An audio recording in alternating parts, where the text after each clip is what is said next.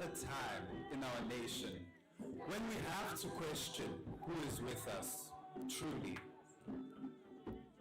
There comes a time they say we'll help, there's policy, but policy is simply a piece of paper in their eyes used to defend themselves against what they truly cause. We as a nation, as a minority are tired. Our foundation is doused in acid rain. Acid rain they pour on us. Why must we every time come together, speak for them to say nothing? Our nation, the minority, is targeted by guns. Guns not held by man, not held by us, but by the substances that we consume. We are in danger and we're asking for help. Our cries need to be heard. As the youth, as the foundation, we ask for your help. Yes, it may look scary, but please listen to our cries because we've had enough. Thank you.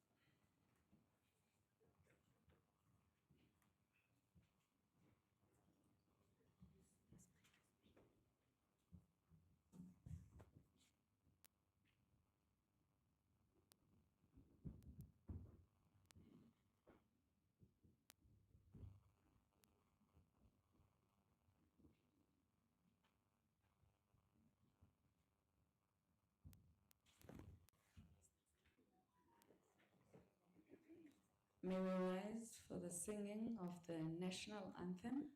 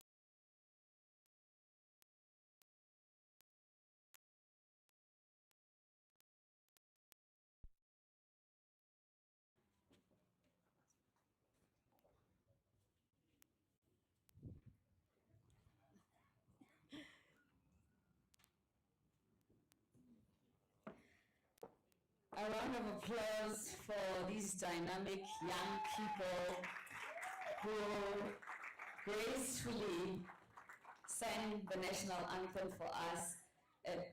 Where are the gentlemen? Where are the gentlemen? Lucas, you see, we'll do it ourselves. Thobela, Dumelang, Abusheni, and the Macheronia Budi, Huemore, Nakalina, Gepeni, Wangaleviani, Khalia Masorana, Slogola Sawakuni, Waroka Limapulana, Ketova, Mushipirisi, Wamudi, Judging Langkhon. I'm going to be your program director for this important conversation. I'd like to welcome you on behalf of the Central Drug Authority to the 4th Biennial Summit on Substance Use and Illicit Trafficking. We have a big task ahead of us. So let the protocols begin. I'd also like to welcome you on behalf of the Department of Social Development, the heartbeat of this nation. I'd like to acknowledge the Minister who is here with us. Honorable Minister, thank you for joining us. Deputy Minister of Social Development who's here, the Minister in absentia, apologies, I'd like to acknowledge them. The Director General in the Department of Social Development, CDA Chairperson, Chairpersons of the Portfolio Committee on Social Development, Honorable Premier here in the province of Gauteng, who's joining us, MECs and other executive members, HODs who are all here, dignitaries, UNOCD, United Nations Officer for Drugs on Crime, African Union Commission. I'd like to apologize. We were meant to have the African Union's anthem sang for us, but someone who's very clumsy stepped on the cord, so we had a technical challenge there. That is why the anthem was not sang. It was meant to play on our screen. But the song is a call for all of us to unite and celebrate together, to share the victories that we've won for our liberation as a nation of Africa, as sons and daughters of Africa, flesh of the sun and flesh of the sky, and let us unite for the tree of life. And that's very important for us to remember that and know those words. I also like to acknowledge NACADA who are here, World Health Organization, and all the other dignitaries who are joining us. A round of applause to all of you for waking up and making it to be being here today, especially our students. But you're all used to waking up very early. Weren't they awesome performing the national anthem with the flags? They were. All right. So as we get into the program, I went on a podcast, and as usual, if you know me or you don't know me, I'm in radio and television. I ran my mouth, as the young people would say, or the Americans have come to say about us. And I was speaking about the impact of alcohol in our community. And one of the things I do in my media work is to speak from my lived experience as a young woman growing up here in South Africa. And that sparked a viral conversation, and I was getting calls from important people. And I was in the middle of the ocean talking about the impact of alcohol and Black women and how they've been targeted. And before I knew it, I was an ambassador for the Southern African Alcohol Policy Alliance, which I didn't know existed before. And before I knew it, I was attending meetings with Central Drug Authority. Before I knew it, I was in Parliament and Women's Parliament advocating for the change in alcohol taxation, and I'm rattling this policy in the middle of parties with my friends. That's how my life has changed in recent months. I'm hoping that your life is going to change. So that's why I'm here. I'm not here because I'm an influencer. So I had to prepare myself for today, and I asked myself, what am I going to say as we start this program? So our theme for the summit is Summit wants to strengthen community voices. So it's from NDMP policy to practice, strengthening community voices for effective implementation. And the question becomes, what does that mean? So there's activists in here, there's community leaders, there's government officials, and most importantly, brave voices from the front line of our communities. The reality of what we're facing in South Africa is, how effective are our voices? I made an example of what happened to me on a podcast. Effective in what? Effective change, effective healing, effective action. That is for us to define today. Those three little dots, because we can say effective and ...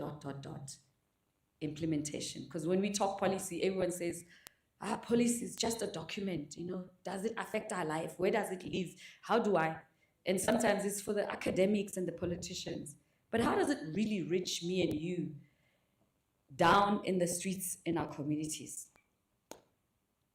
That's the space where policy documents meet the dusty streets of Alexander, the bustling taxis in townships across our country, the quiet despair of a mother's eyes in Khayelitsha, the resilient hope in a community center in Mitchell's Plain. That's what we need to think about.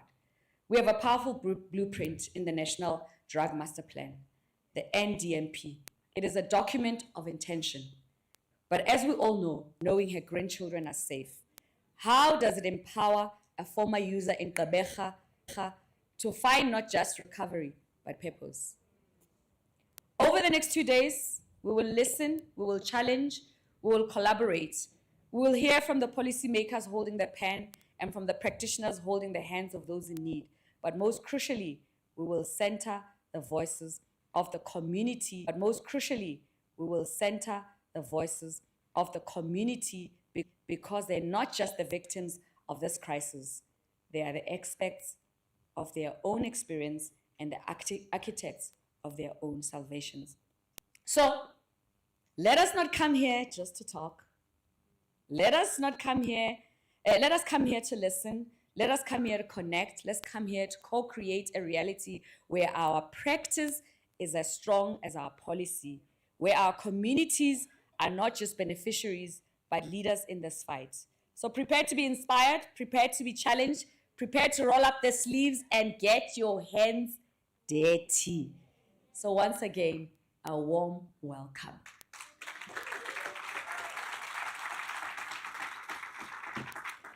So with that said, the reason I was so emphatic when I said is because the Premier of Gauteng is the one who first called me that. So if he's in the room, I must do it with enthusiasm.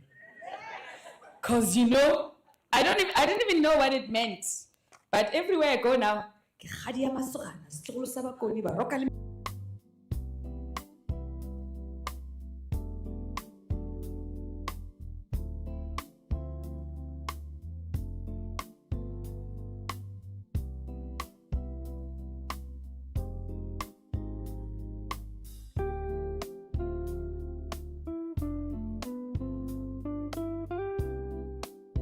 Program Director. Allow me to acknowledge and appreciate the presence of the Chair of the Drug Authority, Sis Nandima Yatula Koza, and your entire team, the Deputy Minister of Social Development. Someone is very, very close to me. Thank you, Deputy Minister. We've fought so many battles together. I've lost count of those battles, but what I know, there are many battles that we still have to. The MEC is present, the MEC responsible for social development in our province here, and the MEC in Limpopo.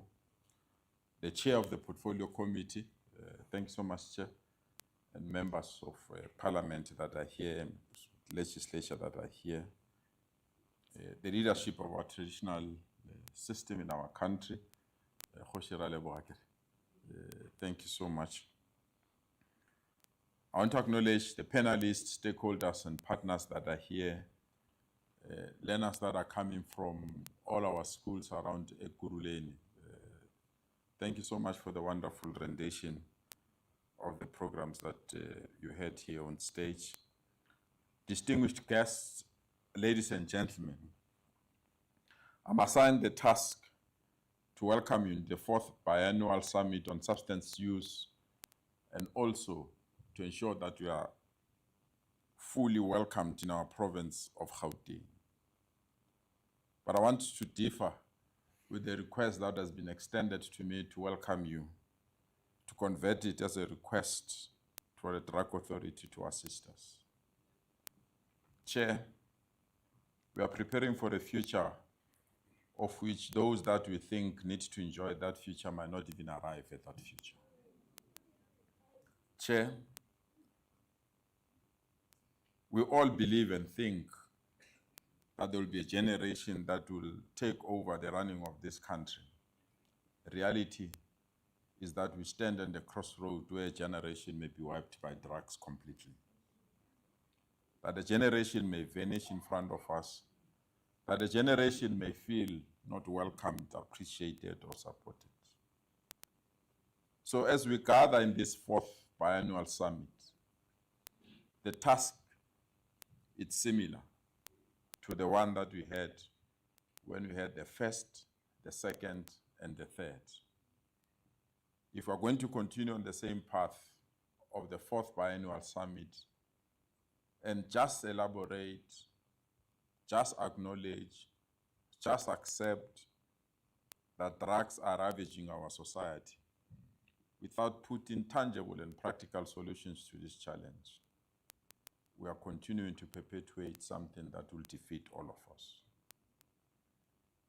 I come to you heartbroken disturbed, limping, in a state of shock, that we are misunderstanding and misdiagnosing the challenges and the reality of drug abuse in our country. Reality is, this battle is no longer within our grasp, but this battle is beyond us, and this battle is galloping freely without our influence.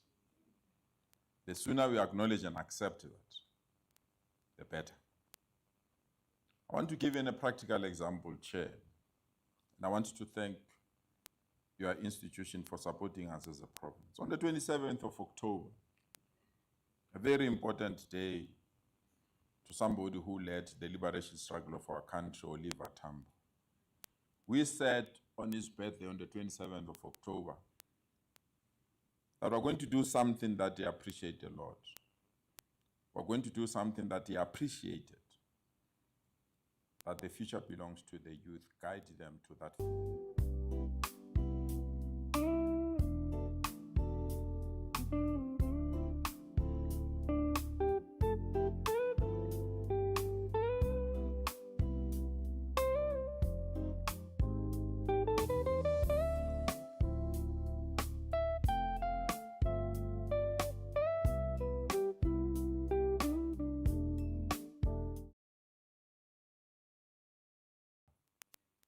When he saw me, he broke away from the queue and confronted me.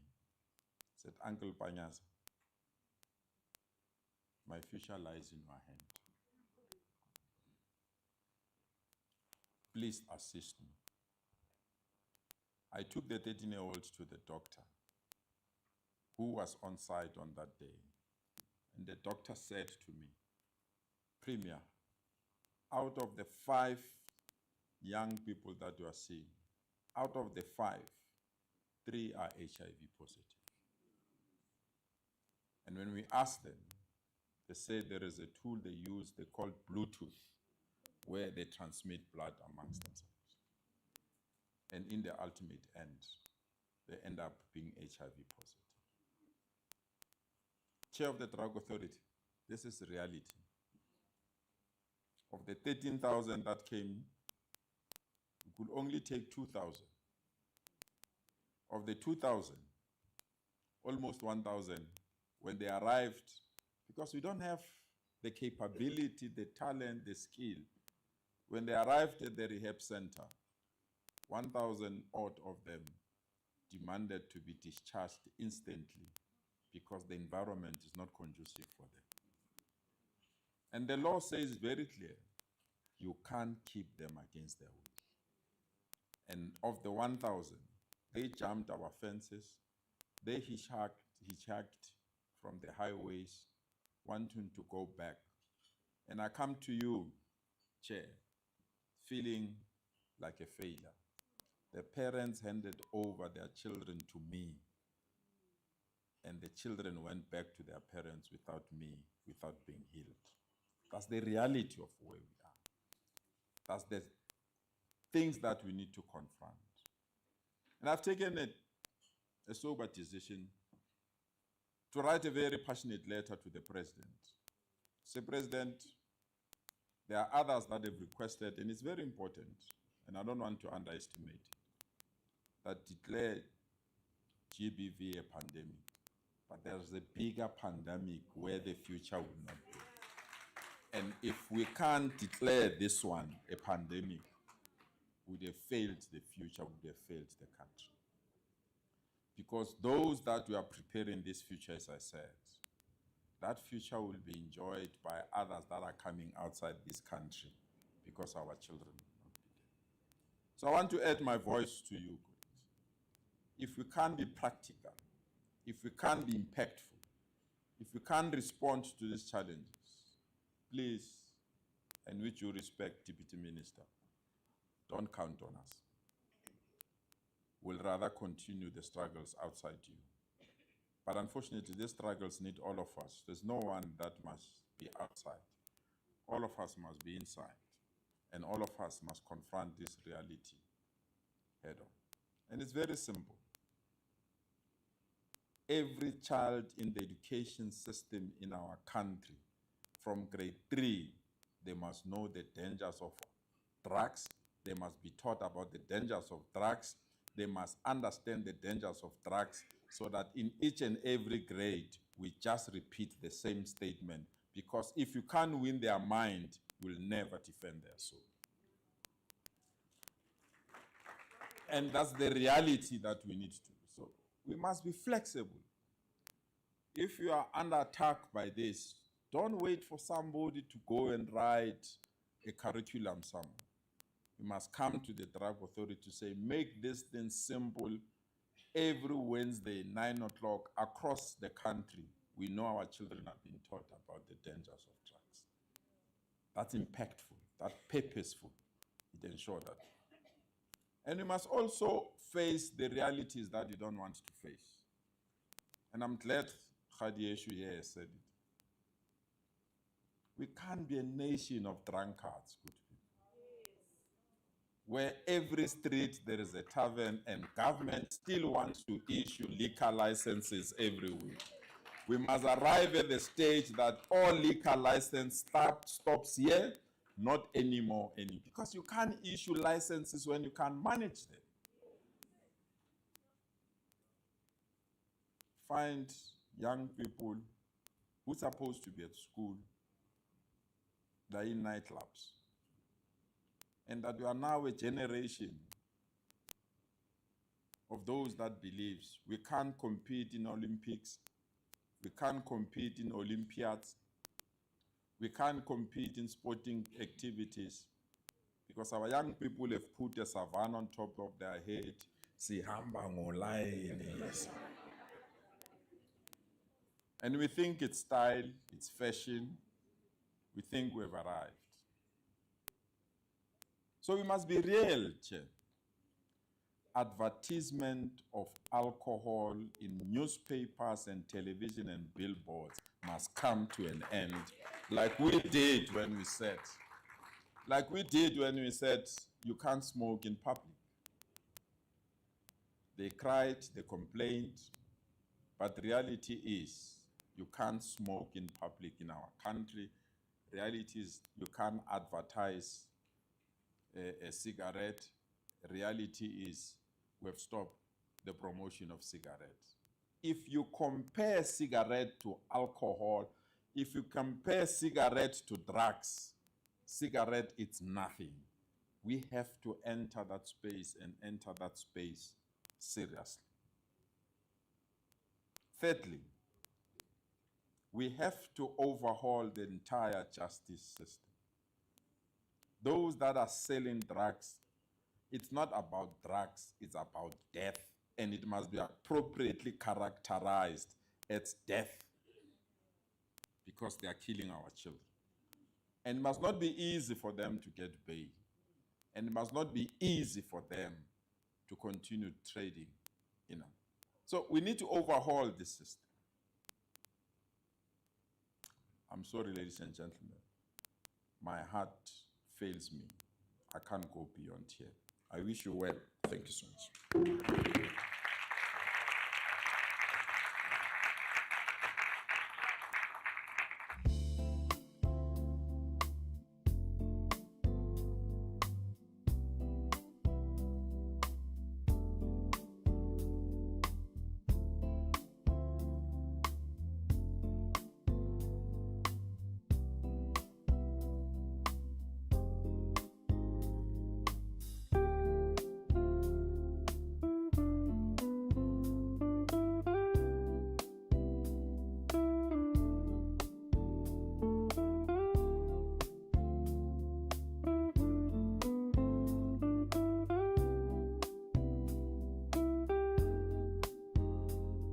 Shout out! Yes! Clock it! Clock it! So there you have it. I'm sure they were like, that lady doesn't like us. She doesn't want to mention the name of our school. I apologize. All right.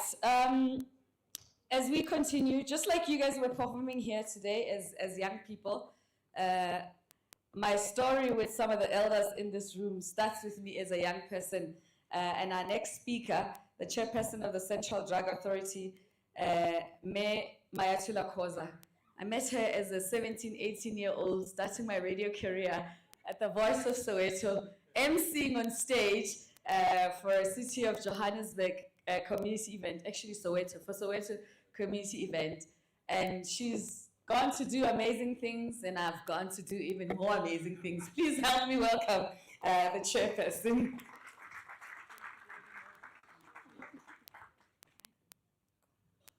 Thank you very much.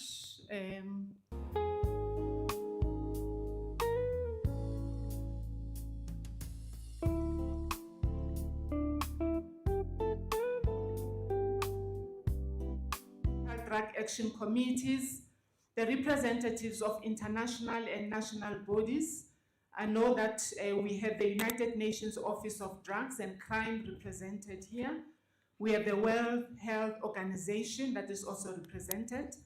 We have the African Union Commission. We also have NACADA. NACADA is similar to CDA and is in Kenya.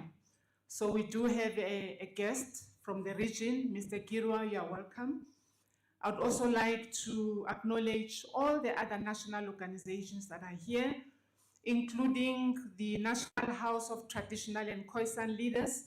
We have with us Khosi Siatlulo, and we want to congratulate him for being elected as the chairperson of the Southern Africa Network of Traditional Leaders on Drug Demand Reduction.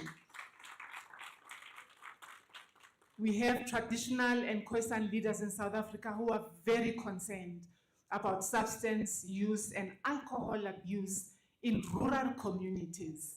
So it doesn't happen only in urban communities, but it also happens in rural communities. We also want to acknowledge the South African National AIDS Council, Dr. Kulu, the South African Network of People Who Use Drugs, and I think I've seen quite a number of them who are here. All non-governmental organizations, private sector organizations, faith-based organizations. In particular, I would like to recognize the World Changers candidates as well as the school children who performed for us beautifully this morning. And they come from Leondale. Are they still here? Leondale, you are here. They come from Dinwiddle Secondary School. They come from Els Park. Wonderful. I think let's give them a round of applause. Let me also acknowledge the presence of the research and tertiary academic institutions, all the role players who are here and the stakeholders, all our sponsors who have sponsored this occasion, including the Students for Sensible Drug Policy. Thank you very much for augmenting the resources, limited resources that we have. Members of the media who are here, distinguished delegates. Thank you so much for taking time from your busy schedules to participate at this 4th Biennial Summit. You actually all deserve a round of applause just for being here. And we know that each and every one of you today is going to raise your voices to tell us or to give us the practical solutions on how we address the scourge that is besieging our country. A special thanks goes to the Minister and the Deputy Minister, as well as the Premier, for their political will towards strengthening our national response to substance use and illicit drug trafficking.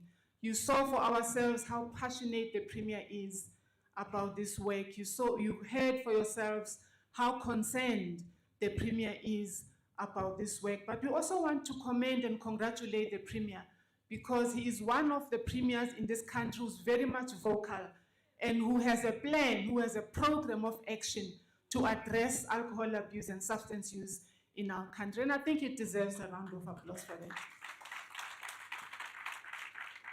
And we are with you, Premier, in terms of the challenges that you spoke about, of capacity, of capability, the resources, the skills that we need, the programs that we need, and the political will, as the will of those who are employed to do the work. So my role really is to take you from the 3rd Biennial Summit up to date, because we don't come here just to talk. We come here to find practical solutions to address this crisis. And I want to agree with the Premier. And I want to sign that letter, Premier, when you write to the President to say, President, Honorable Ramaphosa, declare substance use and alcohol abuse in this country a national crisis.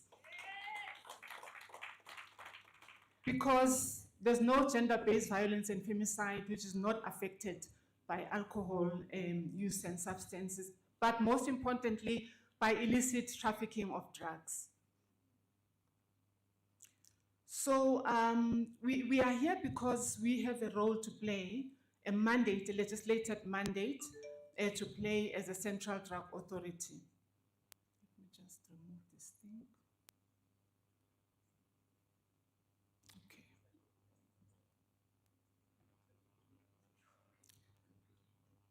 Okay, so I'm actually disturbed by something here.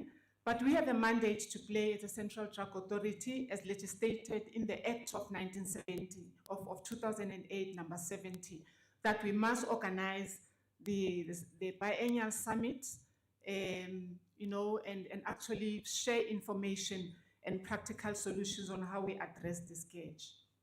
I do want to take this thing out because it's standing on my way.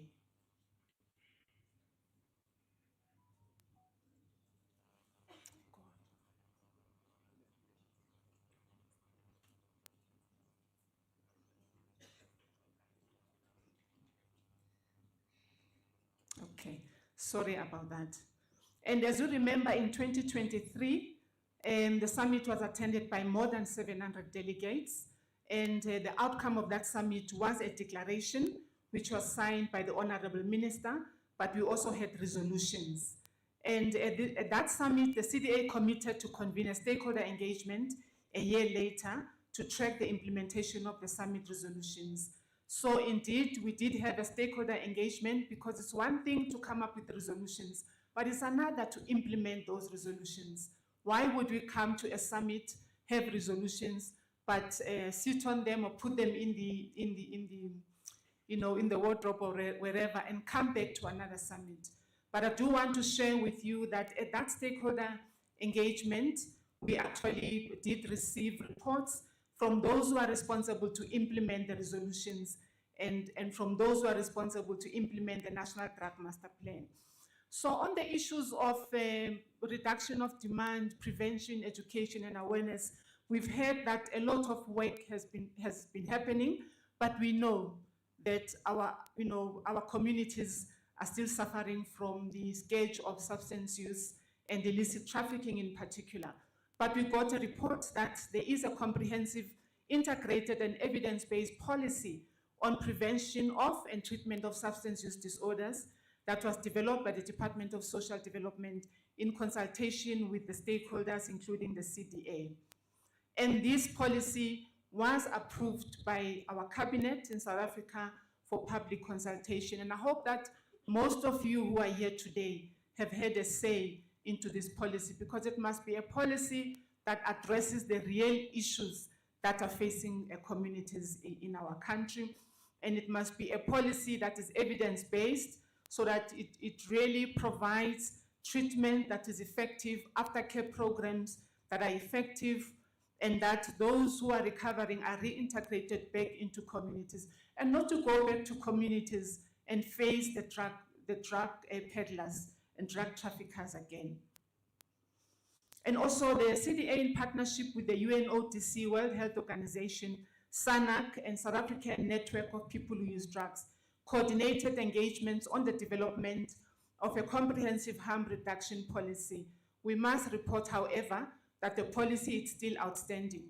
We appreciate civil society organizations, such as civil society organizations and universities, for expanding the provision of comprehensive harm reduction programs, such as the needle and syringe exchange program, and these are provided to 14 health districts, but we know that there are far more health districts whose people need access to harm reduction.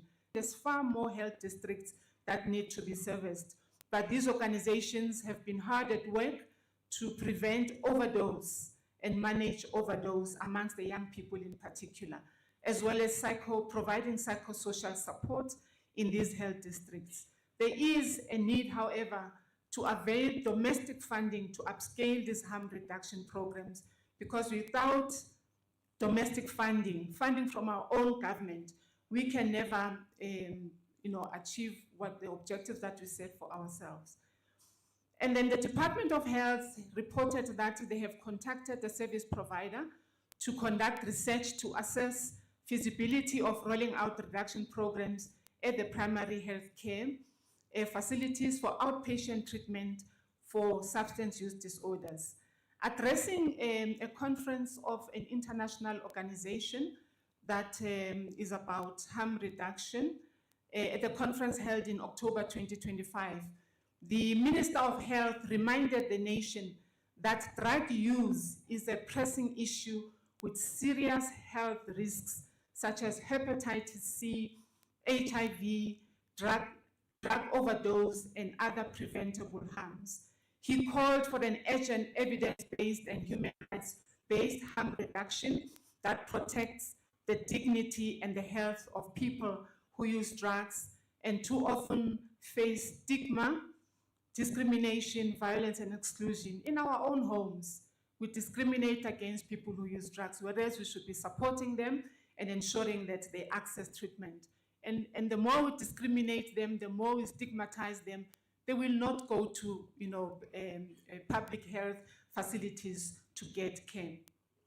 We would like to commend the South African Police Service, one of the members of the CDA, for engaging with the harm reduction service providers for better understanding harm reduction, and given their law enforcement that are meant to reduce the spread of HIV and hepatitis, especially amongst people who inject drugs to save lives. The Premier has spoken about people who inject drugs and they share these needles, and in that way, the spread of HIV and hepatitis. But we have service providers who are preventing the spread of HIV and other infections, and we are happy that the police have now stopped harassing and arresting the users. The police should be arresting those who traffic drugs in our communities. They should arrest those who are peddling drugs in our communities. And the users must actually be given health care. And then on resolution 2 that we took at the 2023 summit, it was about reduction of supply of drugs. So we received reports that the law enforcement agencies are now working together to have improved the collaboration in the reduction of supply of drugs through proactive law enforcement, responding to drug-related crimes, countering money laundering, and promoting judicial cooperation. This cluster has invested on artificial intelligence because we said to them at the 23 summit that the drug traffickers are very clever. They are now into AI, and therefore you need to match their technology. And they now use proper and smart security technologies and the equipment, especially at the ports of entry, OR Tambo, harbors, etc. And hence we have seen, we've read newspapers that they've been able to improve detection of and interception of illicit drugs, largely originating from Europe and Asian countries, worth billions of rands. Illicit drugs were seized. The police conducted liquor operations to address unlicensed liquor outlets and illegal trade, and enforced approved legislation on liquor. And the Premier has spoken a mouthful about the proliferation of taverns in our community. And this goes back to apartheid. You remember, Mos, each and every township, when you enter a township, there would be a tavern. Why? Because the former apartheid system wanted, people, black people in particular, just to get drunk and not participate in development. So we can't perpetuate that legacy of apartheid. We have to address it head on. But also the problem is that South Africa continues to be an illicit drugs, a market for these drugs, and a transit country for traffickers in and out of our country. This is also made worse by the involvement of corrupt law enforcers and corrupt politicians who are part of drug cartels and syndicates.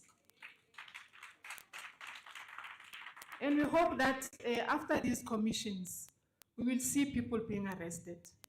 We can't just have commissions and commissions and the drug lords continue to sell drugs to our young people in our country. And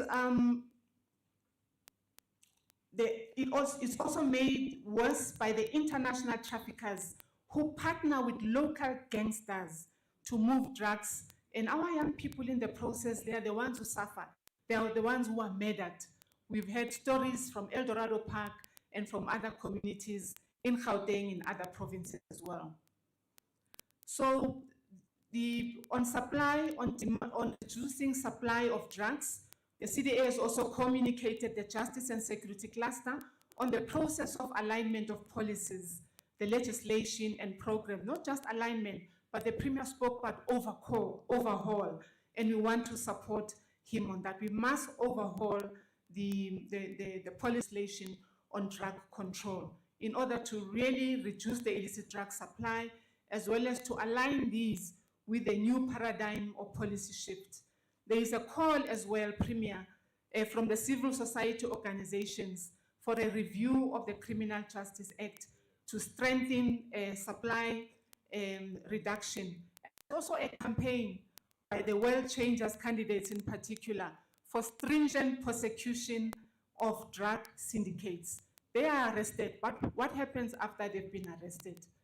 And this organization is calling for no parole. If you are arrested because you've been trafficking drugs, selling drugs to our young people, don't get parole. And they're also calling for life to life. We need to consider this in this particular summit.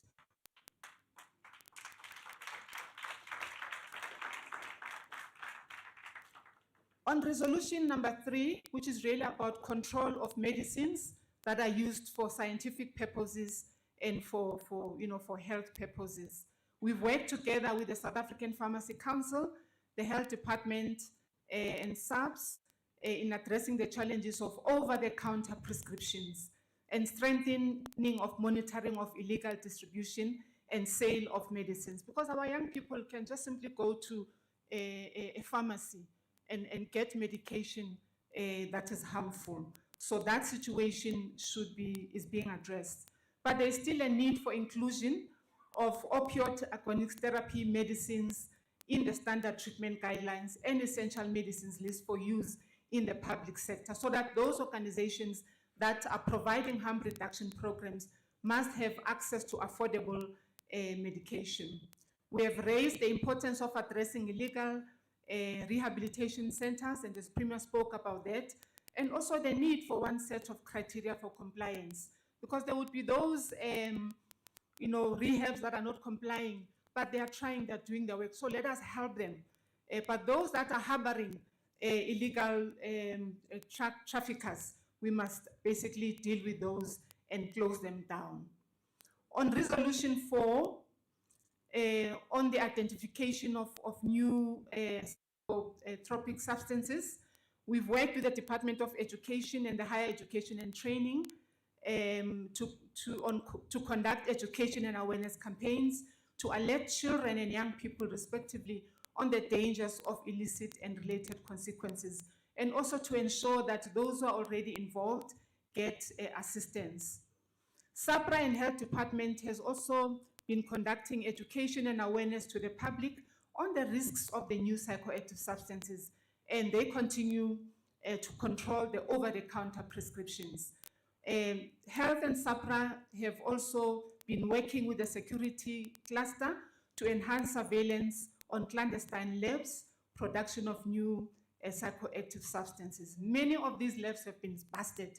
You find them in the West Rand, you find them in Pretoria, you find them in Limpopo, and many other areas. They are producing these harmful substances, but the police are onto them.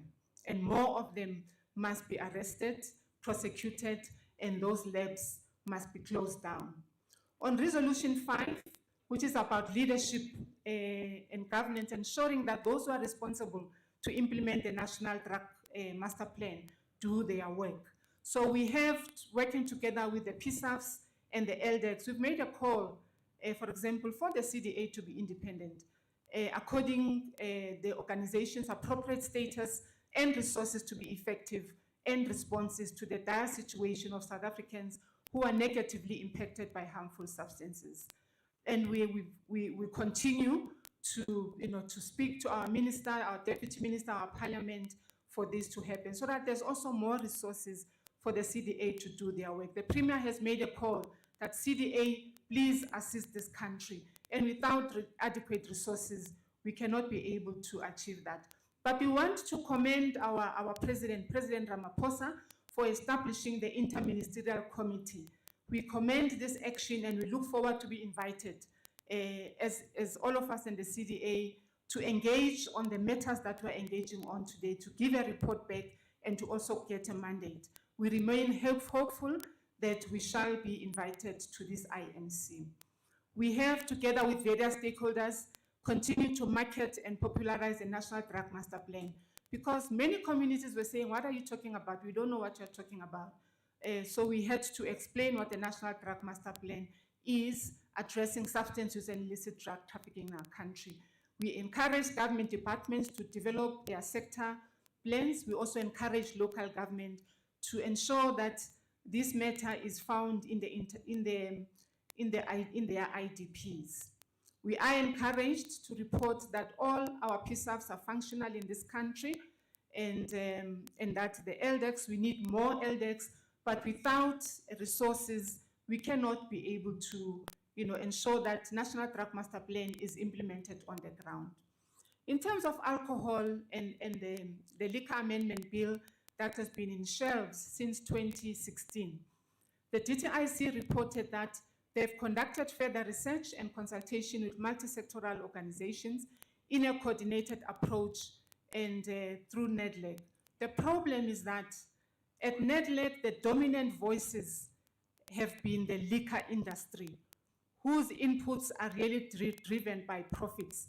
And they really do not care about the harms that are caused by alcohol and substance use on the people's health. So we need to ensure that we have many of us at the NEDLEC representing communities to really ensure that what the Premier was talking about, the advertisements on papers or newspapers, are actually dealt with. The DTIC then has developed a memorandum on the Liquor Amendment Bill, and the Cabinet approved the memorandum. They, however, need to accelerate this process. They need to accelerate this process and table this bill in Parliament, as it has taken too long once the country is under siege with harms caused by alcohol use. We committed provinces such as, we commend rather the provinces such as Gauteng and other provinces where the premiers have issued statements against issuing of new liquor licenses, given the proliferation of liquor establishment in communities. And we acknowledge that the liquor industry contributes to the economy, but this must not be done at the expense of the health and well-being of the people of South Africa. The true cost of harmful alcohol and its impact in communities is far more than the liquor industry's contribution to the economy. According to the agency research on cancer, South Africa's alcohol consumption exceeds the global average, and South Africa is ranked the 5th in the world in terms of consumption of alcohol. It's really a national crisis. We really hope that our President Ramaphosa will definitely declare this a national crisis. Premier says, how can we have a future with drunken, or rather young people who use and abuse alcohol? We also commend the crackdown on illegal liquor outlets by the South African Police Service, and for requesting liquor traders to close their liquor outlets early on New Year's Eve in the interest of public safety. We have discouraged the dangerous pens down parties after matric examinations, and that parents really should please ensure that our children participate in safe and decent celebrations without underage harmful alcohol use.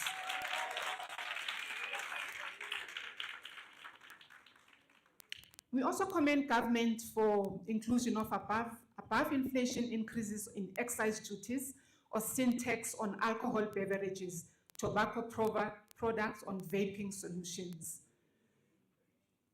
And on resolution number 6, which really deals about research, monitoring and evaluation, we work very closely with an organization called Sakendu, as well as the SAMRC, the Research Council, and other research institutions and universities to receive data on substance use, treatment, and harm reduction interventions.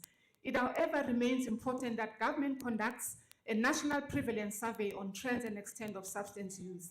It remains equally important for government to conduct a scientific impact evaluation of the 5-year implementation of the National Drug Master Plan in the whole country that will inform changes in the laws and policies of this country.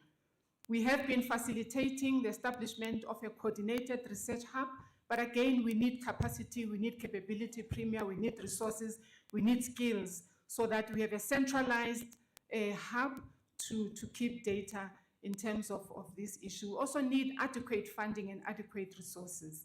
On resolution number 7, which is about poverty, unemployment, and inequality, which we know that exacerbates the situation, the challenge of substance use and illicit trafficking in our country. We've encouraged government departments that are responsible for reducing unemployment, inequality, and poverty to be inclusive of service users.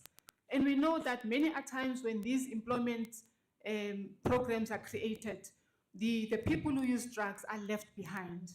Going forward, let's ensure that each and every program includes the people who use drugs as they receive treatment and harm reduction programs. This must include entrepreneurship. They must be found in development on businesses. They must be mentored. There must be learnerships. There must be intentions. They must be coached in all these programs in order to really, really reduce poverty, because most of the people go to the streets because there is no one in the home who is employed. And baphume bayophanda, in the process, they use drugs. But of course, we know others is about peer pressure. It's also about other factors, or it's about a choice, because adults have a choice to use or not to use drugs. The CDA continues to partner with the private sector to promote the National Drug Master Plan.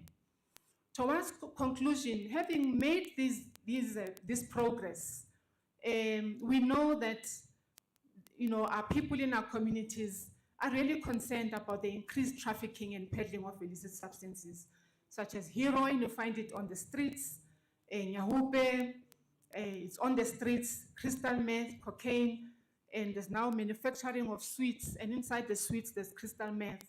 This has reached a crisis level, affecting all age groups, especially school-going children and young people, resulting into substance use disorders, including mental ill health and drug dependence.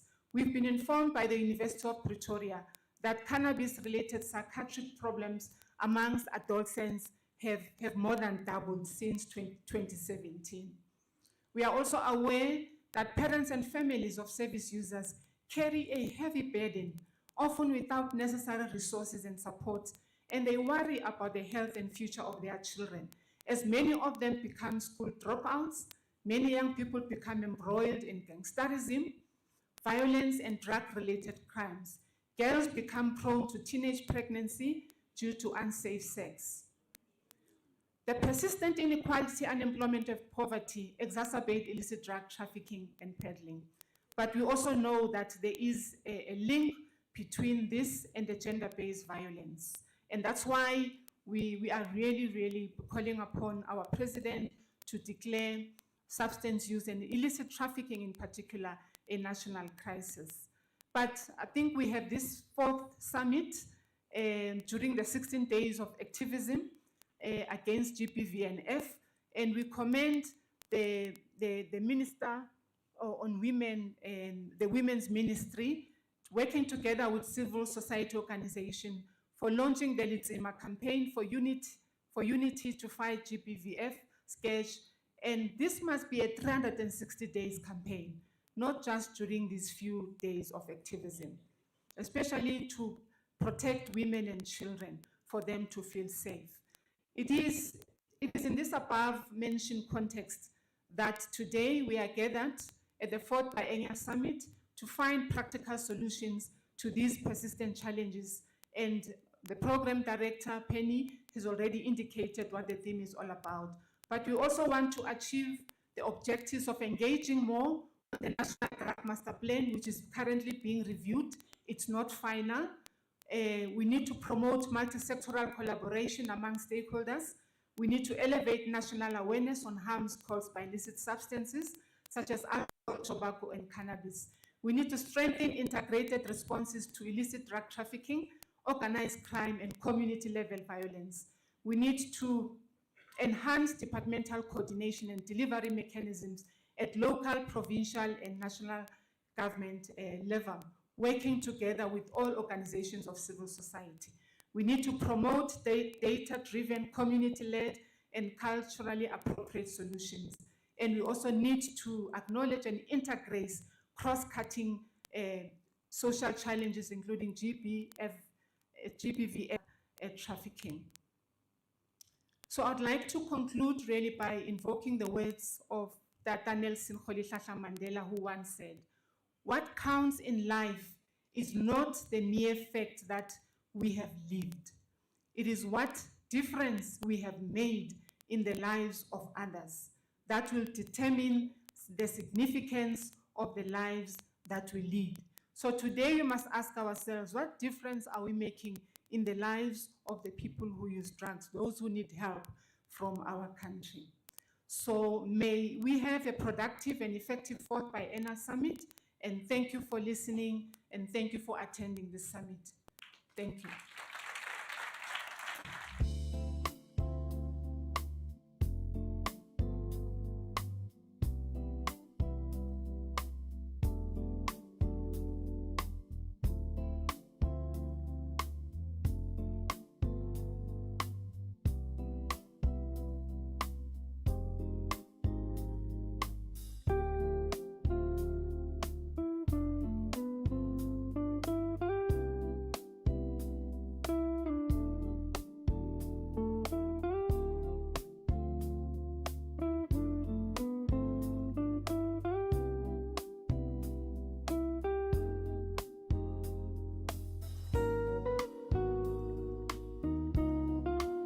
Later on, you've had an opportunity to engage with most of the information that she shared.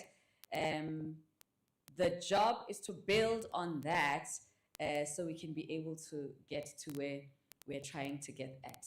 The reality of it is, I think the last time I checked in terms of my numbers, because yesterday was part of the launch of the 16 Days of Activism, and we cannot disconnect gender-based violence from alcohol and drug abuse. And we also cannot disconnect the number of car accidents in our country to alcohol use as well. In the cluster collectively in Black communities, if we don't make those connections of these multi-level, intergenerational conversations, we're not going to win this war. And we can't be sissies about it. The alcohol industry has, the last I checked, more than 7.7 billion budgets. Yeah, if you check the numbers between 16 December and 15 January, ziyakhala. The big days. That's what the big days are all about. And we have to deal with that. And the consequences of it are Department of Health as well, because we can't keep up. So the realities are there. So when you go to the plenaries, please take all of that into effort. And I hope that we're on the journey to win the war. The next session that we're going to go into, now I'm going to be very strict with my time because, except for when the minister comes, the deputy minister comes later on. We're going to take messages of support. And with that, I just would like to apologize. I forgot to acknowledge our Khosi, and that there's Khosi Seahlolo, chairperson of the National House of Traditional and Khoisan Leaders, who is in the room. Because you Gautengers, you do things here and you influence people in our rural communities. Stop being influencers, especially during December. You go there and you do funny things in the villages as well. But he will be speaking to that a little bit later on as he shares the message of support. So the next speakers, please, let's try and be as brief as possible. I'm going to start with Mr. Klas Mutsweni, PWUD sector, to come through. And then I'm going to have my learners as well come through. I will tell you a little bit about that. When this gentleman finishes here, my children, please do the right thing, okay? So Kwanda and Refilo from Leondale High, Tando and Mapiti from Elf Park War School, Apumele and Koki, Hoshiradi from Dinwindi High School. I'm only coming back after you guys have been here. Siyazwana, Verstaniele, you clock it. That's the story.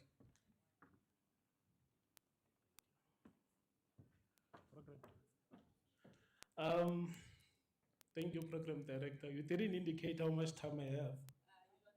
All right. All right. Program Director, Chairperson of the CDA and its leadership, Honorable G. Hendricks, the Deputy Minister of Social Development, Honorable Banyazale Sufi. I saw him leaving the Premier of Gauteng. Government department, civil society, academic partners, development agencies, GUNA, members of law enforcement agencies, and most importantly, people who use drugs, community members and peers, all protocol observed. Good morning. It is an honor to stand here today on behalf of the people who use drugs, representing those with lived experiences, community expertise, affected parents, and voices that for too long have been spoken about but not meaningfully included in national decision making. Therefore, I would like to thank the CDA for creating this platform, which remains a critical space for strengthening South Africa's collective commitment to evidence-based, rights-affirming, and community-centered response to drug use. As a sector directly affected by the policies, programs, and systems discussed here, we welcome the summit continued focus on prevention, harm reduction, treatment, social inclusion, and human rights. While noting that these programs to be effective, it requires funding, which should be secured domestically. We believe that meaningful progress is possible through effective national drug policy framework, and only when the voices of communities are not just heard, but are effectively integrated into decisions making, implementation, and monitoring processes. I would further reiterate on the words from the Minister of Health, Dr. Aaron Motsoaledi, which he uttered at the INSU conference held in Cape Town in October 2025, where he highlighted that drug use is a serious and evolving public health issue in South Africa. He noted that the National Drug Master Plan represents a shift away from punitive approaches towards evidence-based harm reduction, recognizing substance use as a chronic health and social condition rather than a crime. He emphasized that drug use increases risk such as HIV, hepatitis C, overdose, social exclusion, many of which can be prevented with services like opioid substitution therapy, needle and syringe program, naloxone access, and stigma-free care. He further affirmed that South Africa must continue building a compassionate, rights-based, community-centered response that reduces harm, saves lives, and ensures that no one is left behind, while acknowledging challenges of underfunded local structures, the need for strong monitoring systems, and uneven implementation across provinces.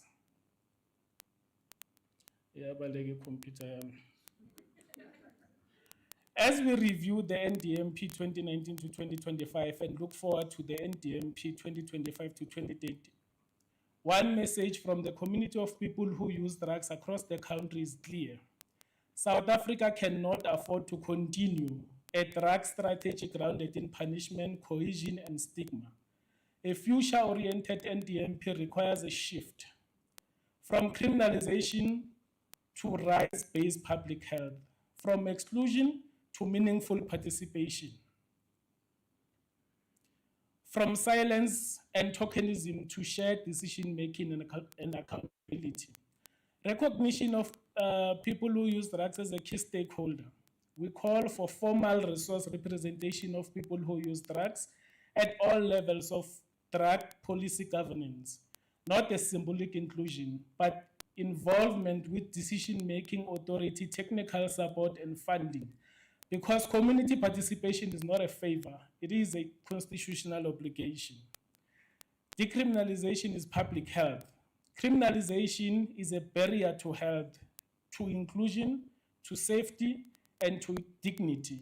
It drives people who use drugs away from services, it fuels stigma, it overcrowds prisons, and continues a cycle of preventable harms. South Africa must move towards decriminalization of drug use and position for personal use. Harm reduction must be a fully resource pillar within the NDMP. Harm reduction saves lives, and the data is very loud and clear. We call for ring-fence harm reduction budget at national, provincial, and district levels. We can't just make policies for the sake of making policies. Policy without the resources is just a statement and a tick box. Justice and police reform. We cannot speak about public health in policing practices. Can I repeat again? We cannot speak about public health if policing practices continue to undermine it. The National Drug Master Plan must support diversion and alternatives to incarceration. Access to services must never depend on avoiding arrests. Financing and sustainability, we say this respectfully so, but firmly. South Africa cannot rely indefinitely on emergency or donor funding to sustain the most basic harm reduction services. The NDMP will only succeed if the resources follow the commitments. In concluding, Chairperson, colleagues, and partners, the CDA Summit arrives at a time when South Africa faces widening gaps in service access and increasing drug-related stigma. We believe that this gathering can catalyze practical solutions that center health, human rights, and development, rather than punitive and exclusionary approaches. The people who use drugs sector, in collaboration with the South African Network of People Who Use Drugs, stands behind the CDA's effort to strengthen coordination, aligning national strategies, and foster dialogue across all sectors. We commit to being a proactive partner in implementing resolutions that emerge from this summit, especially those aimed at building a more inclusive, compassionate, and effective national response. Hence, we have put together a list of priority areas for consideration in the development and review of the National Drug Master Plan 2025 to 2030. And we would therefore like to hand it in to the chairperson of the CDA, Mekos. Yeah. Joking. People who use drugs are not a threat to be managed or a problem to be solved.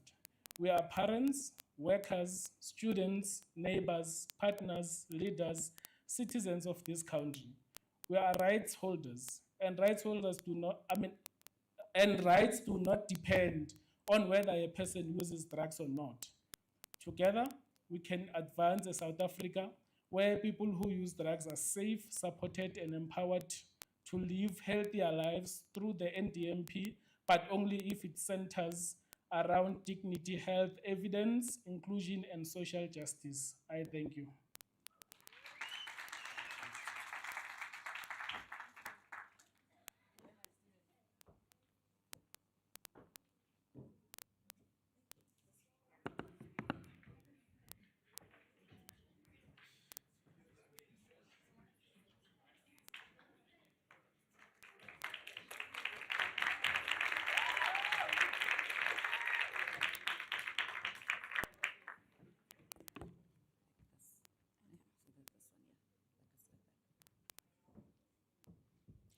Greetings. My name is Refile Pete, and besides me, I'm with the World Changes candidate Gwanda Dlamini. Today, I'll be addressing the implications of cannabis legislation on schools and young people. As our country updates the cannabis legislation, we found ourselves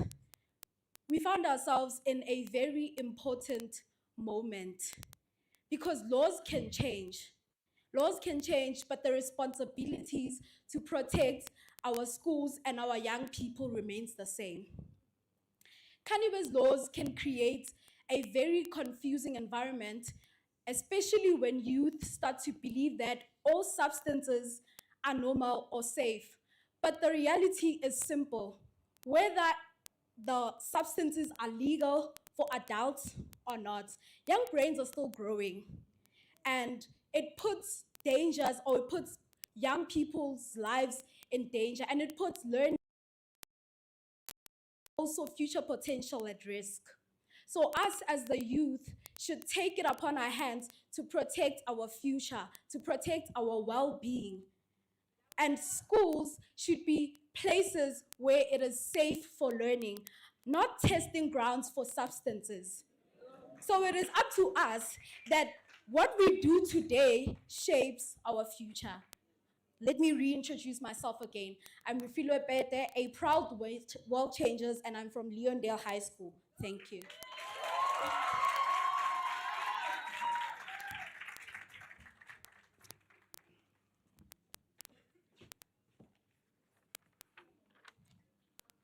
Good morning, everyone. My name is. Oh, sorry, okay. Good morning, everyone. My name is Sakile Manana. I'm the future president of the country.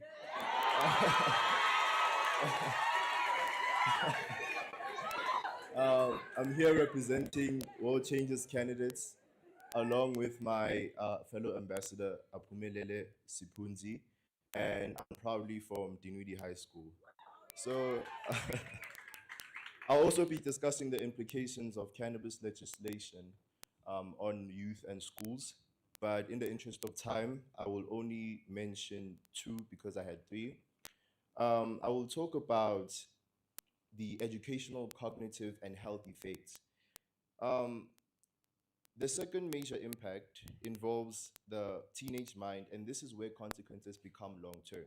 Science tells us that the adolescent brain is still developing until the age of 25.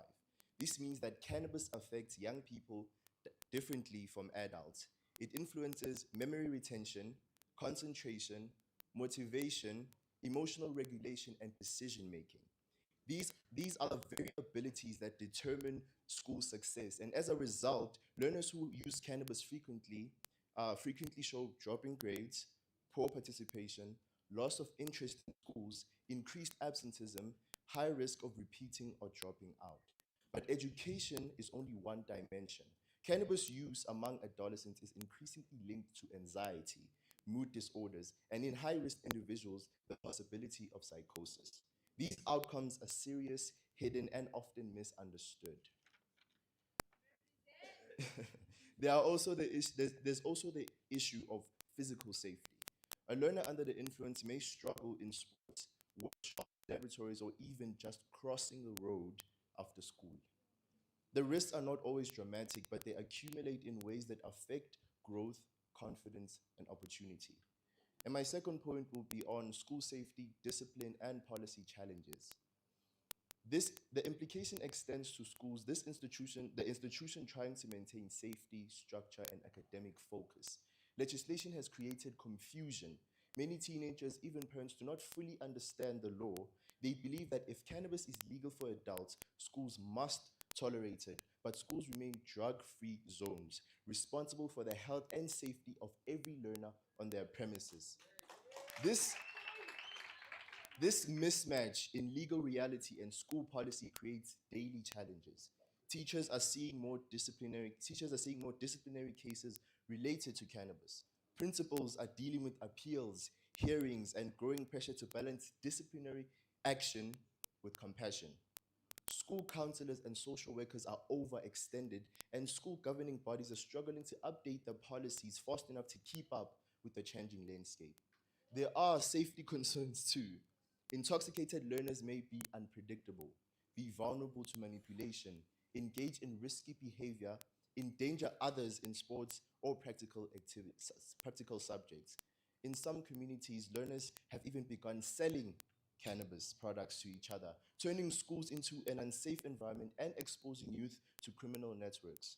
These issues place immense pressure on educators who often have no training in substance use intervention, yet are expected to manage it daily. In conclusion, I'll say, ladies and gentlemen, the implication of cannabis legislation on schools and youth are profound. They are social, cultural, educational, psychological, and structural. And while adults may benefit from legalization, the same policies expose teenagers to risks that could shape the rest of their lives. But this does not have to be the end of the story. We can build a future where young people are empowered, educated, and protected if we commit to clear modern school policies, early intervention programs, evidence-based drug education, access to counseling and support structures, collaboration between parents, teachers, and communities, strong youth leaders, and open dialogue. Our role is not to lecture or punish. Our role is to guide, support, and equip. If we get this right, we create safer schools, healthier learners, and stronger communities. If we fail, the cost will be paid by the next generation. Let us choose responsibility, let us choose partnership, let us choose our youth. Thank you.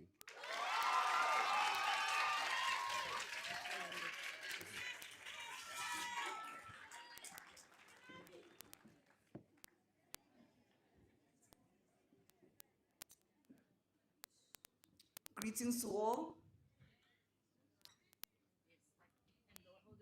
Hold low. Yeah, because it's recording. This is recording. So hold it at the bottom. No. Oh. Yeah, yes. Sorry. Greetings to all. My name is Aphumelele Sipunzi. I am a world changer candidate, and I'm with my representative, Sakile Manana. When we talk about cannabis legislation, we are not debating criminal justice or economics. We are trying to secure the future of the youth, our future, where we can grow, we can learn, and we can dream.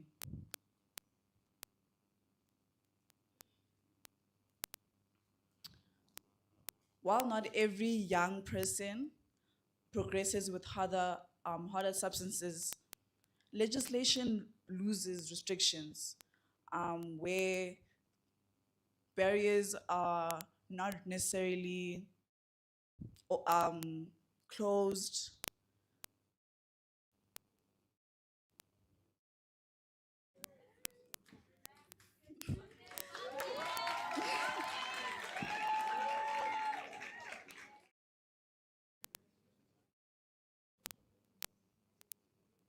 Making risky choices seem less, have less consequences. In communities, families, schools bear the weight of these choices. Increased accessibility of these substances means increased exposure, and it means an increase in the supply of drugs. And we're trying to remove drugs in our society where I have suffered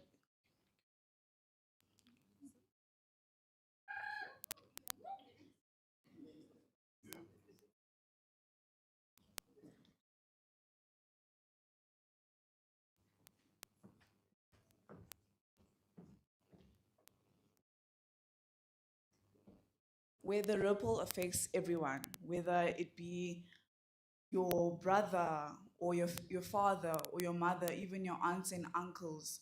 They tend to not lead by example by showing substance abuse amongst, for example, family gatherings where you know that, oh, my uncle is heavily consuming alcohol or heavily consuming cigarettes, which substance it may be.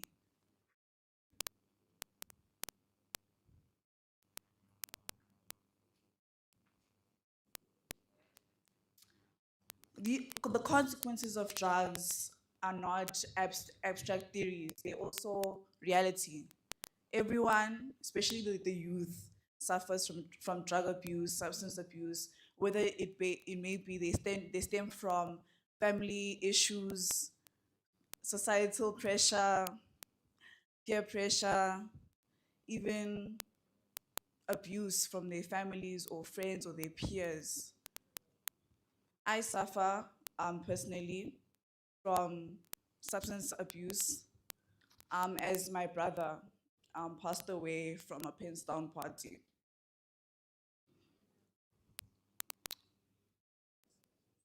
What seemed harmless at first turned into a great tragedy.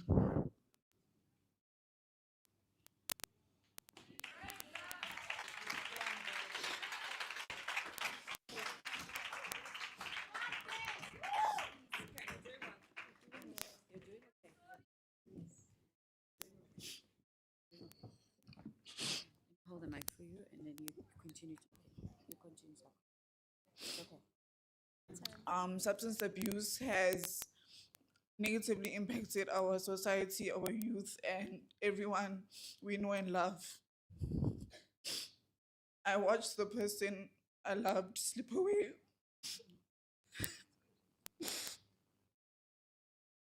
Forever, I will continue to honor his memory by sharing his story and trying to save our youth one soul at a time, whether it may be today or tomorrow. I need our youth to stand up, to realize the effects of drugs and how it will potentially make lose your life. You can lose your life with drugs. You can. It's a multitude of reasons why drugs have negatively impacted us, whether it may be educational purposes or even peer pressure, the feeling of being left out, whether it may be a party that you guys want to attend or a simple school gathering where now drugs have become the main issue, the main problem, where students feel the need to be accepted into society, a society of drugs. And I encourage you to say no to drugs. Well done. Good work.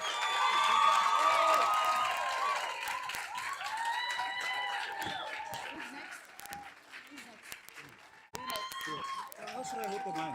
So like this, hold it up here. Oh, right Yeah, there. and then go.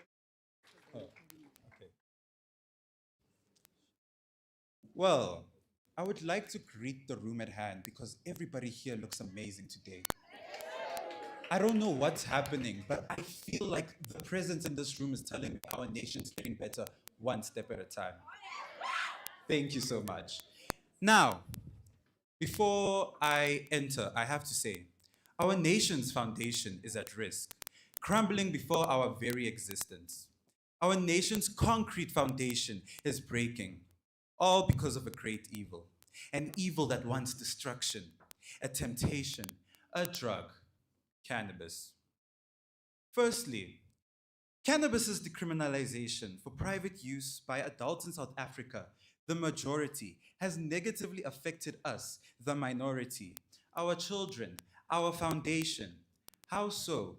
By giving them access to the substance cannabis, dacha as most call it. We all know that when somebody over 18 uses substances, it's never behind closed doors. It's always outside. Now, somebody from the outside, an adult, goes and sells. Teenagers get access to it. And the moment those teenagers get access to it, what happens? It goes down to our primary school kids. Now imagine if we are out here speaking and saying that the effects of drugs on our high school learners are detrimental to their development. What about our primary school learners? What about those who are younger than 13, those who are still growing, not even having hit puberty? What about them? Are we truly going to decriminalize drugs for the adult majority when we all have single-handedly seen how their irresponsibility have led to our nation getting drugs, have led to us, the minority, getting those drugs? I would like to leave that question in your hand. Now, these implications are huge, simply because it targets the youth at a critical stage in their lives, where their basic education is imperative to become a meaningful member of society. Now, we all know that saying, education changes minds, and minds change futures. But how can education change minds if those minds are damaged already? Now, one's drive to focus on school decreases as one uses cannabis. Why? It's simple. Cannabis gives a person a high, and this high relieves them from stress. Maybe they are dealing with depression, anxiety, and they feel that it's the only way in order to truly de-stress. However, that high, it only lasts for one short time. Eventually, you want to repeat, until eventually it becomes a thing of, you need this to live. Now, when somebody needs this substance to live, who's truly the enemy? Us, the human, or the substance it uses? Are we truly dealing with a person or a substance that clouds their mind? I'd like to leave that question in your head.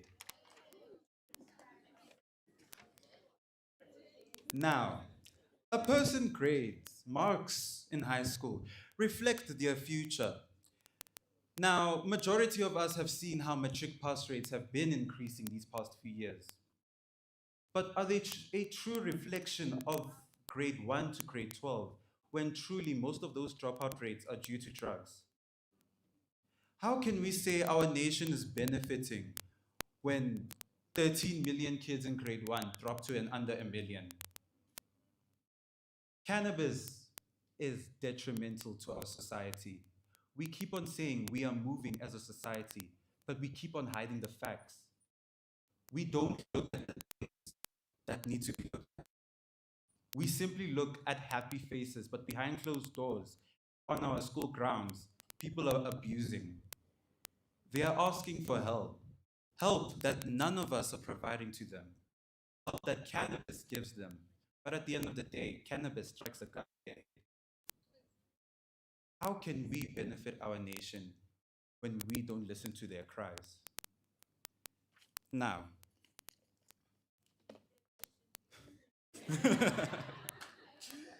now, many say a nation's foundation is their youth. A nation's backbone is the education we provide for them, a right which all are entitled to. But who do we blame when the very youth turn on us, burn the very backbone we provide to the ground, burn the very backbone we provide to the ground? What do we do when the nation's future is at risk? We identify the problem. We develop steps to eradicate the problem. The problem right now is cannabis.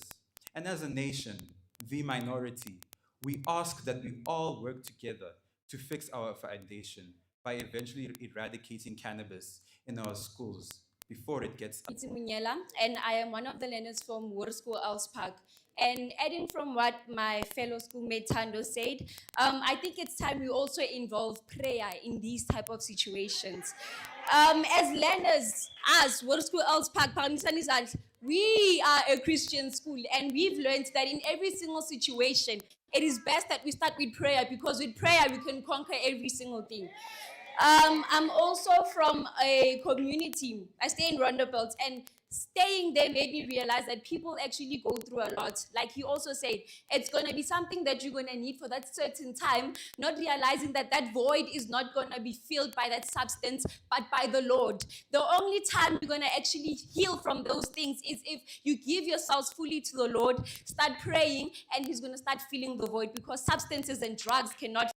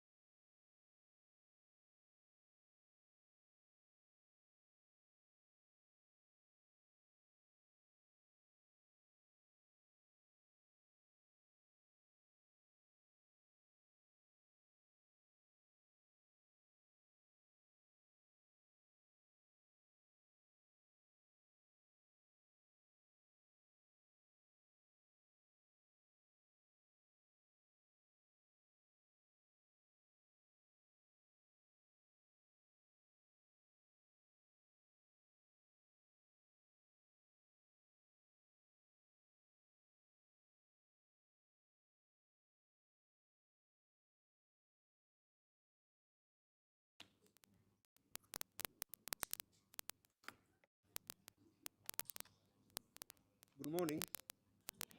Good morning.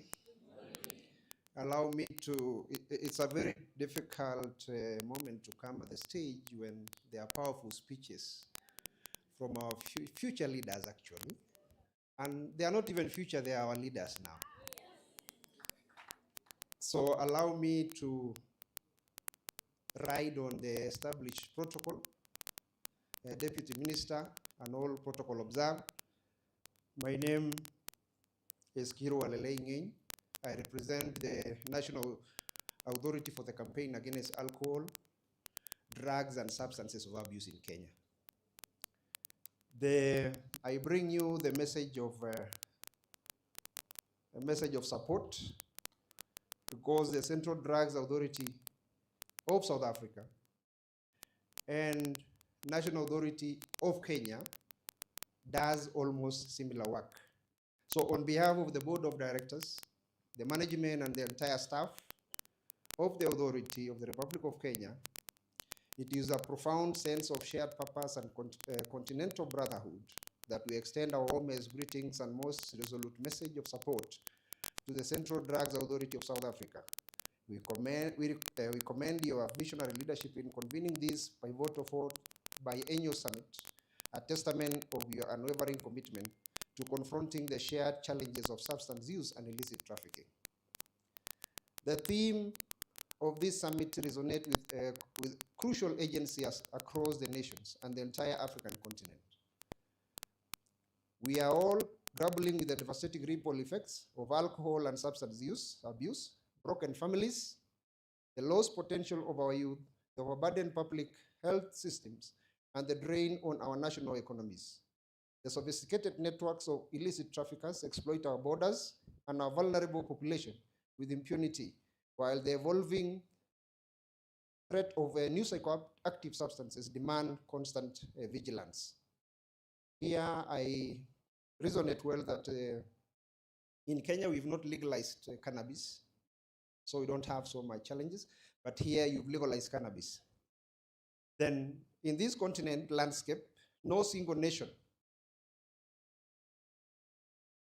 can stand alone. The transboundary nature of this scourge necessitates a transboundary response. This summit, therefore, is not just a South African initiative, it is a crucial African platform for forging a united front. It is our powerful demonstration that we are, as a continent, are taking ownership of our challenges and are determined to craft our own solution, African solutions, African for Africans solutions. And we observe with great admiration that the strategic pillars underpinning this summit align closely with the lessons we've learned through 2 decades journey of NACADA. We see our own experiences reflected in your agenda. First, evidence-based action. From our inception, we recognize that we cannot fight what you do not understand. And as the students have said here, we did a survey in 2022. We normally do surveys after every 5 years. It coincided with the development of our strategic plan. And we did 3 surveys. We did a national survey, which is for the general population. We did a secondary school survey to determine the status and prevalence of alcohol and substance of abuse at the secondary school. And we did a survey for primary schools. And data is very profound. It will melt the hearts of our members of parliament. It will melt the hearts of our ministers, because you have data.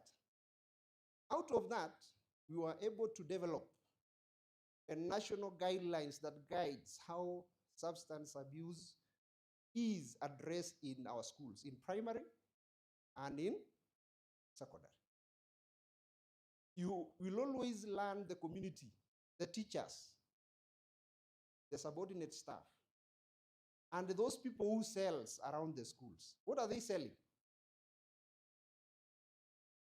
So the study shows that even the members of staff were peddling drugs to schools. So data is key. If you want to unlock your resources, you should have credible data. Number two, the power of multi-agency collaboration. You will not go far with a silo mentality. That is, silo mentality is a recipe for chaos or failure. So our most sincere success, particularly in supply reduction, have come from robust structured collaboration with all the agencies. We have a National Alcohol Control Committee that is chaired. NACADA is domiciled under the Ministry of Interior and National Administration, which is in charge of the National Police Service, which is in charge of the correctional services. So the Cabinet Secretary is the chair of that committee. Kenya Revenue Authority is a member. Kenya Bureau of Standards is a member. Anti-Counterfeit Authority is a member. Why? Because we also want to see the standards of alcohol that is consumed in our country. So the multi-agency approach is the way to go. Because when you go as a multi-agency, chances of compromise is very low. Because you have, it's a multi-agency. So we have disrupted supply chains, shut down illicit manufacture, and seized massive quantities of harmful substances. We applaud the Central Drugs Authority of South Africa for similar multi-sector model and encourage its deepening. And then balancing the scale. Here we have the industry, we have public, we have industry, and we have the government. So public wants public health, correct? Government wants revenue. Industry wants profit. So how will you balance the three? So as an authority like NACADA, our constitution is very clear that in any dispensation, public health take precedence. But because of the financial muscles of, I don't know if the industry have muscles, but the industry where I come from have a lot of muscles. Financials. They declare a lot of profit, right? And they tell the government, they declare a profit. In the left hand, they tell the government the business is bad. But when you go to their financial statement, they've declared a lot of profit. So who is fooling who? Who takes care of? Who rehabilitates its citizens? It's the government. So for us, in our new policy, we've introduced what we call a levy. It's a polluter pay principle, under polluter pay principle. You are producing this substance for consumption by the population. Also contribute for their health. Also contribute for their drugs and for their medication. And that's the conversation we are having now. They've gone to court and we are saying, let's meet there and the court will determine. In this case also, the civil society will be a very close ally of you. Because civil society represents the grassroots, where the actual problem is felt. You might not feel that problem around Joburg here, but when you go back to the villages, the vagaries of this problem, you'd feel it. So we are telling them, give us some amount to rehabilitate, as the Premier said. Because we don't have resources. Resources are limited, and we have that. So I'm happy you have members of parliament here. CDA, these are your collaborators. For your legal instruments to go through, it must pass through parliament. Make them your friends.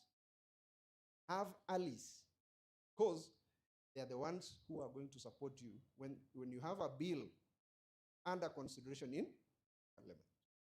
And also parliamentarian, let us do the just. Let us do the good. because in future will be judged by the action we are making today.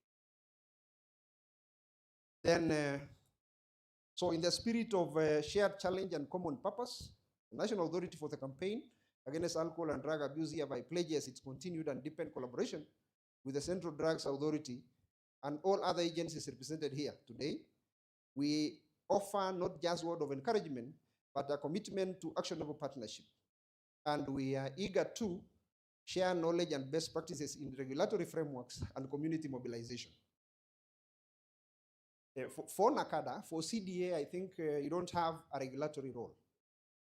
Yours is advisory. For us, we have a regulatory and enforcement. We can enforce.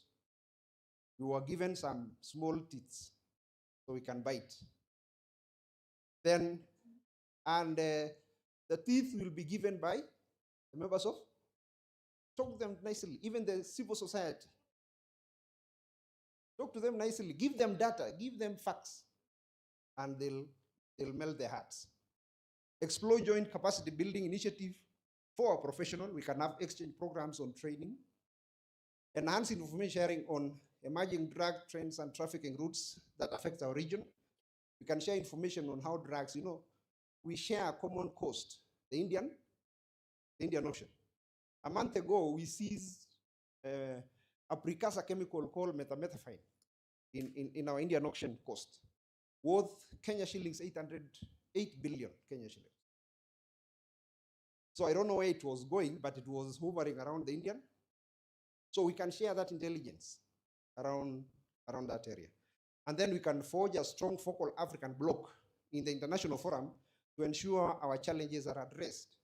When we sit together as Africans and have a common ground, we can petition AU, who are here, petition UNODC, and petition WH.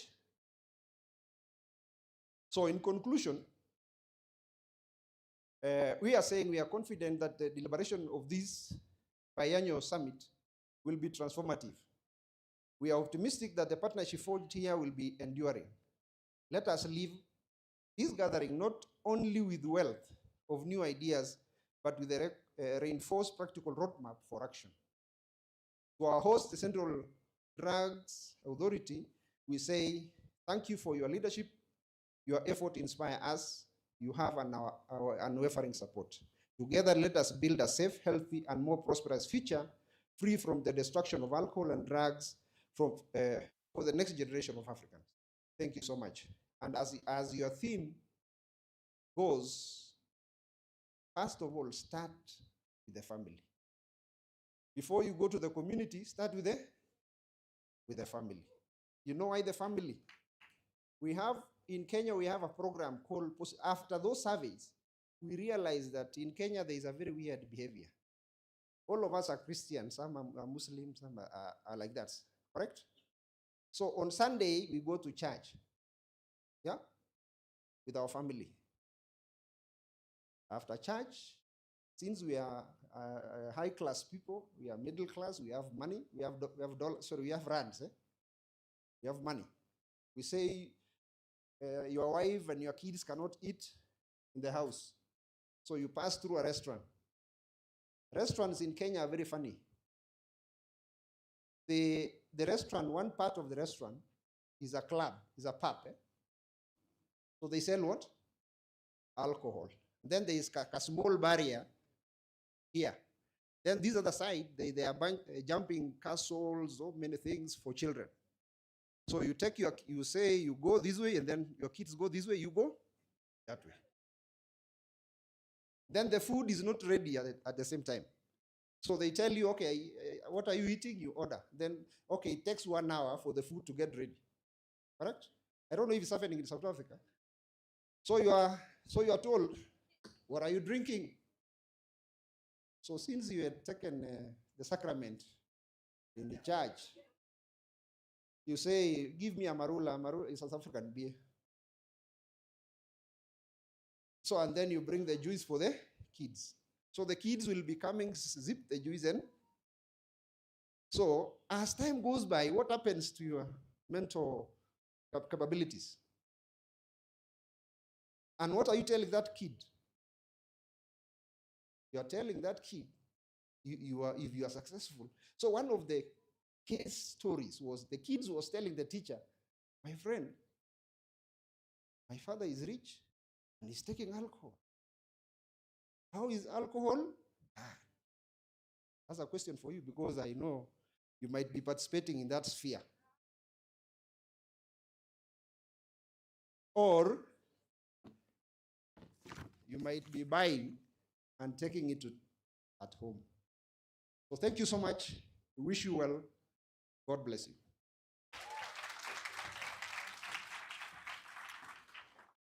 Thank you so much. There you have it. You can see the similarities in Anieshisa Nyama. At least in Kenya, they go with the children and the wives.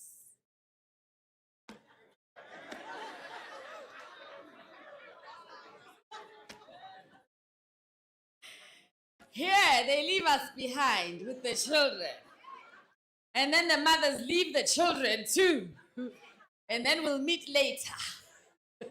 Okay, on to the next one as we try and catch up with time. Thank you so much to Mr. Leikira, Deputy Director of Policy and Performance Management, NACADA, from East Africa in Kenya. Let me ask Dr. Tembisile Xulu, CEO of SENEC, to please come through and join us and give us a message of support.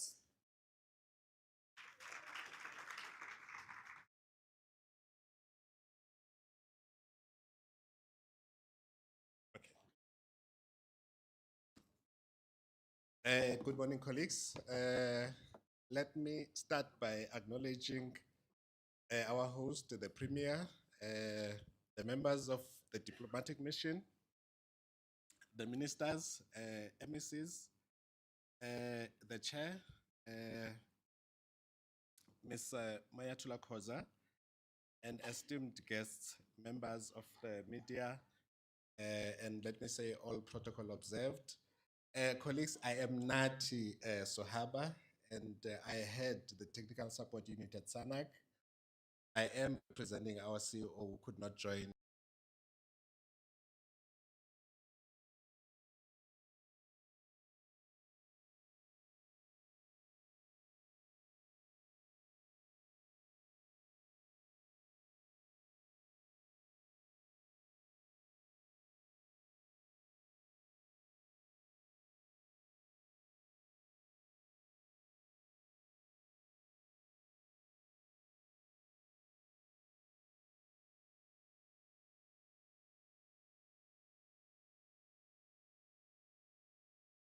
Support of government, private sector, civil society, and donors.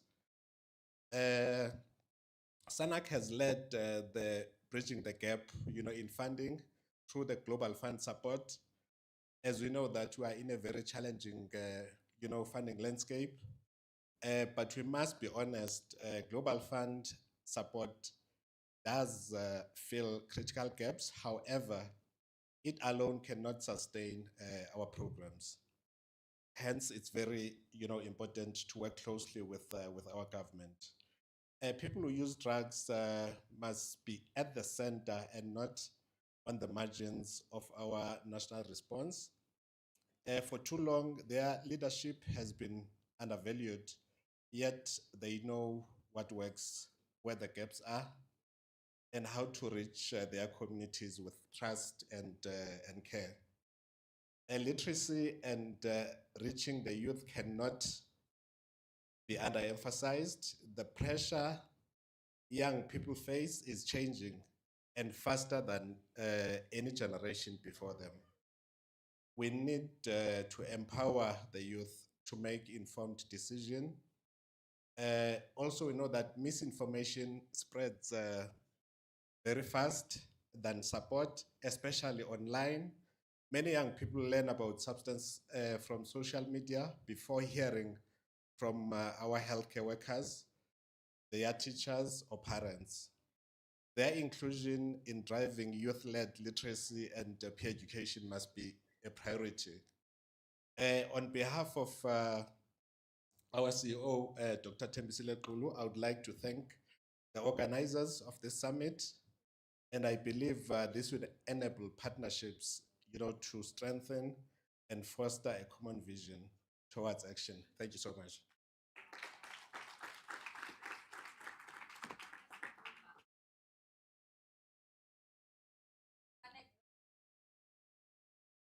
Thank you. Thank you so much, Sanek. That was under, I mean, I gave you 5-7 minutes. You actually did it in 4. Well done. Yeah, see? They know. Thank you so much.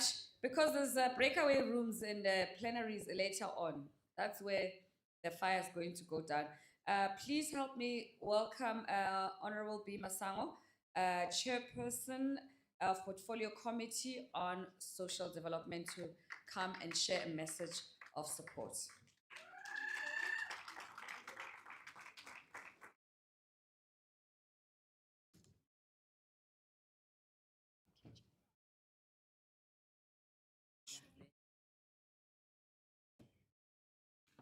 Program Director, Ms. Penny Lebiane, honorable members that come from the Portfolio Committee on Social Development, Honorable Deputy Minister, and senior officials of the Department of Social Development, and the Honorable Premier in his absence at the moment. Thank you for a movingly powerful message earlier on when you were welcoming us. And Honorable Chair and Deputy Chair of the Central Drug Authority and the Central Drug Authority members, Amakosi, that are among us, who are the closest to the communities who are grappling with the crisis of substance abuse. Honorable MECs of the Department of Social Development from Gauteng and Limpopo, and any other MEC and esteemed members of the Central Drug Authority, the distinguished stakeholders from the sector in South Africa, and those that are coming from neighboring and other countries, as Dr. Onirikwa has just come and given us a very good message. The children that are among us, that have really delivered a profound message to us as adults, but also as members of parliament. We hear your message, especially when you talked about the legislation on cannabis and its unintended effect on your lives as young people and as future leaders of this country. We have heard you. It is an honor, Honorable Chair. When I say Honorable Chair, I mean the Honorable Chair of Central Drug Authority. It is an honor to stand before you today to deliver a message of support on behalf of the Portfolio Committee on Social Development. As Parliament's oversight body responsible for monitoring the work of the CDA, we approach this moment with both pride and urgency, because the work of the CDA is not merely a statutory requirement, it is a lifeline for communities under siege from the scourge of substance abuse. The CDA's Biennial Summit and the work that you do with your partners reflects a national system in motion. It offers a comprehensive account of our collective progress in implementing the National Drug Master Plan. We welcome this opportunity, and we commend the CDA for remaining steadfast in executing its legislated mandate as required by Section 56 of the Prevention of and Treatment of Substance Abuse Act 70 of 2008. However, the findings before us paint a sobering picture that demands bold action. We are confronted by a rapidly evolving substance use landscape. The rise in opioid injecting is no longer a peripheral trend. It is a growing public health crisis, intimately tied to increased HIV and hepatitis C transmission. This is a warning signal, one that tells us that the current scale of harm reduction programs is not where it should be, but it is not where it once was. Communities need accessible, evidence-based interventions now, not later.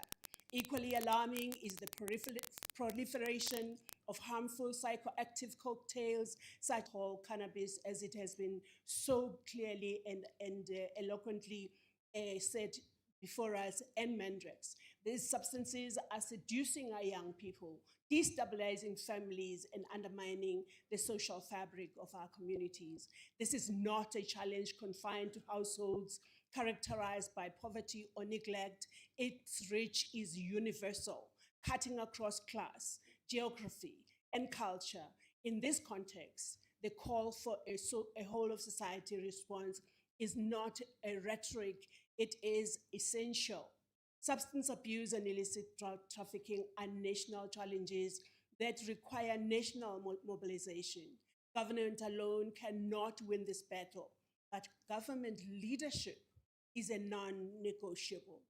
It is therefore deeply concerning that some government departments who sit on the CDA fail to submit their annual reports. This is not a minor administrative oversight. This is a failure of accountability, a breach of legislative obligation, and a setback to the fight against substance abuse.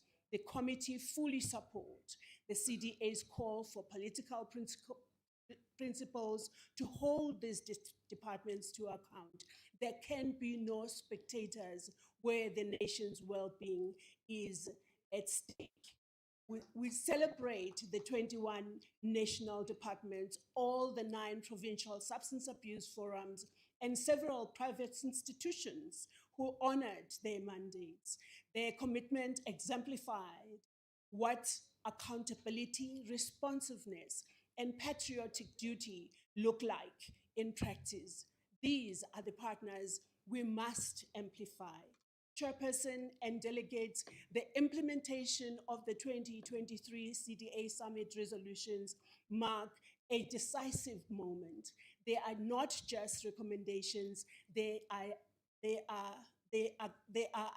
accelerators of impact. The committee stands ready to exercise its oversight powers to ensure that these resolutions translate into measurable change, particularly but not limited to expanding harm reduction programs, strengthening prevention efforts targeting our youth, consolidating intergovernmental coordination, and ensuring that every mandated structure in the NDMP value chain fulfills its responsibility. Allow me, therefore, to be unequivocal. The vision of a South African free from substance abuse is not aspirational. It is achievable, but it requires courage. It requires political will. It requires partnerships anchored in accountability and community participation. To the CDA, you have the committees. You have the committee, this committee's unwavering support. There is 6 of us here, or 7 of us here, because we have unwavering of this great nation. The committee will walk with you, will challenge where necessary, and will defend the integrity of this mission. Let us leave the summit more determined, more united, and more intolerant of inaction. Together, let us build a South Africa where our young people are not lost to substances, but lifted by opportunity and hope. I want to thank you.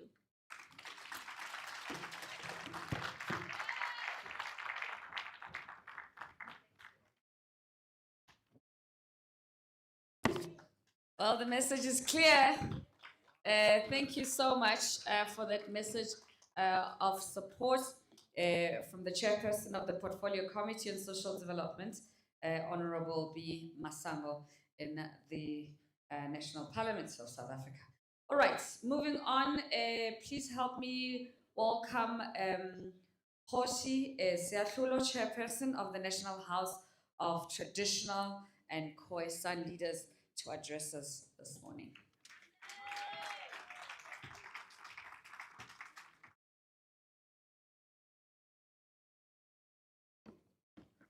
Ke a leboga Program Director, greetings to the Chair and the Executive of the CDA, our Deputy Minister that is here, our MECs, the Chair of the Portfolio Committee, all members of Parliament, all our dignitaries, and all the students that are here.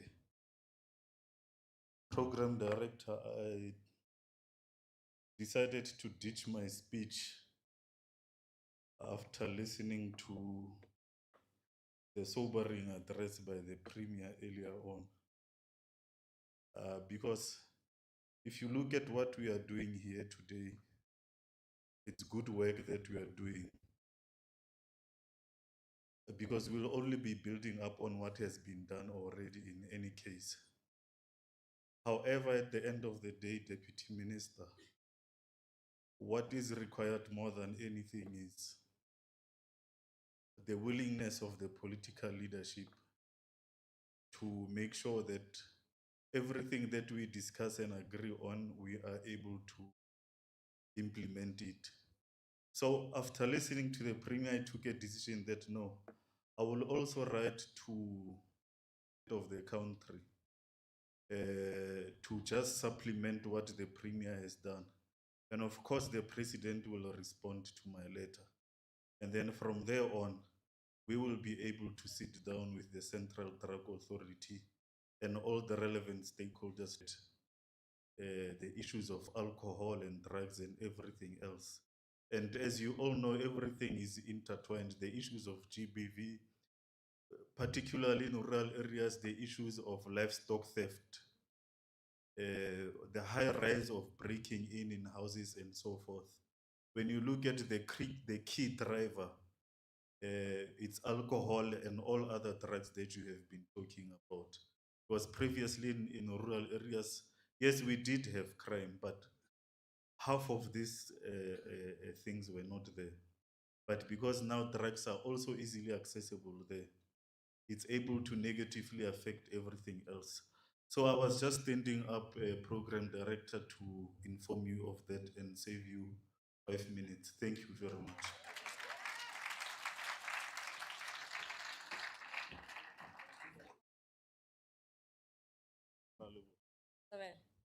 Thank you so much, Hoshi. I think that letter is going to have a whole lot of us signing in that letter if we're not sending him multiple letters. Yeah, that's just how it's going to go.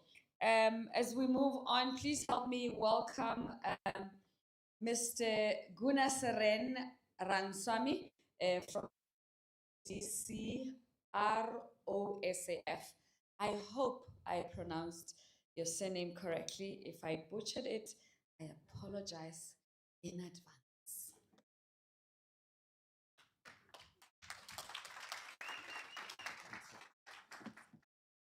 Thank you, Program Director. Let me say my name correctly, Gunashekaran Rangaswamy. In short, Guna.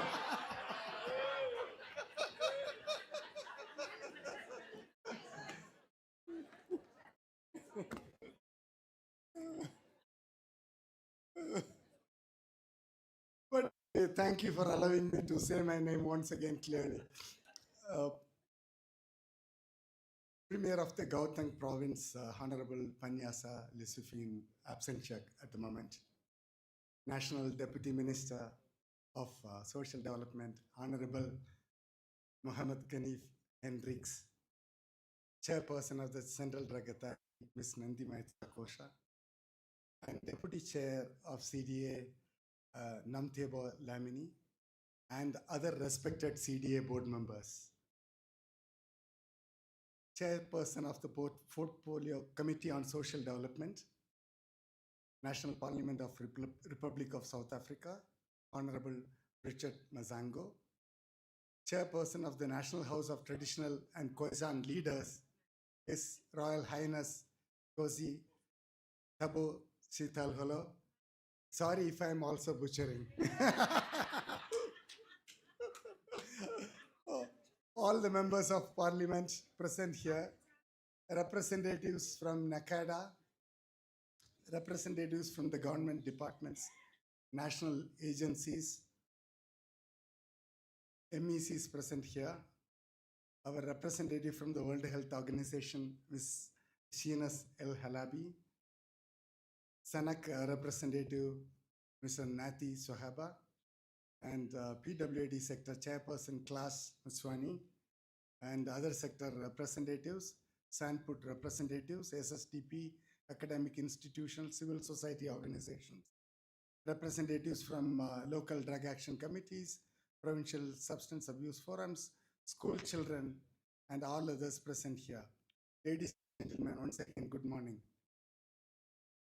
On behalf of United Nations Office on Drugs and Crime, please allow me to congratulate the Central Drug Authority on convening this successful 4th Biennial Summit. It's a real privilege for UNODC to participate in these important deliberations here.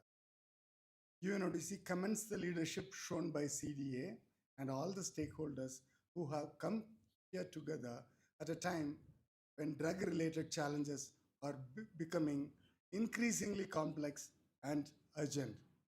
Global instability and widening economic vulnerabilities have intensified drug use and empowered organized criminal networks. Synthetic drugs and new psychoactive substances are expanding in the market, while illicit drug use and illicit drug trafficking continues to grow in Africa. Recent World Drug Report projected that Africa is expected to see roughly 40% increase in drug use by 2030. Experiencing some of the most severe consequences, including growing heroin use, cocaine use, and methamphetamine use, and spillover from and high HIV prevalence among people who inject drugs. It's really, really something that makes us really feel concerned. And one of the things that I just wanted to just say one or two things. Recent South African data confirm the scale of the challenge. Recently in 2023, there was a biobehavioral surveillance study done by CDC and TB HIV care among the PWIDs in some provinces. In one of the provinces, and 49.3% of HIV prevalence was noticed in eThekwini, and in Shwane, it is 72.1%, with hepatitis C infections alarmingly very, very high. Sometimes many people who have, HIV might have contracted hepatitis C much more earlier. Yet, the problem is essential harm reduction services such as opioid agonist maintenance therapy, needle syringe programs, and overdose prevention programs remain very, very limited. And less than only 5% of the people who inject drugs have access to opioid agonists in the country. Without so many speakers are really again, without urgent expansion of harm reduction, South Africa risks falling short of global HIV and viral hepatitis targets. This is especially critical for women who use and inject drugs, including trans women and gender diverse individuals, many of whom experience severe stigma and discrimination and marginalization and violence. The start of 16 days of activism just reminds us that drug policy must integrate gender responsive services, including protection from gender-based violence. Amid declining donor funding, South Africa has a unique opportunity to strengthen domestic investment. Many speakers have highlighted this point again and again. This is very important for sustainable evidence-based harm reduction. Strong interdepartmental collaboration under the National Drug Master Plan remains very essential, particularly among social development, health, justice, South Africa Police Service, and correctional services, supported by civil society, traditional leadership structures, and communities. People who use and inject drugs are central to this response, ensuring their representation with the local drug action committees, provincial substance abuse forums. This is also very, very important. Another important thing is the drug treatment programs itself is very limited. Availability and access is very limited.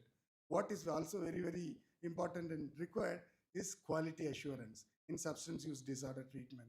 This is an immediate priority.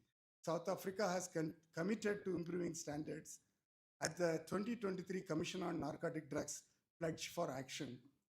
So UNODC encourages further provincial support to ensure treatment services are ethical, regulated, and also aligned with international standards. We must also extend access to treatment and harm reduction in prisons. Sometimes people in prisons are completely forgotten, where services remain scarce and despite the overwhelming need.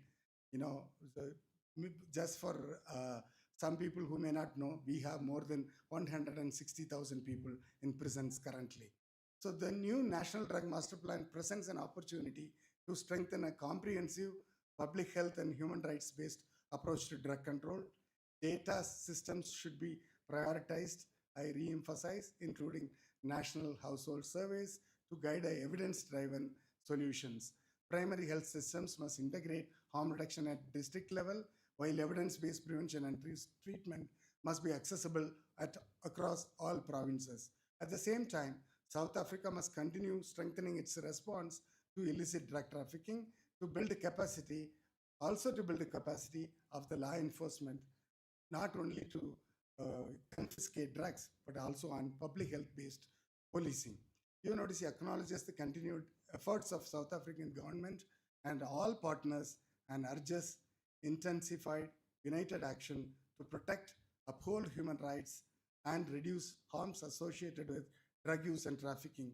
As we move forward, let us ensure that all key and vulnerable populations are not left behind so that Africa can meet global HIV targets and in achieving sustainable development goals. In conclusion, UNODC remains fully committed to supporting South Africa in advancing drug demand reduction, supply reduction, and harm reduction. We look forward to the outcomes of the summit and the implementation of the new National Drug Master Plan. I wish all delegates here productive discussions and meaningful resolutions that improve health and well-being of all our communities in South Africa. Let us not leave anyone behind. I thank you all very, very much.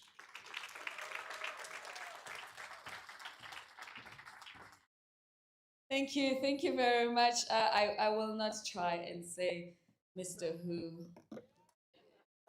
Salute from UNODC. We live in the dead. Give him a round of applause once again. We appreciate those messages of support. And once again, I'm going to move on to the next entity. Please help me welcome the World Health Organization, Ms. Shinaz El Halabi.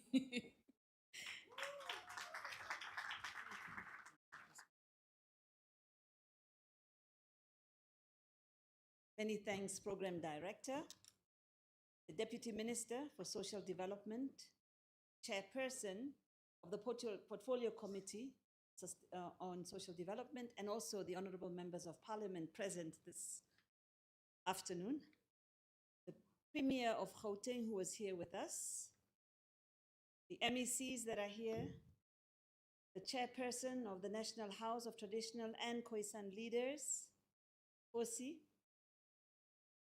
the Chairperson of the Central Drug Authority, the Deputy Chairperson and members that are also here, the DG and other senior government officials, development partners, UNODC, representatives from the provinces and districts, our partners, I recognize SANAC, the FBOs, NGOs, academia, research, and most importantly, the students. I believe there's parents as well here, aunties, mothers, uncles, and sisters that are also here present. Distinguished guests, a very good morning. Kyalidu Medisa. Question. It is indeed an honor. Myself as a WHO representative has just been here for a few months in South Africa. Thank you. And for the WHO to have been invited to give a message of support at this very important fourth biennial summit on substance abuse and illicit trafficking under the theme, as has been mentioned earlier, from the NDMP policy to practice, strengthening community voices for effective implementation. And as you said, Program Director, that moving from policy to action, and if I may quote you, Honorable Chairperson of the Portfolio Committee, you talked about bold action that is needed. And indeed, I couldn't agree with you more. And you also said, Madam Chair, Program Director, that we need to turn up the volume on the whispers. And it's correct. The volume needs to be corrected because we are dealing with a national crisis. And we'd really like to thank you for having invited WHO to be part of this journey, because this national crisis requires a multi-sectoral approach. It requires different partners with different backgrounds, with different expertise to be able to come together to discuss this important issue. Substance abuse, substance use, and illicit trafficking are global health and development challenges that undermine progress towards the Sustainable Development Goals. Most importantly, these numbers touch on the hearts of families and homes. They increase vulnerabilities amongst youth, women, and marginalized communities. At the global level, the World Health Organization supports member states to reduce the health and social harms associated with substance abuse through the normative guidance that we provide, which are evidence-based policy documents that have been developed by member states. Global monitoring systems, and also the technical support mechanisms. And allow me to just mention a few, because I think it's important as we walk on this journey together, just to understand that there are a number of policy documents that are out there.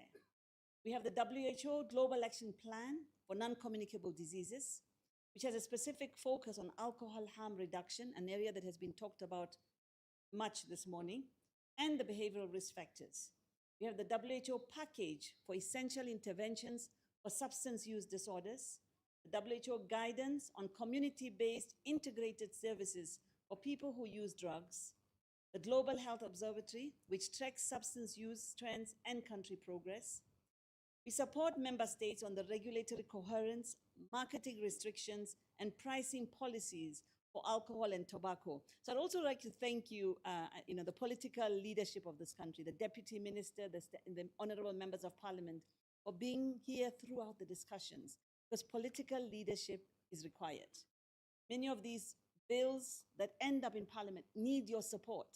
I'm talking with particular reference to the Tobacco and Other Substance Act or proposed act that is currently before yourselves, and also the alcohol one as well. At the regional level, WHO works with countries to strengthen national responses under the regional frameworks for harm reduction, the Regional Mental Health Action Plan, and an increasing focus on early warning systems, cross-border collaboration that was mentioned also earlier, and youth-centered prevention activities.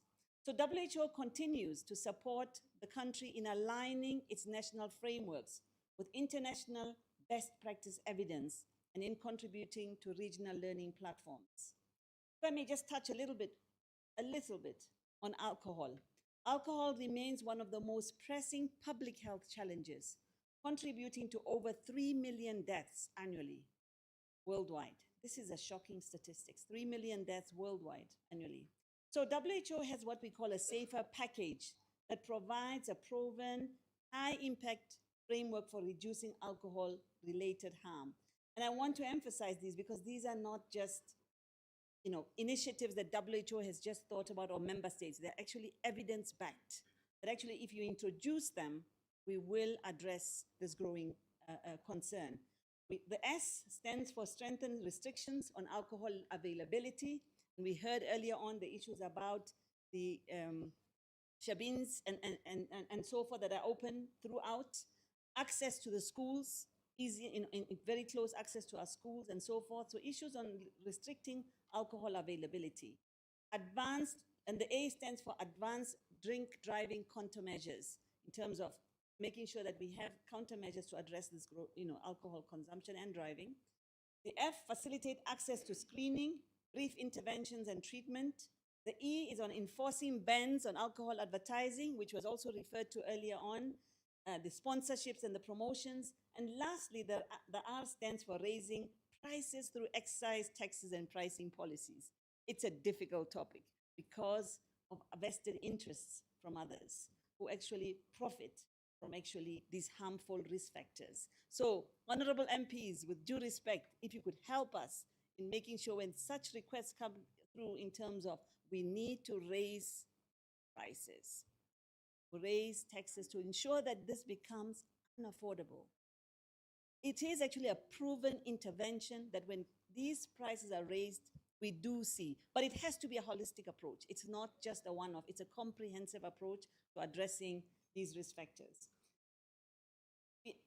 The National Drug Master Plan, also these measures remain among the most cost-effective public health interventions worldwide, embedding safer within South Africa's national, the NDMP will reinforce prevention and harm reduction goals and align with global best practices. So we're quite happy to get the invitation to be able to see how we can work with yourself to actually bring in the safer component clearly into the plan.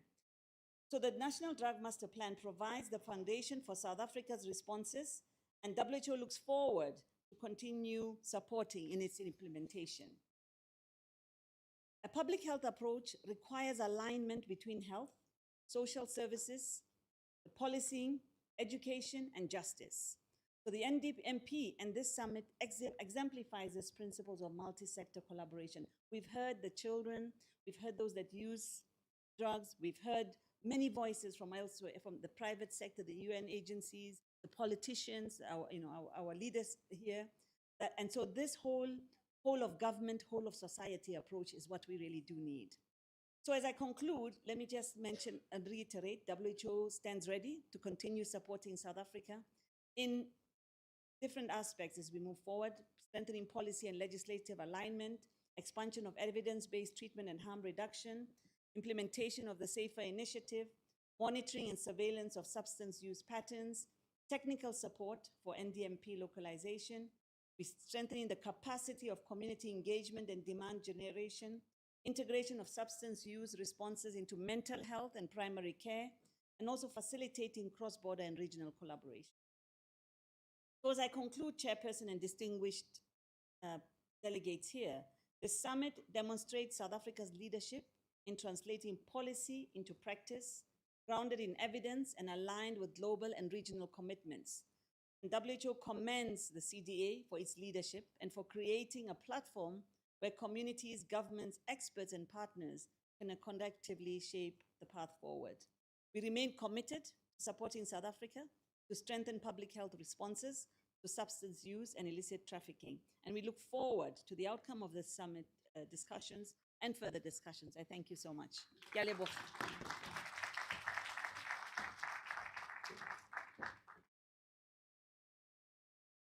Re a leboga, from the World Health Organization. Thank you so much for that message of support. So, with your permission, Chair and Honorable Minister, who is my remaining speaker in this session, we've got the Portfolio Committee with us that's joining us today, which we really appreciate, but they have to attend to a meeting, and it's quite a big group. But before they leave the room, before I excuse them with your permission, Minister, we need to take a group picture.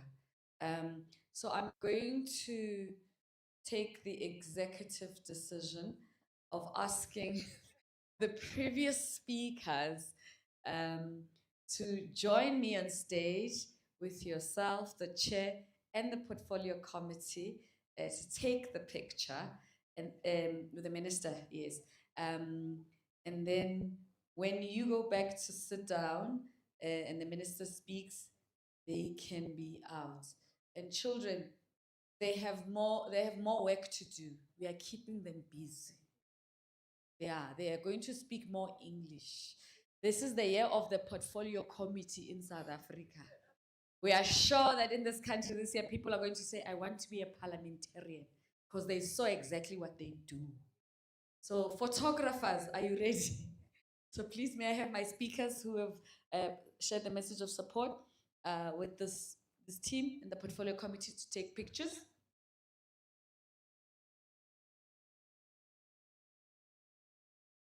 And may I also please call the CDA members as well to join for this picture. Yeah, my other job is a director. I like giving instructions. All right, where are the photographers? It must be a seamless, quick picture, not like a wedding picture. Not wedding photos. Yes, members of the executives of CDA, please. Yes, MECs, please. Members of the executive as an MEC. Sorry. Yes, I'm going to ask you to join the picture. Sorry, I apologize. They want you in the picture. No, it's not me. Me, I wasn't. So take your picture, and then they want you to join them. Mara, let me see. Masibugo is doing that Gauteng thing. Okay, let's get more pictures. Where are the photographers? Is that you? Oh, there's the camera. I'm looking for the camera. So, and at the back. Pulpit. Okay. Your picture is better than the G21. It has more women.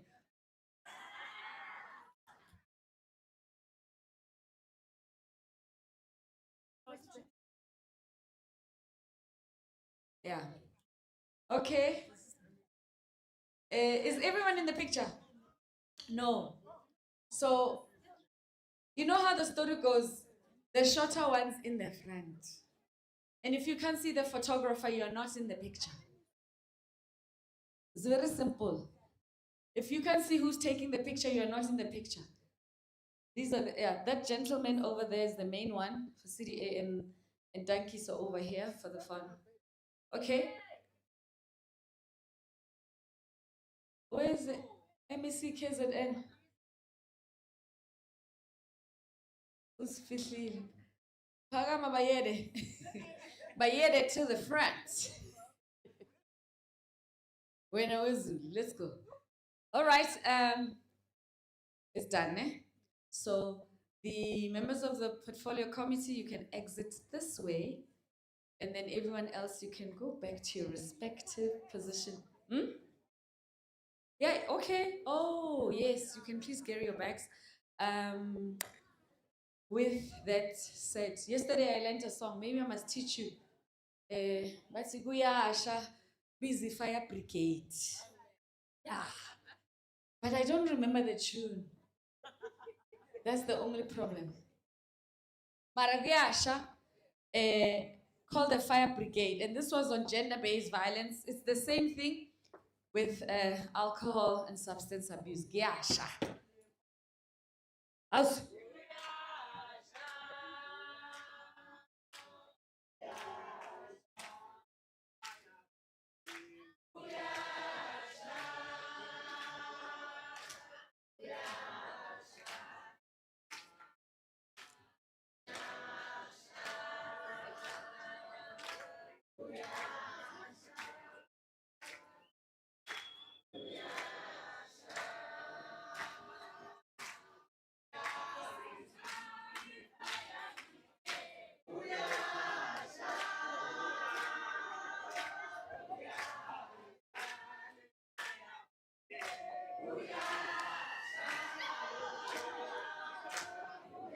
Okay. 16. Ngiyabonga, yes. You see, you just need to know the song, mention it, someone in the room knows the tune. This is it. That's how it works. Okay. My technical people, is our videos working? Are we winning or must? Yeah. Can I do that? Okay, I'm going to do that while they figure out. I don't know if protocol allows me. Like, Is it working? Yeah, ngabe sizicule le fire. Kuyasha. Kuya. Bizani Fire Brigade. I think if it's not working, we can move forward and have the minister, and then we can, yeah, the deputy minister to share the message, and we'll hear the messages that we have on video are from Dr. Abel Wasutu from the African Union Commission, and then the second message is from Honorable Khalema Mutlante, Chairperson of Eastern and Southern African Commission on Drugs. That's the former president. So may I continue? All right. So with that said, I am going to ask Honorable Hendricks, the Deputy Minister of Social Development, who I was with yesterday as well at the launch of the 16 Days of Activism for No Violence Against Children and Women launch campaign, to join us on stage to come and address us. Thank you so much. Let's give him a round of applause.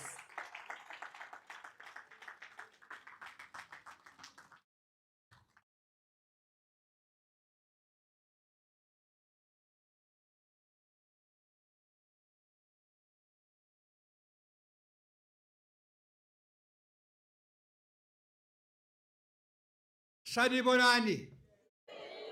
Sanibonani. I want to know if you can count 1 to 7. If you forgot how to count, we have the learners here. One of them wants to be the president of South Africa. I want to see if you can count.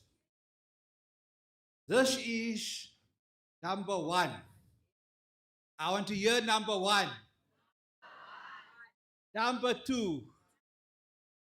Number 3.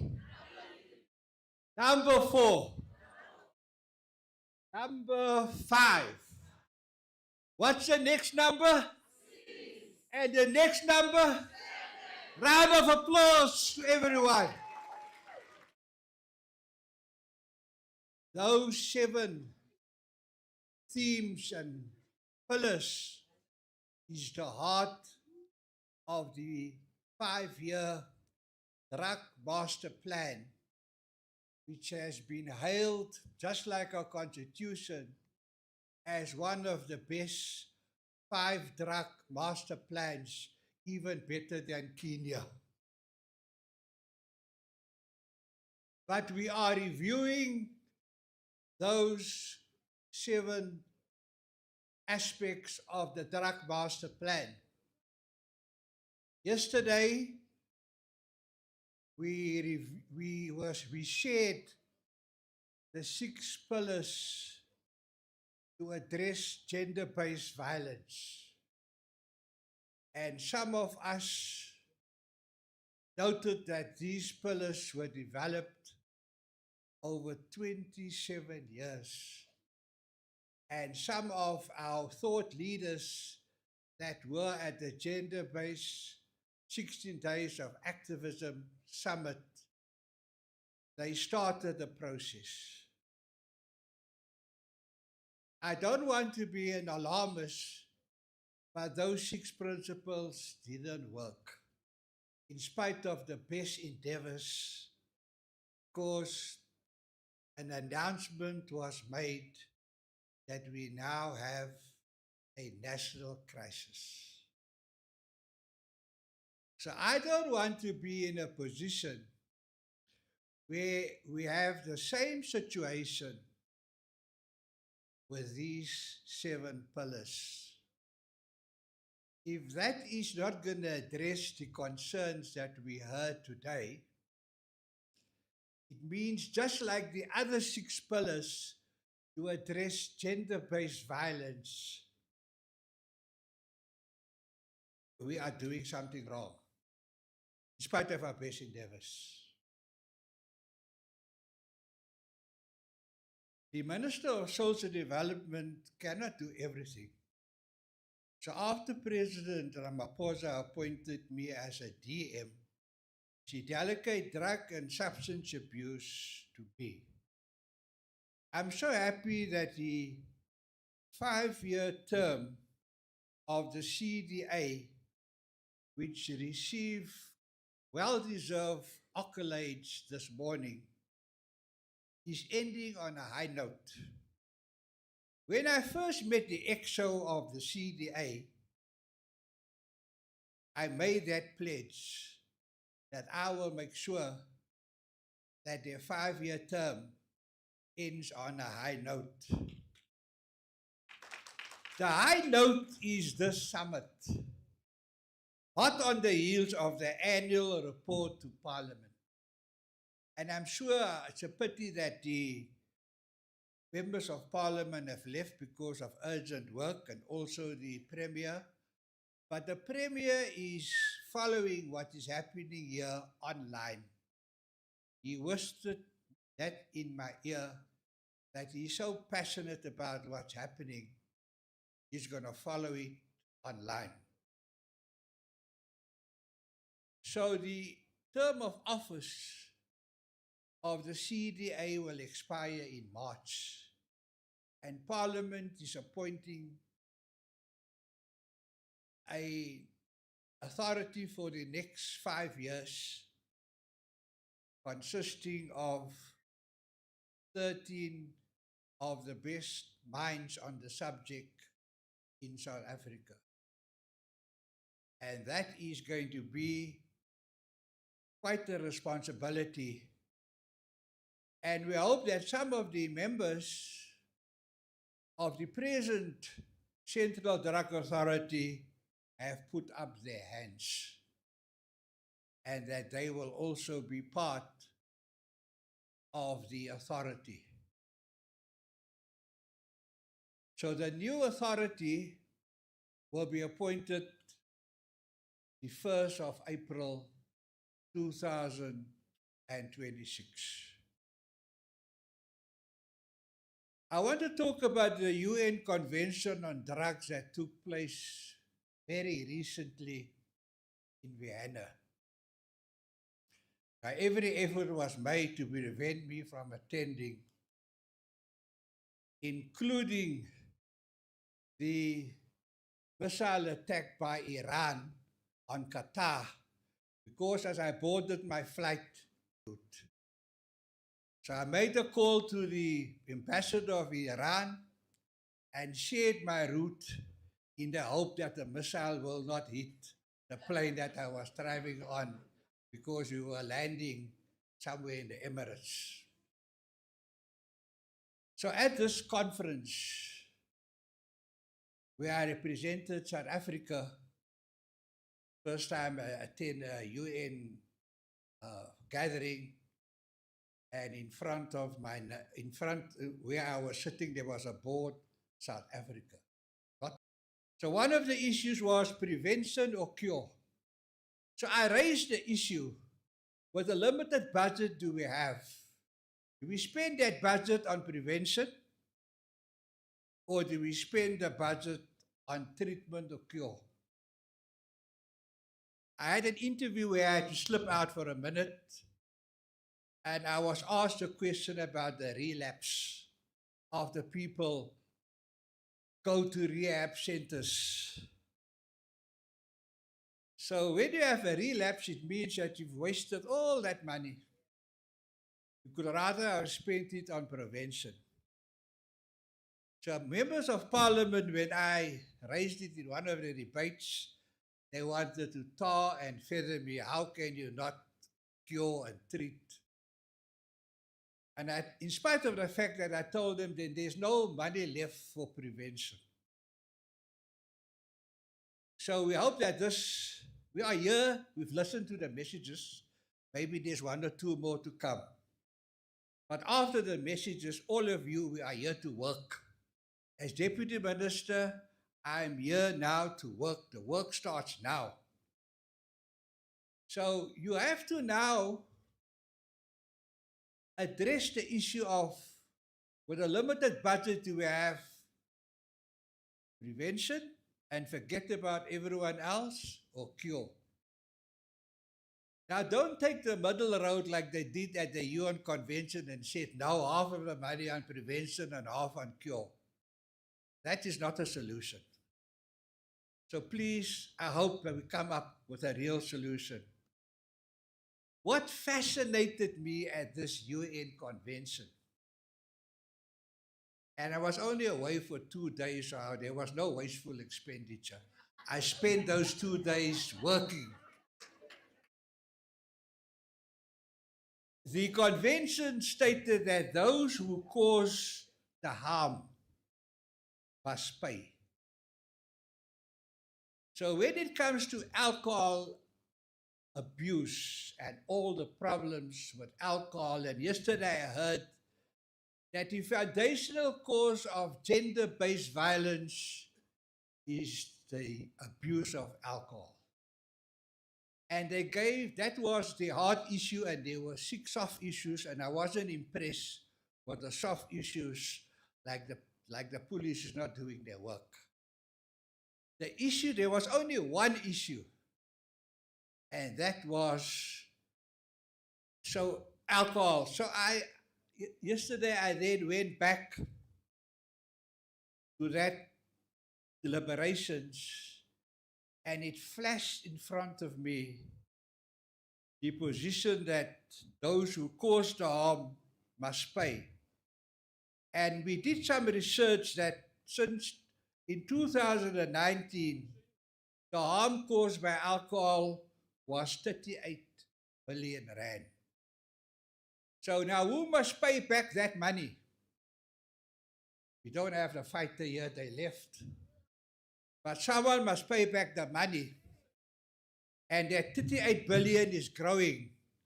So those who plant the grapes, those who bottle the wine, those who sell and market the wine, the speakers of municipalities that extend alcohol drinking hours, and I served at that committee in the city of Cape Town for 5 years, and every week we had to consider applications to extend licenses of Sabines and alcohol outlets up to 4 o'clock in the morning.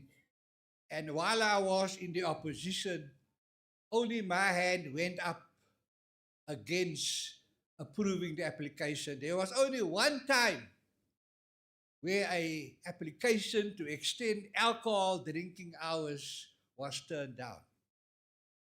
So you are the best of people that understand that increasing alcohol trading hours increases alcohol harm. That research was done 3 times in Australia, and it forms a very important part of the studies when it comes to these matters.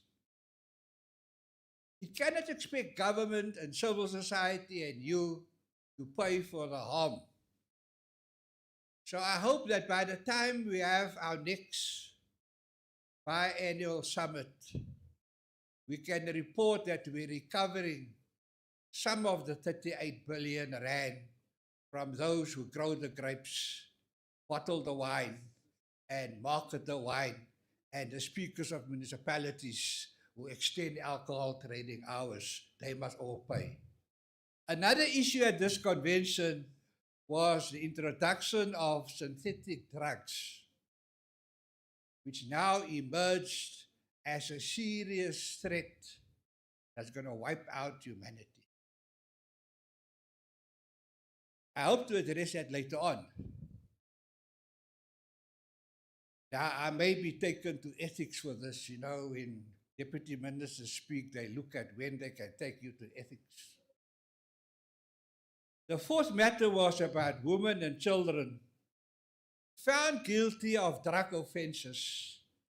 And the one decision recommended by this UN conference of the best minds in the world stated that women and children should not go to jail for alcohol, for drug offenses. Now we know about women, they are the drug mules.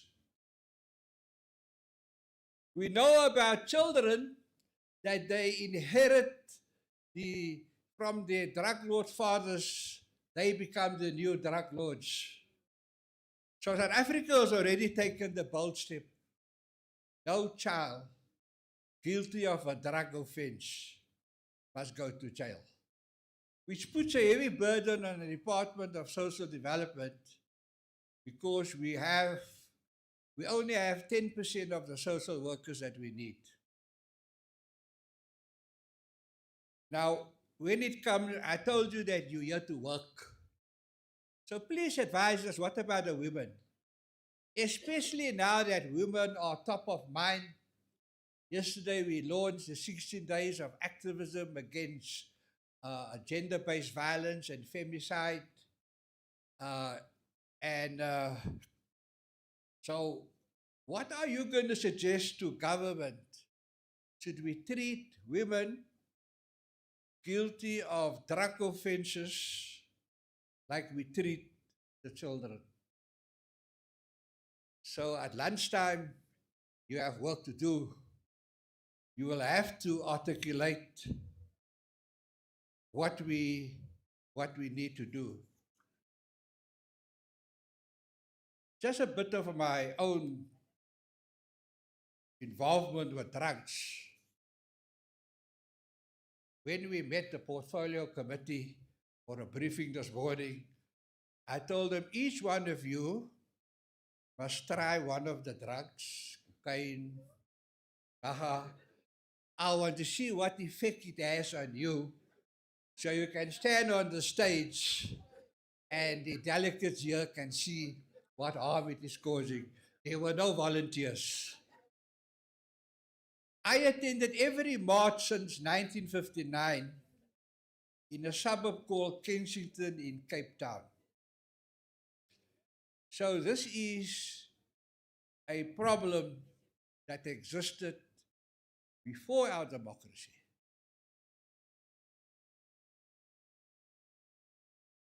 So later on, when I was an activist at UWC, and we don't want to reveal what we did, there may be regime change and they'll jail me if they find out what I did in my younger days. We have upper commanders in the audience. I know them, but I'm not going to reveal them because if regime change, they're in trouble. So I was being fingered as being behind the eradication of drug dealers by the media. But after I met them, they realized I'm a person for peace, and I'm a person for reconciliation, even with those who cause harm. So I've been actively involved in the G20, but I'm not going to go through all those notes except to say that yesterday we handed the declaration to the new president of the G20, and this is day one. And on day one, after handing over the presidency, we are implementing parts of the declaration that President Ramaphosa has made. And he referred in his declaration to disasters. And we know about the disaster against gender-based violence, the announcement, and it's a priority. So I've heard the clarion call that you should also have called the issue about drug abuse and substance abuse in this announcement at the same time, seeing that there's an interministerial committee that are dealing with these two challenges that South Africa has. I heard the Premier is going to write a letter. I also heard that others are going to write letters calling for a similar announcement that drugs and substance abuse must also be a high priority. I'm surprised that the Premier made that call, And I'm surprised that the NDA leadership and some of you made that call. Because what we have in place already is more than what that announcement unleashed. You see, when you make that announcement, you put names in the box to address the crisis. So the names in the box for gender-based violence are our 9 premiers. That, I think, is the only benefit of that announcement. There may be others, but here now there are names in the box. Those premiers must deliver. So when it comes to drugs and substance abuse, we already have the names in the box. The names in the box are the 13 experts who form the executive of the Central Drug Authority. Then you have 21 government departments who form part of the Central Drug Authority. The Central Drug Authority is not only those 30 names. Then you have so many others. And then you have the Central Drug Authority. They have the responsibility to monitor and put on terms all our mayors in the country. There must be 3,000 mayors. So the names are in the box. We don't need a declaration to declare that substance and drug abuse must now be treated like we are going to deal with gender-based violence and femicide, because we've gone past that. But the debate is open, and I will now listen to what Parliament has to say and what you have to say. I'm only the Deputy Minister. We are here to serve you and to work. Honorable members, distinguished guests, ladies and gentlemen, it is my great pleasure as host of the CDA 4th Biennial Summit to address you this morning. I wish to thank all institutions that were involved in organizing the summit, especially members of the Central Drug Authority, 5 years of hard work, organizations and stakeholders, the organization committee, and my department. We are honored to have with us cabinet ministers, members of our portfolio committee. We thank you for your continued political leadership and your commitment as demonstrated through your support and national efforts by your respective departments in addressing the scourge of substance abuse and illicit trafficking in the country. We are also honored to have with us Authority for the Campaign Against Alcohol and Drug Abuse, represented here. We just come from the G20 summit where 42 countries and institutions attended the meeting. The president of our country has heightened the fight against GBVF, saying the scourge needs to be eradicated to ensure that nations thrive. We all know that the use of substances, especially alcohol, leads to various social ills, including gender-based violence and femicide. The president's highlighting of this is an indication of the need to collaborate and fight against these challenges. I hope that this summit will look at the recommendations and our best country can collaborate to address these challenges. So our president drew up this declaration, and every country of the G20, and one of the countries most represented in the 130 engagements we had over the year was in fact the United States of America, in spite of the fact that the president chose not to come. So all of them have been very impressed with the president's approach when making the declaration, and very impressed with his definition and living the spirit of Ubuntu.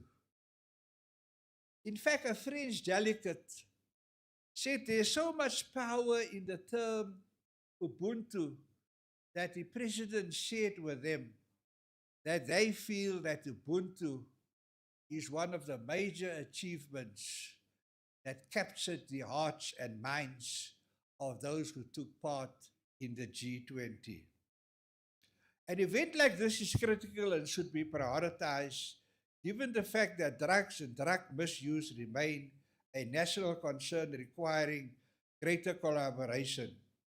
In recognizing the twin challenges of gender-based violence and substance abuse, in May this year, the President of the country has appointed an interministerial committee. Last night at 9 o'clock, I joined the minister to discuss the way forward for the interministerial committee. And the nation is placing a lot of confidence in this committee to address gender-based violence and also substance and alcohol abuse. The responsibility for my minister is to support the implementation of the Drug Master Plan. The CDA, as an advisory authority of the country on substance abuse and abuse-related matters, is mandated to ensure the implementation of her NDP.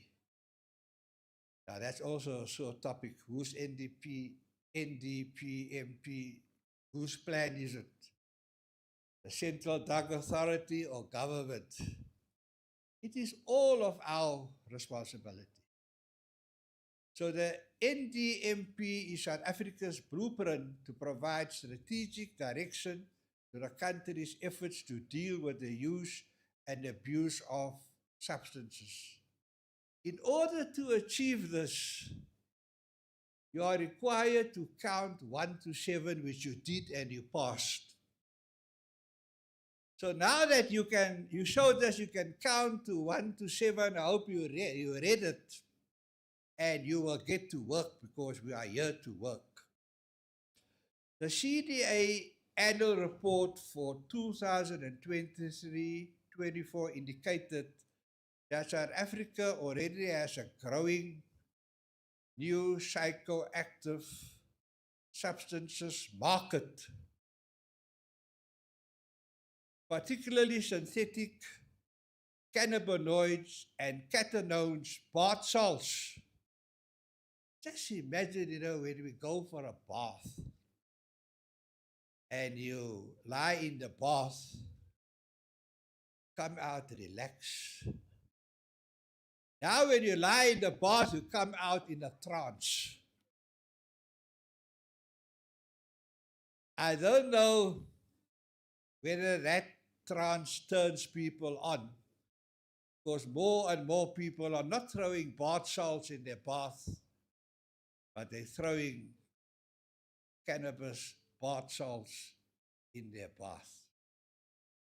On the control side, South Africa is using the Medicines and Related Substances Act and some drugs acts to catch new synthetics.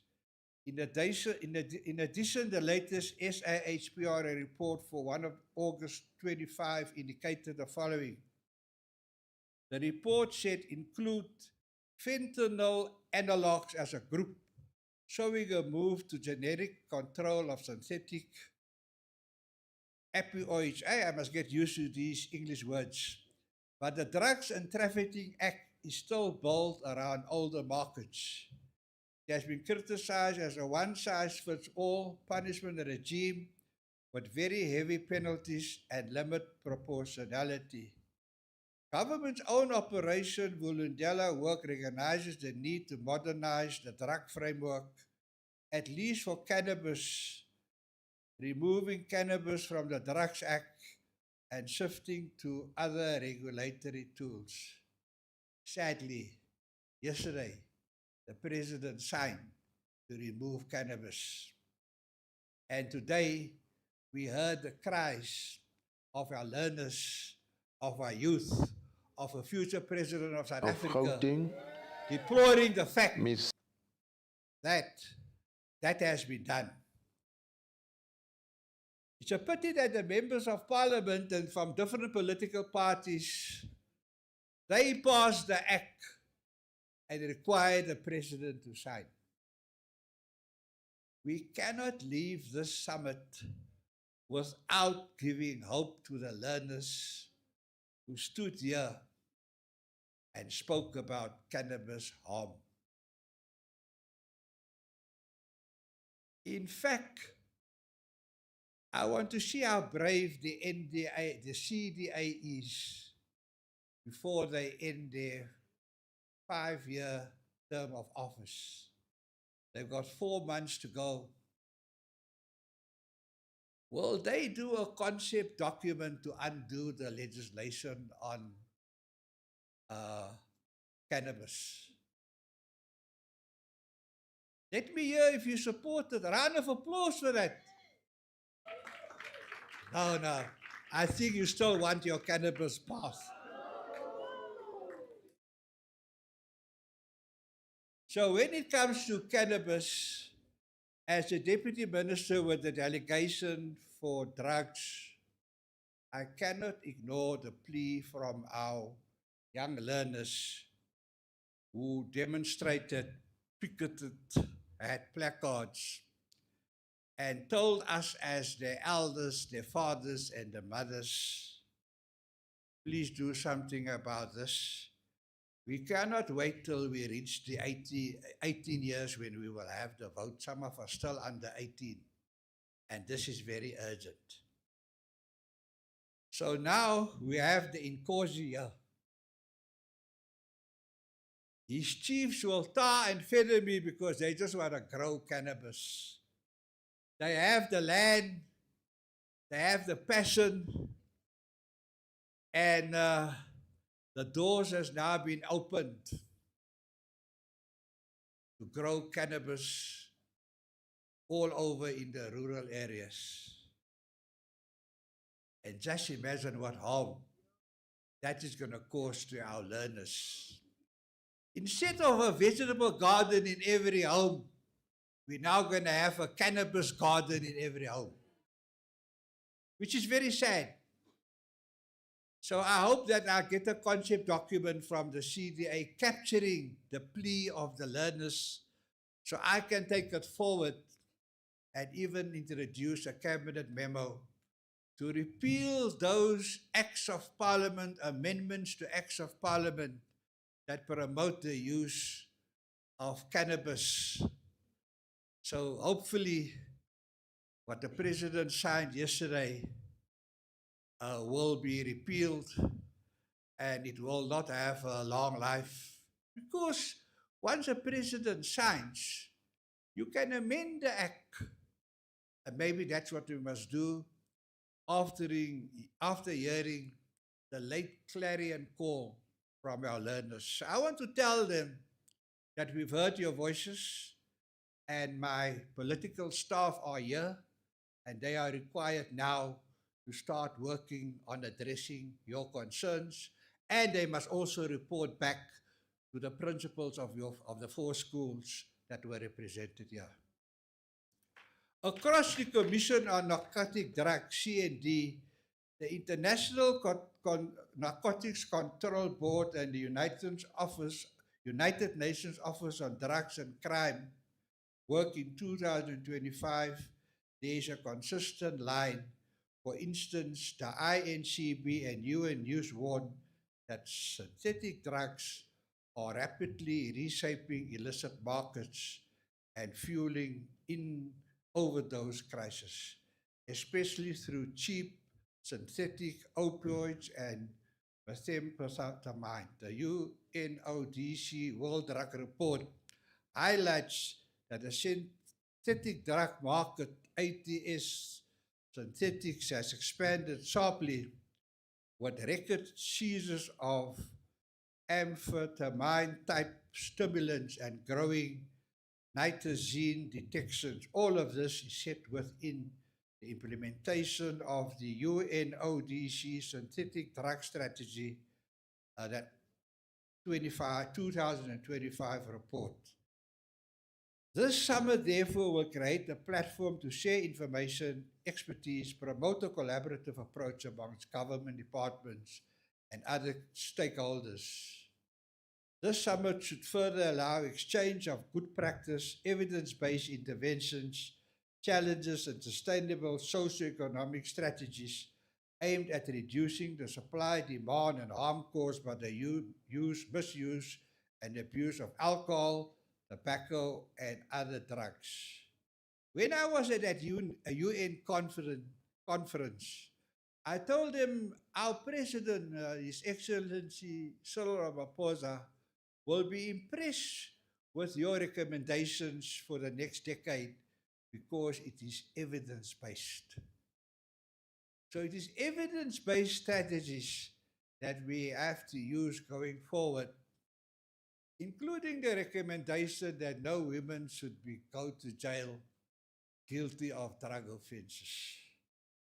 The theme for the summit is breaking the cycle, confronting harmful substance use and drug trafficking to safeguard lives, communities, and national development. We know that the marriage bill is up for, Marriage Act is up for review to replace by a marriage bill because our Marriage Act was found to be unconstitutional.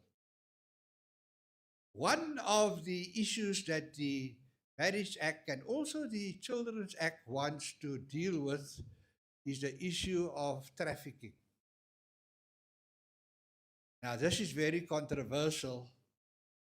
In the marriage bill, you can't get married until you're 18. It's a criminal offense.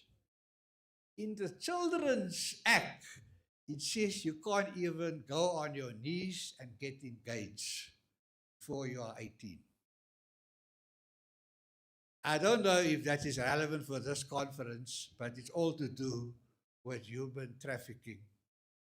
I didn't see in the amendments that before 18, you're not allowed to kiss, boy kiss a girl, or a girl kiss a boy. I'd like to hear what the learners have to say about that when they have another chance.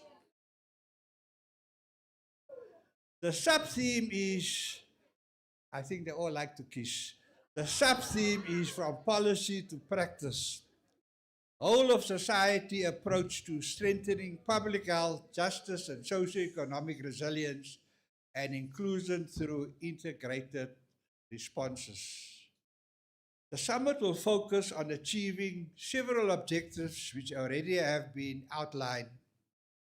But one of the main objectives is providing progress on the review of the National Development Master Plan 2019 to 2024. You've seen the 7 main areas here. That is the Drug Master Plan.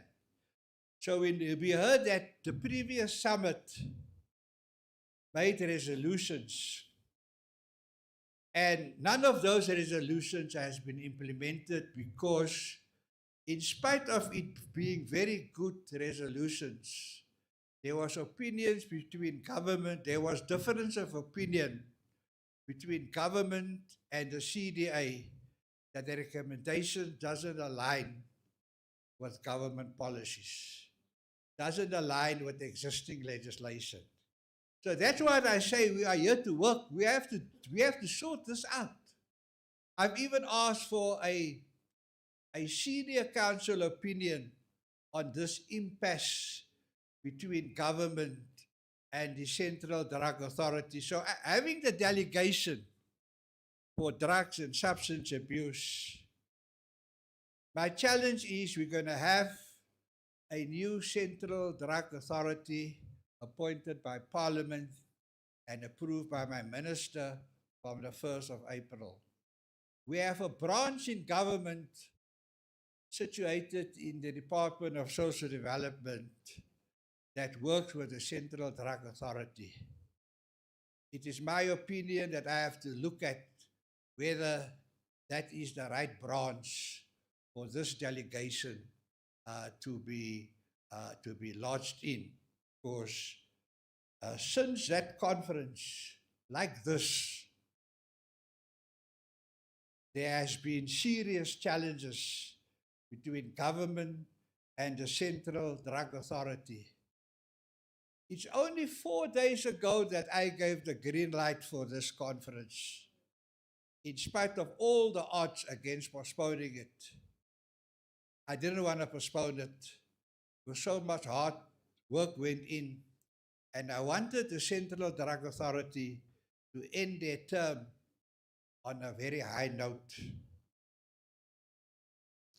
Having national departments, provincial authorities, local government, local drug action committees, UN agencies, business sector, civil society, traditional leaders, researchers, youth, people who use drugs and survivors, CBOs, FBOs, NGOs, and academic and international partners in attendance at this summit indicates the commitment to collaborate and ensure that no one is left behind. We all have a role to play, ensuring that all people are and feel safe in South Africa as envisioned in the National Development Plan, and also to give meaning to the declaration which our president made at the G20. So what are the outcomes that we expect? When can we tick the boxes of whether you work today? The outcomes is increased visibility and policy attention to illicit substances, adoption of summit resolutions and a national communique outlining key commitments. Maybe one of the commitments is ban cannabis. I don't know whether if this summit is going to listen to the learners. So learners, you must watch that communique. If it doesn't say ban cannabis, you've got more work to do. You've wasted your time here, and you may have to do what they did in 1976.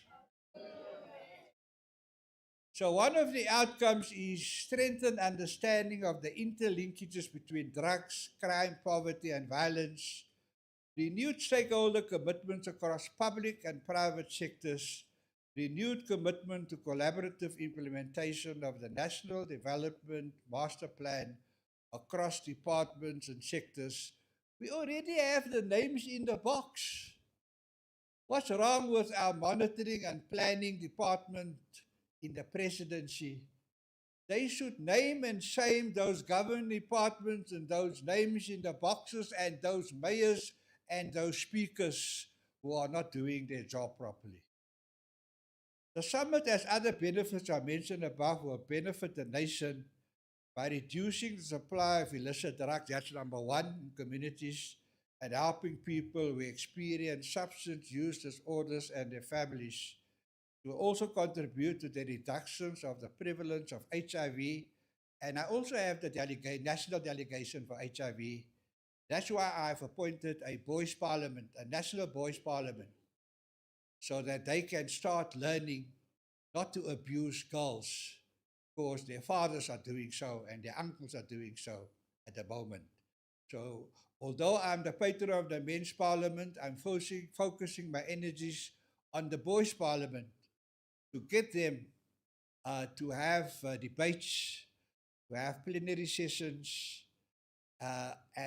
in like a parliament, and start coming up with the solutions on the future boy child is a boy child that will not harm a girl.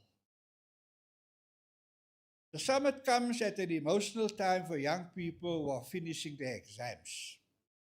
During this time, learners get involved with underage drinking, drug use, which is a celebration that can potentially lead to tragedies. And we saw a young learner break down so you can understand firsthand what is happening and what the concerns of our learners are. The Ministry of Social Development would like to encourage learners not to partake in such events, as underage drinking is illegal and against the National Liquor Act of 2003. parents and teachers are cautioned to take extra steps to ensure that the young adults do not engage in pen-down celebrations. Round of applause for that. I'm going to write to the acting Minister of Police, and both of us serve in the same cabinet cluster. I'm going to ask him that we hold him personally responsible to see that there's no underage drinking, especially to celebrate pens down. And I'll copy the President that the President must support my plea to the acting Minister of Police to do his job. That is what we employed him for. I emphasize at this summit, my political staff, you must write down all my commitments so I carry it out, please. Otherwise, say the minister said, deputy minister said this and that, and then nothing happens. I emphasize that this summit will provide an opportunity to discuss sustainable, coordinated, and impactful strategies for the reduction of drug and substance use and misuse in South Africa. So you want to know, where do we stand with the review of the 5-year drug master plan? That review has received a certificate from the necessary authorities and will now go to Cabinet for approval. I have signed it off, and the Minister is about to sign it off, but we still hear that there are issues around the review of the 5-year drug master plan. Those issues can be raised when we do the cabinet memo, and when it goes to the cabinet cluster, and it goes to the cabinet, and it goes to all the DGs that we have in the country. So it doesn't mean that the door is closed to make further amendments to the 5-year review of the 5-year drug master plan. I am satisfied after getting a 2-hour report that the department responsible for getting the certificate has engaged with all the stakeholders that was needed, every cat and dog as well. So on that serious note, I wish you a successful summer. Thank you very much.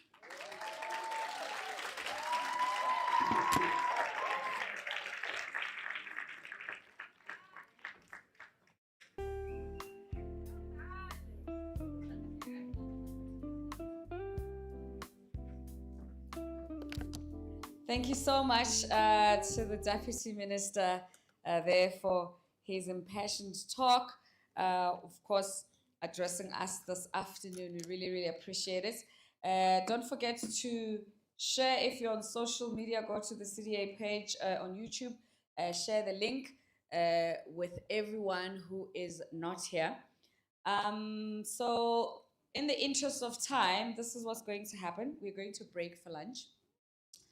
Yes, I know that I took away your tea time. So now you can have tea and have lunch at the same time. How about that? And drink water and go to the bathroom at the same time. Right. So, and then when we come back, we will hear on the NDP for South Africa from the chairperson, where we are now and what we want to go to. And then we will have a short panel discussion. Then we'll go into the breakaway rooms, which is the reason why you're here. Young people, please, get into those rooms. You heard from what the minister said. If you don't go in and you don't push your agenda and concerns in those rooms, these adults are going to sign for things that only affect them. Do you understand what I'm saying? Are we in agreement? Yeah, but these young adults here as well must fine-tune the stuff so that we can be able to help CDA achieve what it needs to achieve so we can make more impact and more progress. So when we go out here, in the Pumlong section, the 4 serving stations, everyone is going to go there except for DM, MECs and the chair. there's a holding room. They will guide you to that. And then it is 13:14. I'm giving you guys 40 minutes for lunch. Yeah, 40. Yeah. I mean, you guys get 10 minutes at school. I'm giving you guys 40 minutes for lunch. So if it's 13:14, yeah, in Pumlong. So okay, exactly 13:15, you're walking out. So I'm expecting you guys here exactly at 2 o'clock, not later, not more. At 10 to, I'll be fetching you one by one. All right, bon appetit, enjoy your lunch.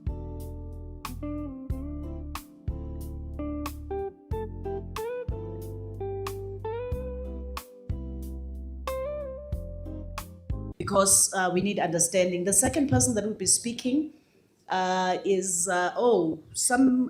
Kenna Ledwaba will not be able to speak on the gangsterism, unfortunately. So we will have a discussion around the issues of gangsterism in the breakaway number 3, which is led by Prof. Mashabela and Major General Matonsi. So we are going to then have Ukono Kenna Ledwaba in the room in case you're thinking he's not. He can. Of drug trafficking, Brigadier Naik. Please clap.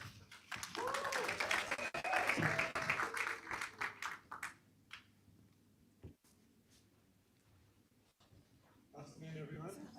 Colonel Crane, representing Brigadier Naik from the South African Narcotics Enforcement Bureau.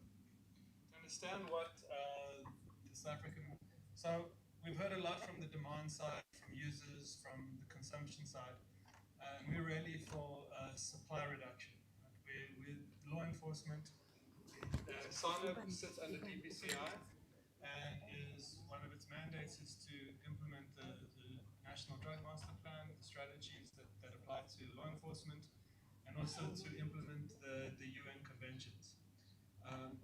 As a result, we work on investigations, we work with our international partners, we report to various national and international bodies like the UNODC, the CND, and we are very close partners with the CDA. All right. I actually thought they were going to... Sorry, yeah. This one. Yeah. I had a very graphical presentation because I was going to speak a bit about... we're speaking about synthetic drugs, and I wanted to give you a really good understanding of synthetic drugs and the scourge of synthetic drugs and the labs that we're discovering here. So I had quite a graphical presentation so you could see those labs and the methamphetamine super labs that we've discovered recently. I don't know if they're, but if not, I can just speak through it. To give you an idea on the supply side of drugs in South Africa. South Africa is a destination, is a point of destination, transit, and origin for drugs and drug trafficking. When we say destination, we mean consumption. If drugs come to this country, we will consume them, right? We understand that. And in some ways, we're quite unique. We consume large volumes and we consume quite a wide variety of drugs, right? We have an opioid crisis here. We have a Mandrax or methaqualone crisis. We have a methamphetamine crisis, right? You don't see that in many other countries, such a big spread of drugs. So the problem, let's say, with having large use, right, is when we'll get to it now with synthetic drugs, is a drug like fentanyl, a synthetic opioid, is something like 50 times effective than heroin. Right? So once you go there, right, and someone who is addicted to heroin, right, is already in a vulnerable situation. If they can't get heroin, or if they can get fentanyl, which is stronger, more potent, and cheaper, of course they're going to go for it, right? And now you're in an environment where you're dealing with a drug that's 50 times more addictive than, the biggest problem that we have, right? Heroin was always known to be the most addictive drug. So destination, right? We're a point of destination. And drugs are coming. Now we're also a transit country, right? We are on 2 major drug trafficking routes. We're on the cocaine route from South America, normally going through Brazil, and it's a maritime and an air route. and we are on the trafficking route of what was heroin, but now is heroin methamphetamine from the Afghan region. And it comes down the coast. We call it the southern route. And it comes down the east coast of Africa, and it goes and it penetrates whatever countries has porous borders. So we're affected, Mozambique's affected, Tanzania, so the Kenya, and we have what we formed, we call it the TPC, Trilateral Planning Cell, which is a collaboration of various countries affected by this trafficking route. So what we see is a pouring in of heroin and methamphetamine from the Afghan region. Why methamphetamine? There's a lot of questions on how Afghanistan, which was always a heroin producer, became a methamphetamine producer. There's that famous drug that they keep taking, and he crashes his Lamborghini, and that's Quaaludes. That's actually Mandrax. But South Africa seems to be one of the few countries that have maintained abuse of that drug. So we have methamphetamine labs, right, which we constantly discover. Mandrax labs, which we're constantly discovering. And in the last year, we have seen a surge of what we call super labs for methamphetamine. Right? These are industrial scale labs. We had earlier last year, in February 24, we had a big lab in Krugersdorp. We thought that was already a big lab. In June, we discovered a lab in Groblersdal in Limpopo that was producing in the tons. To put it into context, it produced so much methamphetamine that I don't even think I think it was enough to supply an entire continent, just that one lab. Then in November, we found another lab like that.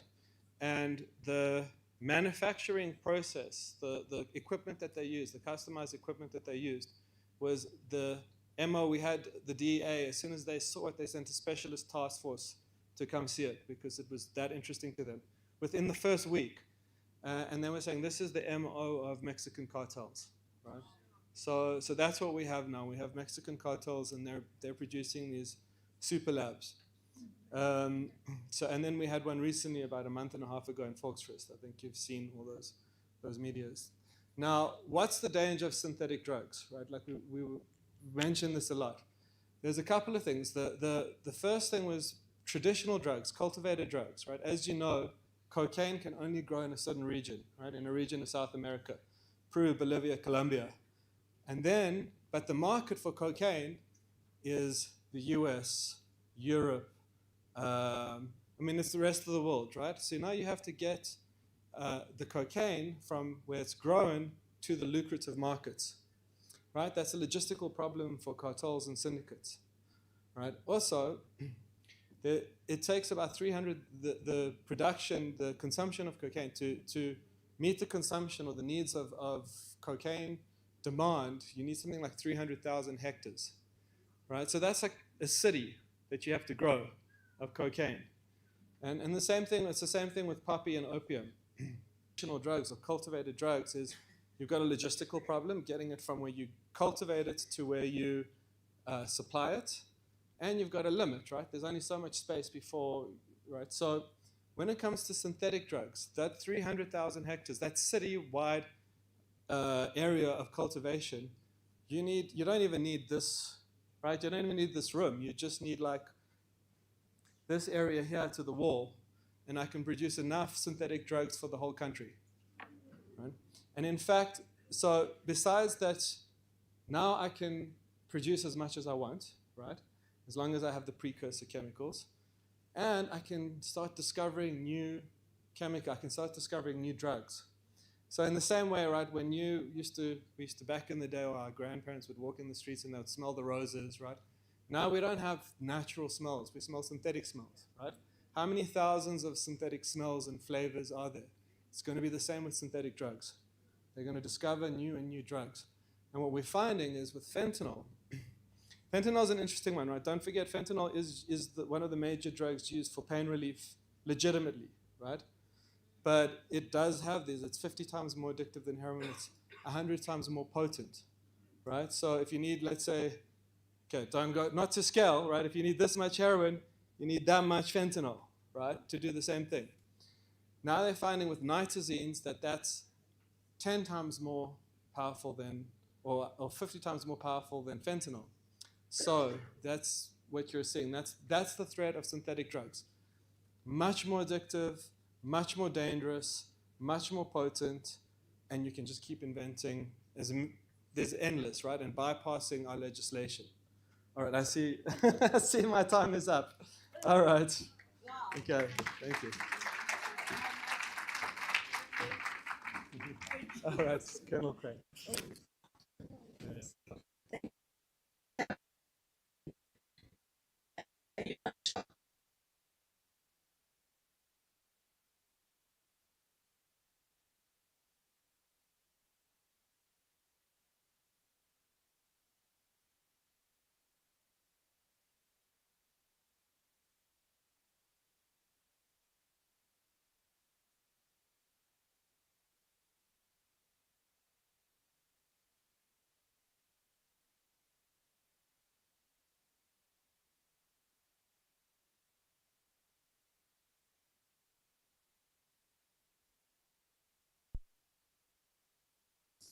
Ingredients to manufacture methamphetamine. Those chemical ingredients are what we call precursors. Okay. Thank you very much. A couple of hands for you again. The next one is holistic approach to treatments. Ms. Nanette, please come forward. Can you clap for her as she comes, please? Thank you very much. I also had a very nice presentation that I'm without now, so I'll just improvise. But I'm going to just quickly do a demonstration to just really show you what I'm going to present on. I see there's a lot of people falling asleep because we're in the graveyard session. So for my demonstration, I'm coming down, and from this side, we are going to do a wave. Do you know a wave? At the soccer matches? No, that one. A Mexican wave. So are you ready? We're going to start from this side. We'll just see how awake you are. A Mexican wave from this side. I'm going to run. And then on that side, we're just going to come back just to wake you up for the afternoon session. Are you ready? This side, are you ready? Yes. Let's see if you can do a Mexican wave. Let's go. Go, go, go, go. Go, go, go, go. Guys, I'm not here yet. I'm almost 55. Please, please, ne? We're going to start again a bit slower. Are you ready? 1, 2, 3, go. Go, go, go, go, go, go. Excellent. So you all just participated in a holistic intervention to wake you all up. Thank you very much. So everybody, I'm from SANCA National, the South African National Council of Alcohol and Drug Dependence. We've been around for 70 years next year. Thank you. And we've got 30 free treatment centers in and outpatient across South Africa, mostly professional people facilitating treatment at this point. Sorry? My name is Nanette Minnar. All right, sorry. I thought you introduced me, but anyway, Nanette Minnar, everybody. So I just want to focus on 3 things today because I don't have time. The first thing is if we talk about holistic treatment, we can't forget about the social ecological model. Almost everybody that's sitting here knows the system theory. We cannot work with somebody in treatment in isolation. I think it's been emphasized this morning that we need to work with parents, with families, with churches. Wonderful, these young people mentioned religion. We have to work with communities, stakeholders. We need to even work globally. We can never work with a child in isolation or a person with a substance use disorder in isolation. Another very important aspect is to focus on the risk factors, and that was also mentioned during the presentations this morning. We sitting here as parents, some of us already grandparents, but if we are sitting here, we are part of those risk factors and protective factors. What are we modeling for our children? You know, are we modeling behavior that we don't want them to do? remember, kids will do as we do, not as we say. So I'm drinking, but I'm telling my child not to drink. So when we are exactly, she's doing this. So it starts with us. We're part of recovery. We're part of treatment. We're part of the individual's system. And we've got an impact on their treatment and their recovery. So we need to look at risk factors, but also protective factors. The University of Pretoria did a beautiful research on resiliency, and they found that a single mother supporting a child is a protective factor in our country. Even music is a protective factor in our country. Look at these young people performing this morning. I mean, performing arts is a protective factor, but we need to empower our kids to engage in these activities. The last point that I want to make is also that we need to work within the continuum of care. It starts with universal prevention. If we're doing prevention, it's not just about people at risk, it's for everybody. If we go out, and so many of you are involved in prevention interventions, that's for everybody. And that's an intervention to stop before you start. And then we also have in the continuum of care, we've got our early intervention. When the kids are at risk, we already need to intervene.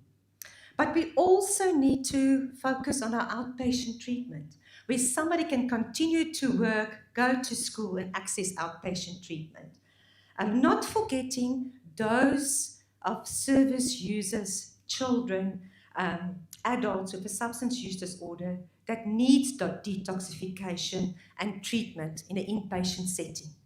And also long-term treatment in residential settings. And lastly, to also help with aftercare and reintegration. And that's where our communities play such a big role, and our community organizations play such a big role.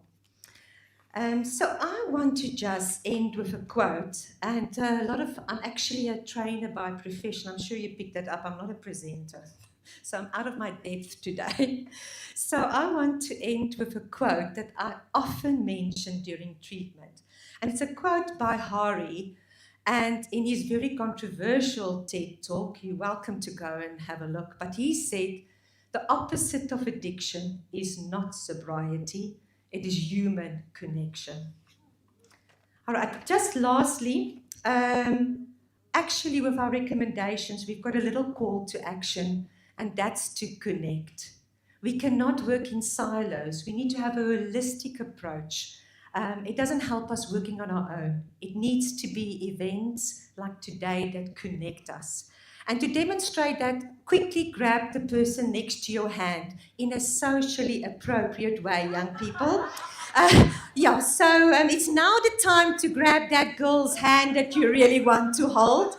But please move and just grab each other's hands. Please hold somebody's hand.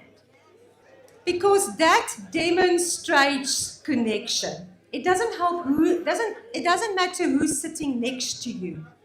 We need to connect, and this is a platform to start connecting. Oh, I see you enjoying it. Thank you very much, everybody. Have a lovely day. Thanks, Lynette. I was actually laughing that I'm sure the guys over there are like, hey, ngashala wrong man. You can move now. Perhaps somebody else, there's still a few more. Perhaps someone else will say the same thing. Thank you very much, Nanette. Can we have the next speaker, please? And just to inform us, what we'll do, we'll push this until 3:30.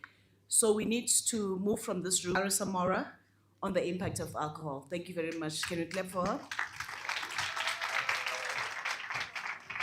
3 minutes. Thank you, everyone. I stand here today on behalf of SAPA South Africa, Southern African Alcohol Policy Alliance, but more importantly, I stand on behalf of hundreds of communities who are living with a reality that is not captured in statistics alone. A reality that is felt in sleepless nights, broken families, unsafe streets, and children growing up in environments drowning in alcohol. Let me begin with a story, a real one, shared with us on the True Cost of Alcohol platform. A mother in a small township wrote, I do not remember a single weekend where we slept through the night. The Shabby next door closes at 3 a.m. At 4 a.m., the fighting starts. My children screaming, think screaming is normal. I just want peace. Her words are echoed across the country, where alcohol availability is prolific. Quality of life dies quietly. One sleepless night, one violent argument, one assault at a time. South Africa's communities are not imagining the harm, they are living it. And the evidence confirms it. Over half of violent crime involve alcohol. Heavy episodic drinking is widespread. Moratorium from alcohol-flooded communities. They are pleading with government. Before you give out another license, come and see how we live. Today, SAPA joins their call. We need licensing regulations that reflect the real world, not the world the alcohol industry wishes us to believe in. Licensing must include outlet density data, GBV and violent crime statistics, mandatory community consultation, transparent processes across all provinces. A license to sell alcohol is not a small administrative decision. It shapes the culture, the safety, the peace, and the economic prospects of entire neighborhoods.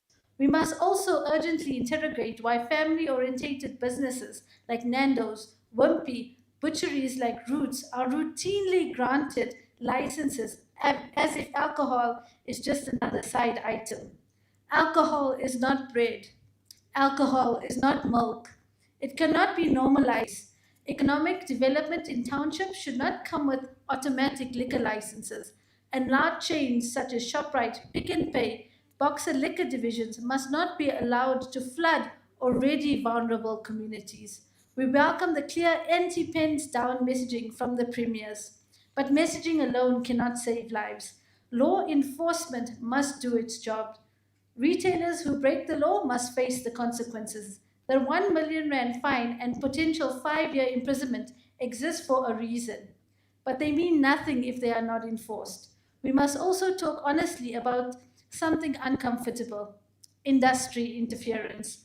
Our NEDLEC study showed how the industry have delayed, disrupted, and weakened alcohol regulation in this country.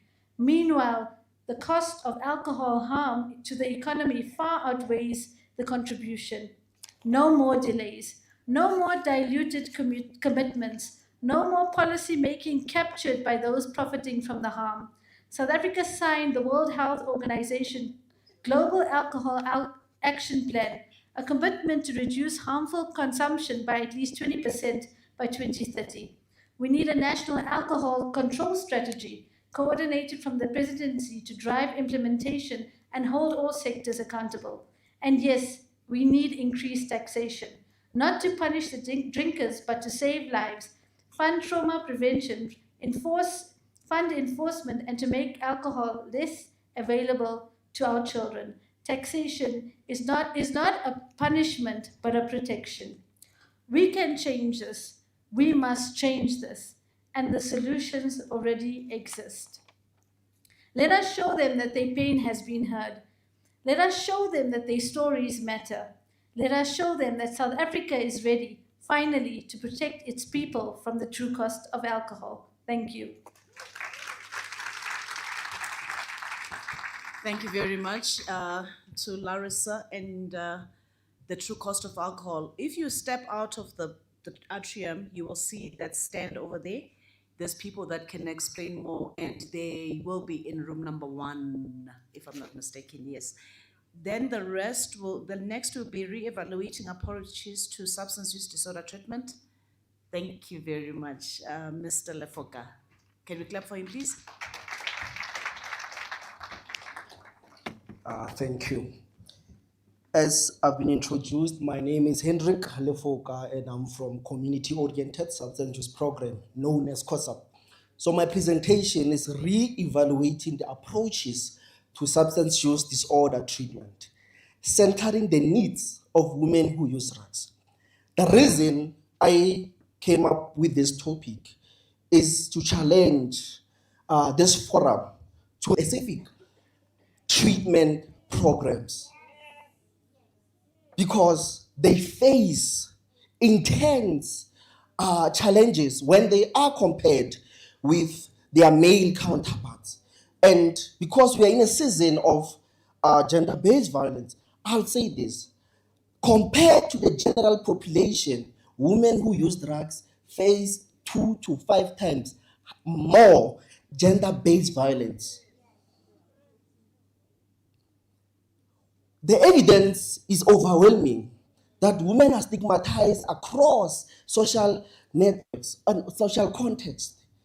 You know, one of my participants did one of the studies said, I can't negotiate condom use with my boyfriend because the assumption is that he's cheating and it will turn into violence. And what we also know is that women who use drugs face number of challenges. They face biological challenges because they are women, they give birth. Men don't give birth. And at that time, you can't terminate. Committing abortion is a bad language. You can't terminate the pregnancy because the law doesn't allow. So now it means the woman will have to raise a child that they don't want.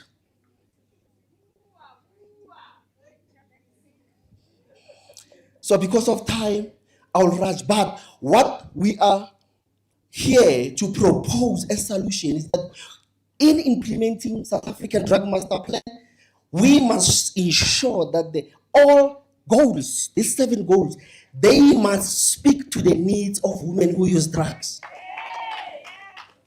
The programs must be gender sensitive. We can't use one blanket approach. Women are special. And the last one is that we must embrace low threshold comprehensive harm reduction package. When we talk about comprehensive harm reduction package, World Health Organization has developed it. It has 12 services. It has needle exchange, it has opioid agonist therapy, it has sexual reproductive health. So all of those things are possible if we work together. Thank you, Chair.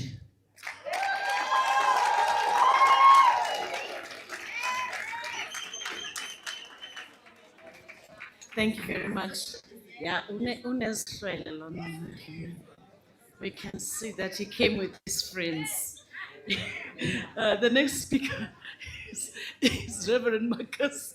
How anishayelanga wonke umuntu omunye lana nimshayelanga kanje. Ayibo. Mfundisi, please come forward. Can we clap for Mfundisi? Ngicela nishaye as you were clapping. Thank you. Yeah, no, thanks, DC. Good afternoon, ladies and gentlemen. Safe to say that all protocol observed. My name is Marcus Masemola. By the grace and mercy of God, I was ordained as a reverend. So even if you call Marcus, it's fine, but if you call me reverend, it's still okay. I am the chairperson of the Mpumalanga Substance Abuse Forum as attached to this presentation. Everything that I'm going to talk about, because whatever strategy, whatever policy that I'm going to talk about, if it does not speak to Lapestradin at the ward level, because that's where everything is happening. So I'm going to talk about how do we localize the National Drug Master Plan. Let me do it in this fashion, DC, and do it with a code. And this is a code by Mahatma Gandhi, open code. The best way to find yourself, to lose yourself in service of others. Let me repeat. The best way to find yourself is to lose yourself in service others. If you're not willing to lose yourself in helping others, quit and stay as but if you want to serve people, lose yourself and go and serve. Now, what is this National Drug Master Plan? Because I think people know what is the National Drug Master Plan. The plan, that's the act of parliament that says we should have a National Drug Master Plan.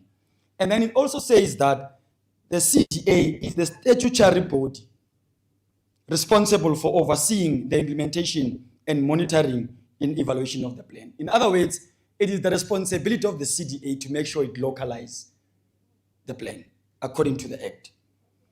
Not everybody else, CDA. It's the Act of Parliament.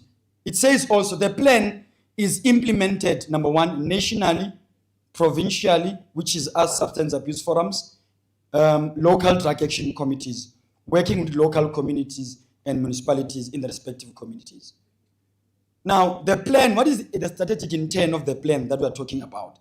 Is to coordinate diverse social, economic, and cultural contexts that consider the human rights and expectation of all citizens addressing. Engage communities.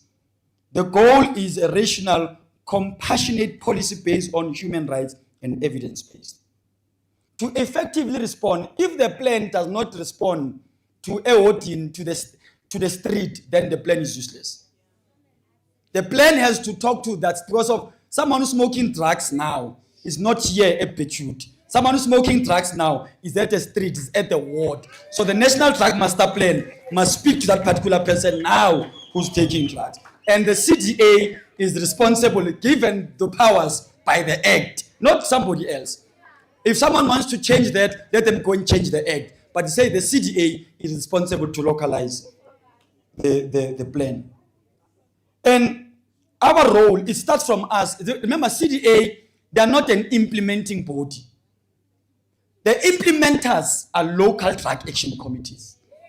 If you are here and your organization does not serve at the local drug action committee, then you are wrong, and we must tell you. Because as a department, as a stakeholder, as an NPO, if you are saying you are for fighting the scourge of substance abuse, you must participate at an LDAC. If you are not, then you are wrong. So, from the province, as our responsibility as provincial structures, DC, our role is to compile a mini provincial drug master plan. Not from nowhere, that speaks to the national drug master plan. So from the national drug master plan, the provinces must then start to develop their own. Then after their own, then we go to local municipalities. Then it's where we go, the municipalities, the Act again, DC, colleagues, you see we've got an Act of Parliament. These things are very simple. If you have a problem, I always say, Michael, go and change the Act. It says, a municipality must establish. It doesn't say it may. But now we have a problem of people with have attitude and big egos. Who wants to question the Act? Then when someone says the mayor must, it's not Marcus Masemula or DC. The Act of Parliament says the mayor must establish a local drug action committee. It's simple, straight and forward. And it says the member of local drug action committee must be appointed by the mayor. And the local drug action must ensure the effects is given to National Drug Master Plan. So what we are talking here is an Act of Parliament. So as you're going to go to the rooms, whatever you're going to talk about, I'm still saying, if it does not talk to a locality, then we're wasting our time. And the Act says also, compile an action plan. And this action plan, you are taking this goal at a local level, stimulate robust and sustainable economic growth aimed at reducing poverty and unemployment and inequality. Then you take this goal. How do we do that at Kaelisha? How do we promote governance, leadership, and how do we do that at the local level? That's how we implement the NTNP. I conclude. Now, recommendation are, again, I'm saying we've got a problem, and I'm not apologetic in saying, we've got a problem of government officials be a stumbling block of implementing the programs of government. And then when you talk to them, then they feel as if you are attacking them. But you're not attacking them, you are addressing an Act of Parliament, the Act that must assist us. So recommendation says, it says the funding of the LDAC, after the plan has been developed to a local level, the municipality must fund. And the municipality must not tell us that is not their competency. Let them go and tell Parliament that is not their competence, not us. And how we are going to localize the NTP is that it must be measured yearly at the local level. It must be measured yearly. It must also take into consideration what you call it must be localized. You know, it must talk to people from the area. If I can lay go Soshanguve, it must talk to Mabopane. People from Mabopane must be able to sit, and that plan must be adopted by council. And once it's adopted by council, if they need resources, let them go to treasury. That is the only way we can implement this thing at the local level. Unless we are wasting our time. Thank you.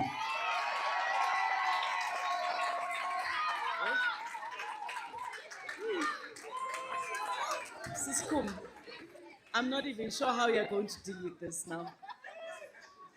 You can try though. Please try. I know. So I should have been the first, you know. I should have been the first to come and present after these people. No, it's a huge challenge. Good afternoon. I'm going to try. But unfortunately, I'm not a pastor, I'm not a reverend, I'm not a politician, I'm just a government official. A government official that is a stumbling block. Okay, my name is Kumo Khomeswana. I'm representing a very vibrant province, a province of Gauteng. I'm representing Gauteng approved guidelines for management of illegal and unregistered treatment centers. So I'm not going to waste time. Colleagues, I think we all know that substance abuse is a pandemic currently. We had a Zwada campaign on the 27th of October recently. I think even us who are working in the environment, we got a wake-up call. We really were shocked. We thought we knew the magnitude of the problem, and we realized we had no knowledge of the problem. The problem is bigger than what we thought we knew. So we've got a much bigger problem. And I think that big problem is the reason we are facing the problem of illegal treatment facilities. But I think just to indicate that our guideline is a new guideline, it's a reviewed guideline. We had a previous one, we had to review it because you know with every policy, with every guideline, you need to consistently review and evaluate and see impact and identify gaps in that policy or in that document. One of the things, and I think the previous speaker has spoken, is that as government officials, and that is why they will say we are stumbling blocks, because we are a department or official that are very punitive in approach most of the time. So we need to change how we do things, especially when we are facing such a difficult and challenging problem that even ourselves as government are unable to address and be able to effectively manage. So I'm going to present a new guideline that we have of how we are managing, or we are going to be managing the illegal treatment facilities in Gauteng. The developmental approach does not necessarily mean that we are going to promote illegal operations. We cannot cover every treatment facility with one blanket. They differ. We have 3 categories that I'm going to talk about. Let me go to my presentation.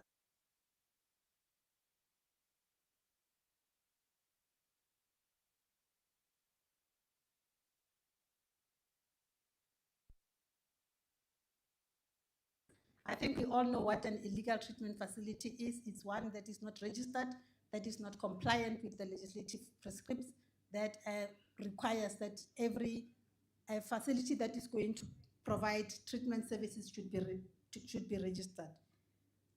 And I'm just going to talk about the objects of the Act and why we come to the issue of illegal treatment facilities. The first object of the Act is one of the key objectives of the Act is to provide for the registration and of all programs and services, including community-based services and those that provide inpatient and halfway house services. The second object is create conditions and procedures for the admissions and release of persons to and from treatment centers. Third objective, to provide for the registration, establishment, deregistration, de-establishment of halfway houses and treatment centers. Now, these are the factors that are contributing to the one is the opportunity for financial gain. We know that people capitalize on other people's problems. are not really in there to help. They are in there to make money for themselves. Number two is ignorance and lack of money for themselves. Number two is ignorance and lack of knowledge. Some of them do not even know. I had a session with a group of unregistered treatment facilities that indicated that they are registered. When they look at the amount they need to spend in paying the salaries of the cohort of professionals, then they realize that they will not be able to make money, and therefore they become resistant to registration. Number four is regulatory gaps and lack of enforcement gaps. As much as our Act talks about the fact that one cannot operate an inpatient treatment center or a community base without registration, it is very silent on what needs to happen. Every province has to decide on its own how they are going to manage those illegal treatment centers. It talks about a fine. So people that are making a killing with the illegal treatment facilities will not mind to continue operating and pay that fine, because they know they will always get the money back. Number five, most of them have personal experiences in substance abuse, either within their families or themselves, and therefore they feel the urge to act, and they act out of emotion. But that act out of emotion does not necessarily mean that they know and understand substance abuse. The other factor is the high demand and limited formal supply. As I've indicated, on the 27th, we had a campaign. We reached about 13,759 people at the 27 sites. The Swada campaign, we call it the Swada campaign. We were only able to admit 1,259 out of the 13,759, and all the 13,000 wanted to go into an inpatient treatment. So you can imagine now the waiting list that we have. And that's not the only waiting list that we have. In 2021, our substance abuse, those facilities, people are changed, people are bitten. A lot of human violations are happening in those treatment facilities. The other thing is affordability. We know that treatment for substance abuse is very expensive. We are responsible as department to register treatment facilities, whether they are private or whether they are NPO. When I look at the fees, I feel like I need to resign and go and start my own rehabilitation center, because 80,000 for a 2 weeks treatment program is a lot of money. 80,000 for a 2 weeks treatment program. It's very expensive. Some of them are charging about 35,000 for a period of 6 weeks. So because of the fact that people are unable to afford the fees for the private treatment, they then resort to the other illegal treatment facilities, especially because us in government who are providing free treatment have a very long waiting list. So the waiting becomes long and they become very desperate.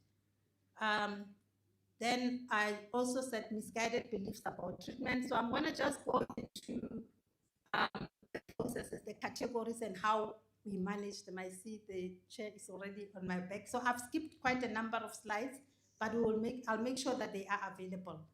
3 categories and the approaches that we are implementing in terms of managing those illegal treatment facilities. We have unlicensed, partially compliant facilities. They are not registered, but they are partially compliant. They are compliant to certain norms and standards. So in terms of how we are managing them, we are saying, and as a county, we are saying the process should be developmental. And that's why I spoke about the developmental approach vis-a-vis the punitive approach. Those are some of the first we need to use the developmental approach. We will do developmental approach in terms of training, capacitating them, giving them information in terms of the registration requirements. However,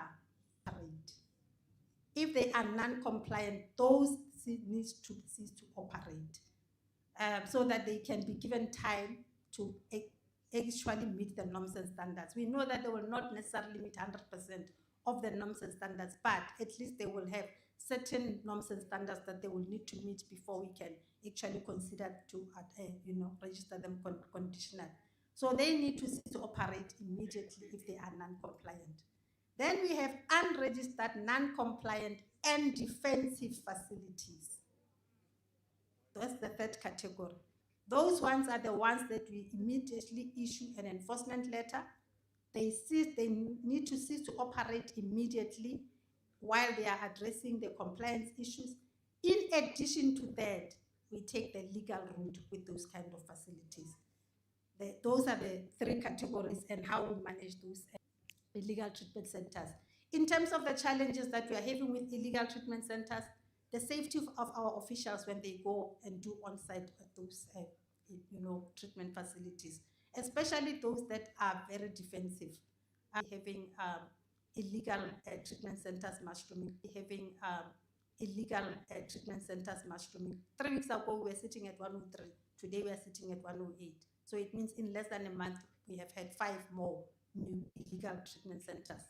With insufficient staff capacity to manage illegal treatment services. What needs to happen in the National Drug Master Plan is that we need to have in the guideline, we need to have a standard body that's going to assist us in managing the illegal treatment facility. That will also not only include social development, but will also have law enforcement as part of the team that will accompany social development as and when they go and manage the illegal treatment centers. In terms of our recommendations, I've already spoken about the development of the standardized guideline for the management of illegal treatment services, the development of a national tracking tool of these illegal treatment services. We also need to review our act to close the gaps on the management of the illegal treatment services. Also, criminalization of category 3, the one that I spoke.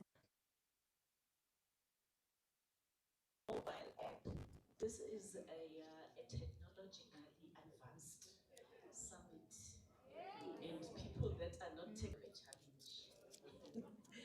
So basically, there's a mobile app, an event app, and what we are going to perhaps try to do as well is share the agenda, because this is a paperless event. So we're updating the app, and it's the same app that people are using to watch the live stream, because as we are here, it's playing live. So we're going to ask questions now, and I'm going to allow 7 questions. And may I ask that if you have the other questions that you wrote down, they will be discussed in the breakaway where the 7th topic will be discussed. Can I have the show of hands? We will take, okay, let's allow 8 for the side, for that side. I'll of course start with my children. Okay, 1, 2. Okay, 1, 2, 3. There's 3 of you. 2 of you are going to get a chance to ask, and I've got 1 of the portfolio committee has to be allowed to ask.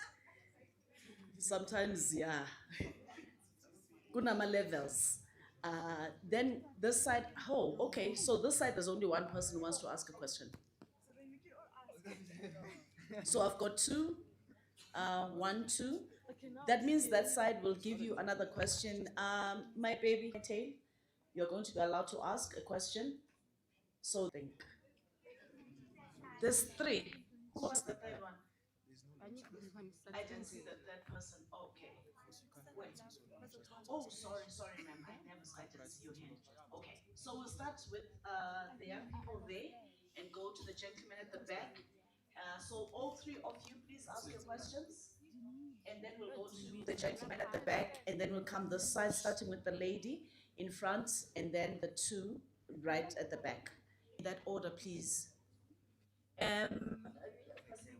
Or speakers, please note the questions. If it's yours, then be prepared to answer it. Please go ahead, ma'am. Can somebody please help me with the microphone somewhere? There must be one. Oh, okay, great. Thank you. Oh, okay. Greetings, everyone. I'm so shy here. So my name is Ayanda Jangase, and I want to ask about the holistic intervention. I loved everything you talked about, and I wanted to ask, I have 2 questions, but I can ask one. So this question says, how does this program aim to help these parents implement this kind of problem that we are facing with the drugs and all of that. Yes. Next. Oh, okay. Okay, that question is for you, Miss Nanette. Please have a, no, we'll answer at the end. I'm just putting the mic here so that.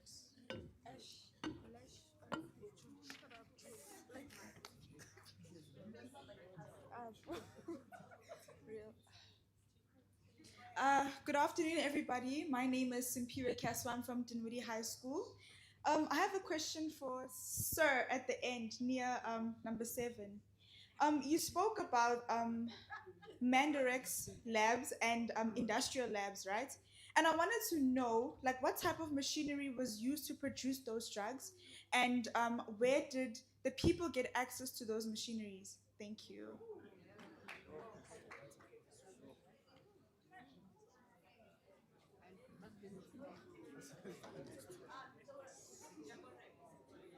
You're next.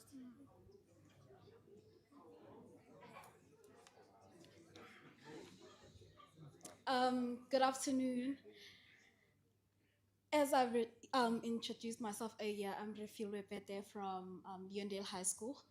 I'm on MAM, the new psychoactive substances. I wanted to ask, why is it difficult for governments and health agencies to regulate or control NPS?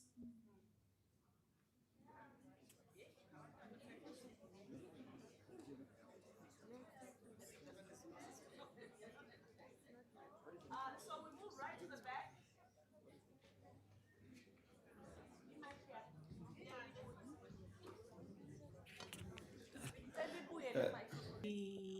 The labs that you were telling us about, do you ever get to actually catch the big bosses, or do you just end up with the workers in the labs? Thank you, Chair. Can it come here now?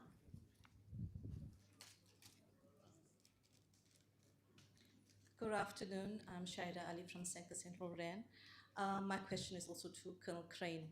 I would just like to know, fentanyl has been a widespread use of drugs in America, and I hear that it's coming into South Africa. I'd just like to know, how widespread is it used in South Africa? Or which areas are they concentrated in?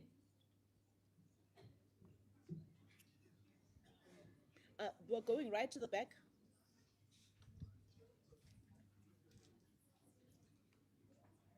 Thank you so much. My name is Mapule Mahlulo from Biennial Business Academy. Thank you for the opportunity to ask a question. It's also addressed at the highly esteemed Canal. My question is, we often see drug busting on television, but do you actually have convictions that happen after those convictions? And then also, how would you respond to the notion that once the cameras are off, police help themselves to those drugs, and not all of them? Actually, I'm not even sure what you're supposed to do with them, but after the drug has been busted, the notion says police help themselves to the drugs, and there's been talk for those drugs. So how would you respond to that? Thank you. Thank you. Right at the back. Good afternoon. I'm Ernestine Watson, and I'm from the organization Drug Free World. It's such an honor to be here at the summit. It's a huge opportunity. Mrs. Kumo, the information that you shared was quite disturbing about these illegal treatment centers. What is important is that we need to know as leaders and as organizations which are these treatment centers, because we do quite a lot of referrals. So we do not want other substance abusers to end up in these treatment centers and be part of the damage that they are causing to our communities. Mr. Hendrik Lefoko, you really, Pressman does deal a lot, and they go through quite tremendous trauma when they are using drugs. So unfortunately, not many communities understand the process when it comes to the election of these committees. We need to understand the processes. We need to get involved in all the communities to know the processes. You mentioned municipalities, you mentioned the mayor, and it's unfortunately that there will be those people that will choose only them who they want on the ground, and we are the ones that these processes. So if you can also just elaborate on how they do these elections, where do you go, how do you find out as organizations, as community leaders? Colonel, don't worry, I'm not going to put any question to you because you. Then I would like to say to Sanka, stop before you start. I have seen the wonderful work that you have done. We have been part of your programs, but I feel that you need to reach out to many of the communities and more communities. And it's extremely important for training to understand what the CDA is all about, to understand the National Drug Master Plan. It's, as Mrs. Kumo was mentioning, that certain people do it to gain out of it. We are not here to gain, we are here to make a difference in our communities. And that is why I'm standing here, to make sure that I equip myself to go out and make that difference in our communities. And this training and this session has broadened my knowledge, and I'm more confident, and I have the ability to go out. That my last comment is to Mrs. I think it is from Laura Samora. This is the first time that I hear about your organization. I Googled it, I read about it, but please can you also involve organizations and leaders to come for trainings that we also understand your processes and use that, because it will definitely help and assist us. Thank you so much.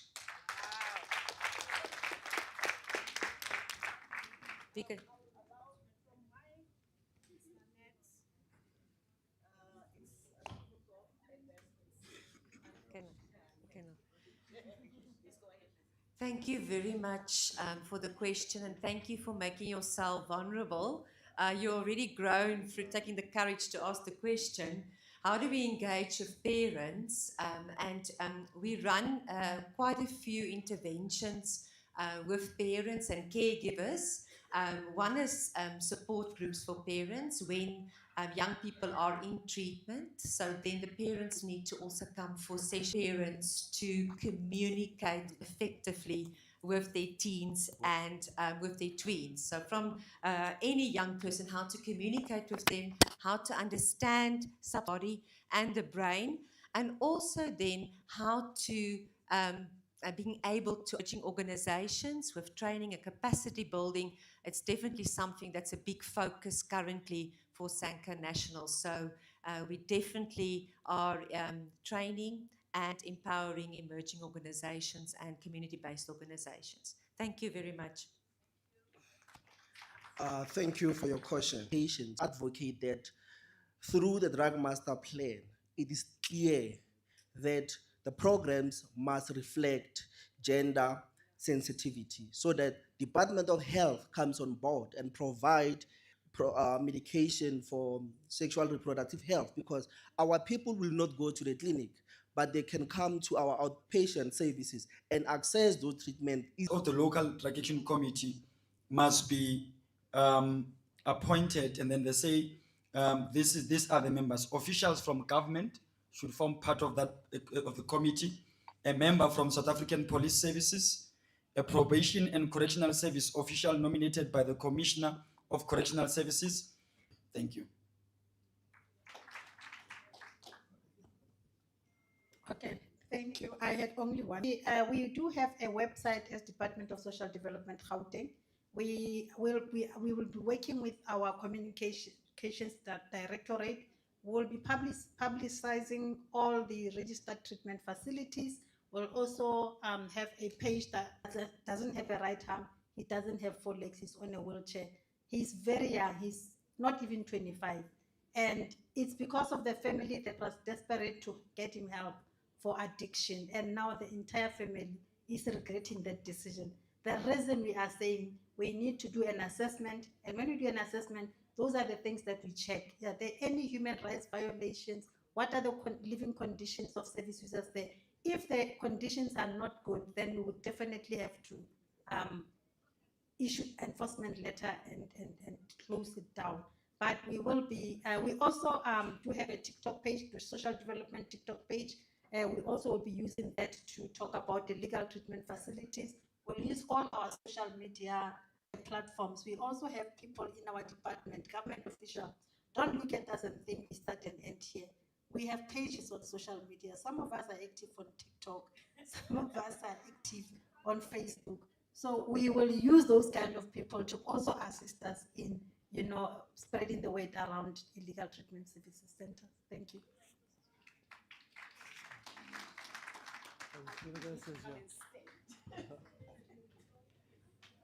Yeah, your work is way more.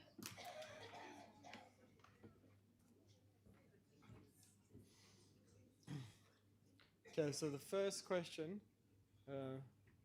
targeted at number 7. Okay. I think there's even 7 questions. Is the question on the equipment.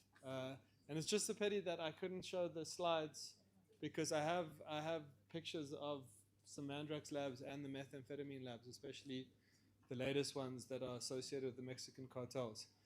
But let me just say, before I even answer that SANAB has various branches. One of the branches is what we call the chemical monitoring program, and it's in order to ensure that they're not diverted to drug manufacture.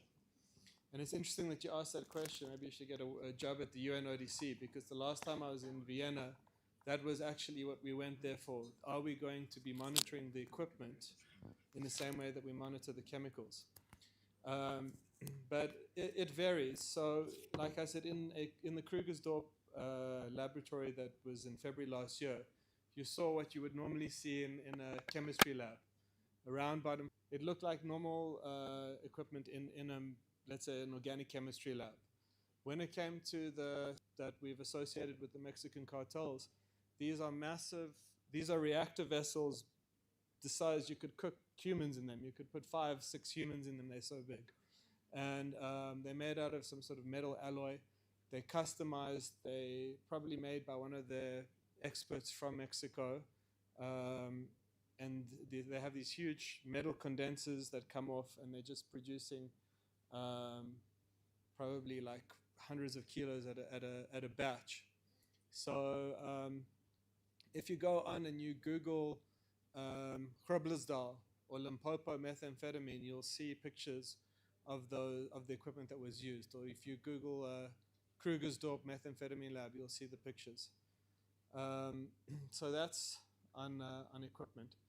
On new psychoactive substances, why is it difficult to regulate? So I think we need to start by defining and really getting an understanding of what a new psychoactive substance is, right? It's almost self-explanatory in the name, right? It's a new substance, right? Something that we're not aware of, right? That has a psychoactive effect, right? A biologically psychoactive effect. Now that can come from various methods. So my background is medicinal chemistry. I used to design new drugs. Yeah.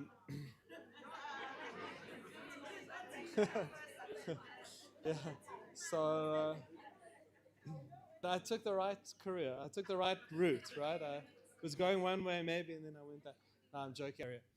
But it's the same thing. It's the same design process, right? You're looking to see what's biologically active. So that's one way of creating new drugs, right? New psychoactive drugs is that you sit there in a lab and you design it. And especially now with artificial intelligence, that is going to exponentially speed up that process, right?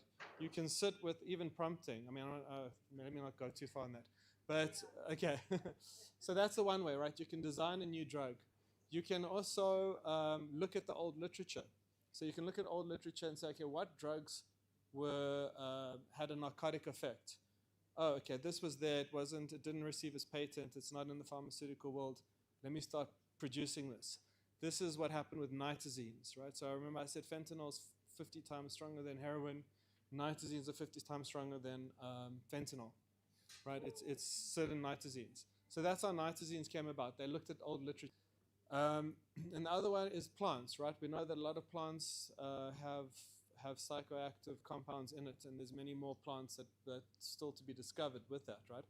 So that's from that you can see, right? New psychoactive substance. We're talking about a drug that we don't know about, right? So we don't even know we're looking for it, right? And now you can see the challenge in terms of how law enforcement or regulation works with something. It's asking us to work and find something we don't even know exists, right? And it gets even more complicated because even once we start to see that manufacture the drugs. So now we have to go to the CND or the UNODC in our meetings and now ask them and lobby for new chemicals to be added to the control list, right? So that's the challenge of regulations, and that's why new psychoactive substances are one of the threats that we're facing. Okay. I've got like 4 more questions. I don't know if you want me to go. CDA. Then we have us, we have DPCI, we have crime intelligence, we have border management agency, we have customs, we have SARS. So the question on how closely we work with customs, we don't just work with one agency, we work with a plethora of agencies all the time. Even afterwards, we do backtracking with the Financial Intelligence Center for now we follow the money, right? And then you see where the money's going. So we work with so many agencies and regularly, right? Of course, there's only so much you can do and you only have so many resources and time, but we try and bring in as many stakeholders as possible. So in any one operation, like I said, we've got crime intelligence, we've got SARS, we've got customs, we've got other departments from SAPS, we've got DPCI, we have FSL, forensics. Okay, so we meet very regularly. It's making me nervous. Okay. Okay. Just maybe I should answer that fentanyl question. How widespread is it used in South Africa?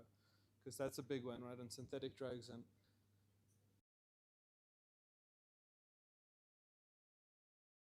Africa, and any significant reason is because every seizure, every time we seize drugs, it goes through one conduit of analysis, and that is through our forensic science lab, right, of the police.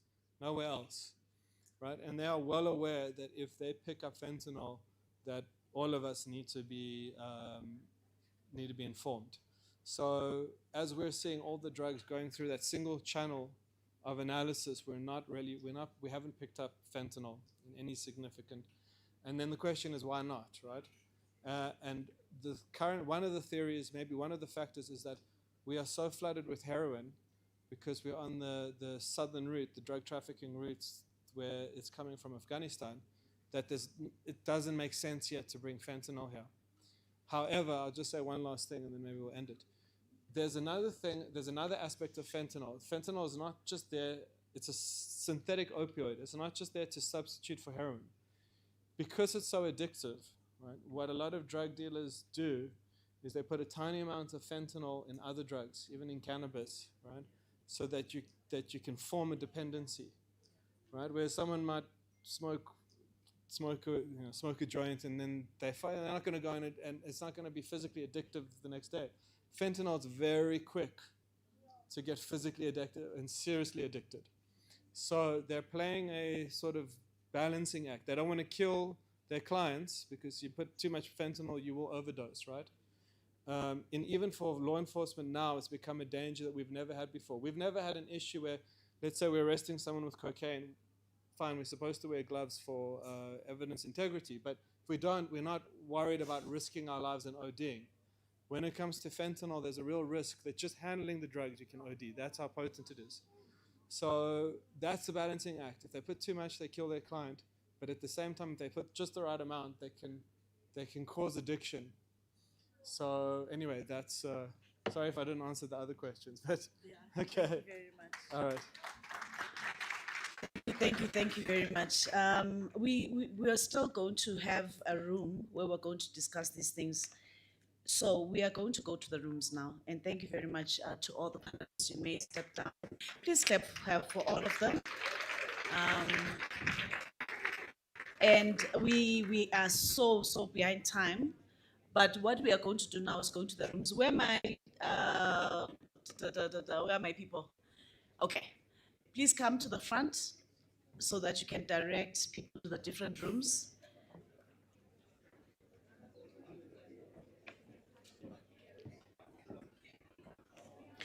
So we are going to have, can I please have the quiet in the room so I can talk? Thank you. We have six breakaways, but there's two breakaways that are going to be in the room. That's breakaway number 4 and number 6. So let me explain the breakaways. Breakaway number 1, which is, where is the one I do not see?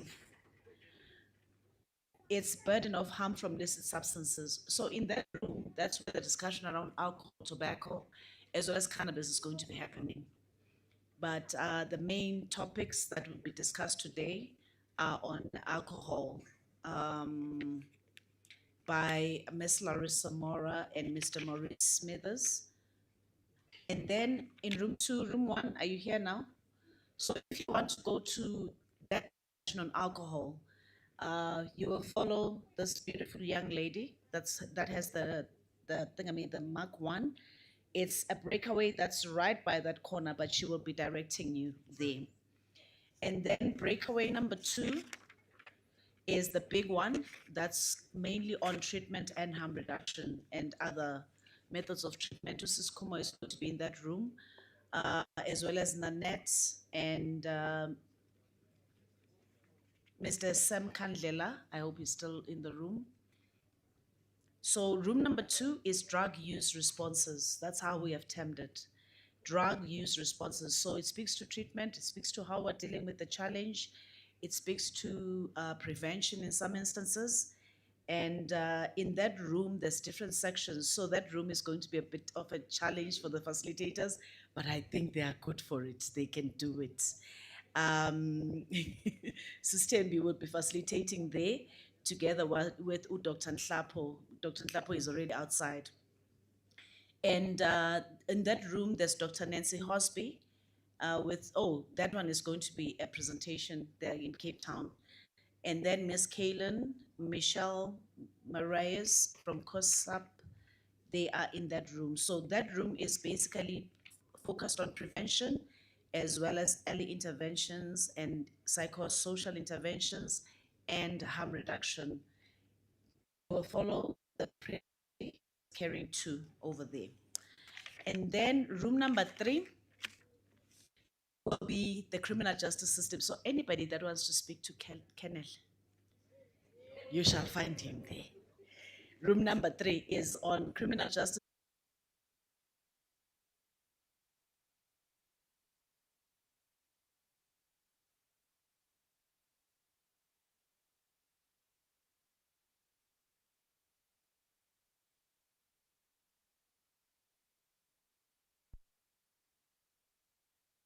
Substances, please stay in this room, you do not leave.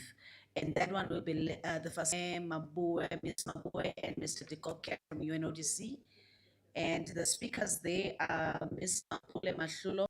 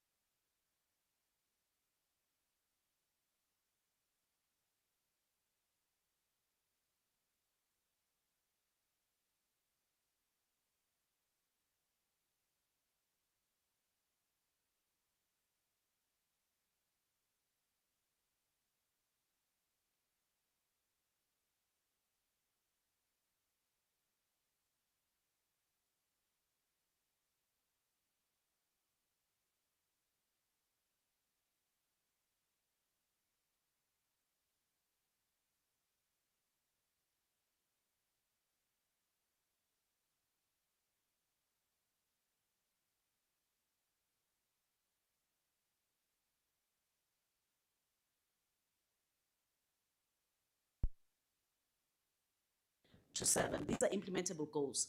So when we say we are implementing the National Drug Master Plan, we are basically saying we are doing all these things, the 7 of them. The National Drug Master Plan at the 2023 summit, a resolution was made by the delegates that the plan is not to be changed, it is to be improved because it has not been implemented. Are we still there? Are we still agreeing that the plan just needs a bit of tweaking here and there, but we need for it to be implemented as it stands? Phela asivumelane elethu, but navuma nga 2023, now we are not agreeing. Please agree. Namanje niyavuma. Yes. So these goals, they may be changed, there may be 1 or 2 that are added, but we're still implementing them. So that means as we go to the breakaways, we're still focusing on how we get to implement all these goals as they stand. Having said that, I am going to ask us to stand up and go to the different rooms, follow the beautiful young women that are here. And then what we will do today, we're not going to come back to plenary. Sorry. When we are done, we are not going to come back with the report back, as you might see when you have downloaded the app, because we are so out of time. What we will do is tomorrow, we are going to do a consultation of all and feedback before we get to the resolution. The program are going to assist me. But right now, we are going to ways. Dinner, if you're going to come to the dinner is open for everyone. You are all welcome. It starts at 6, going to be happening at Pomolong. So they have full control of what happens in the breakaways. When you are done with your breakaway, you are then going to be coming back here. That's what I'm trying to say. The day. We are each other tomorrow here. The idea is if we start now and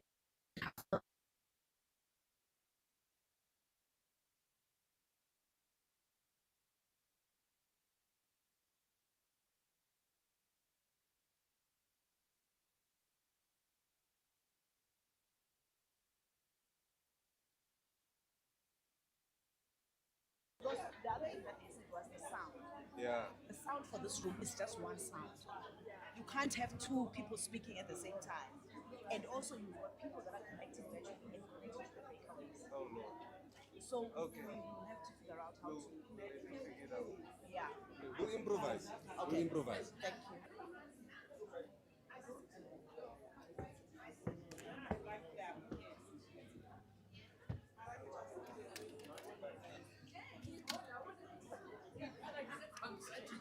Yes, 4 and 6. Are they 4 and split 6 are here. between, or how are they? Just wait here, and then we'll explain how it's going to work. Yeah. Okay, so here, can you please try to move a little bit faster? Babies at the back, my young people, are you staying in this room? Oh, those guys over there, I'm not sure.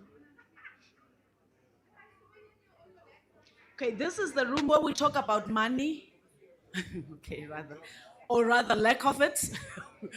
And we are going to be then talking about governance and accountability. Mr. Kira, I think you need to stay here. You want to leave?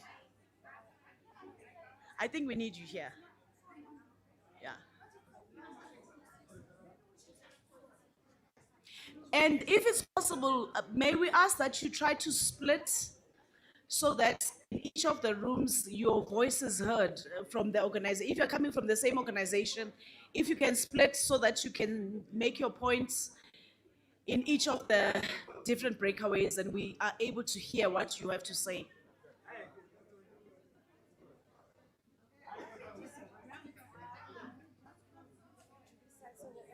Otherwise, we'll never finish it. But I think we said we are going to do. Group 6 is saying, but then it's not going to be possible. Unless you are saying let group here, it's not going to be recorded, it's not going to. We should come to this side. We're just putting sides. Okay, can we have group 4 standing this side, please? And then group 6 standing on this side. Or sitting rather on this side. Sitting on this side, group 6, This side, accountability, governance, issues of and PSAFs, and then group 4, issues of the economy, poverty. Thank you.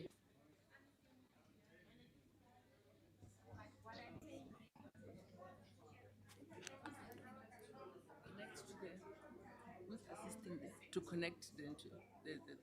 You want to? I want to use the You have to send your presentation to them. They are not allowing anybody. Oh, People did that. That's the reason why for the I first. sent it to them. You sent it to. I sent it to me. Oh, okay. Please send it to. Go to them, and they will give you a number. Just give it to them, and then they will project it. Yeah.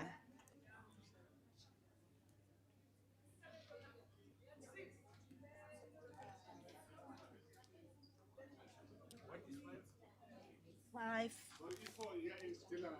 Five is okay. 5. I4 idila poverty, unemployment. I5 is cross-cutting GBV, mental health. I think it's way over there. Okay, let me. Yeah, it's out too. I would have to. Let me try and find somebody. Baby, Sisi, please help. Amba ufika you know where the ufuna u5. Ngiphi iphepha lakho ngilibambe mina uzubuye. I'll hold your paper until you come back.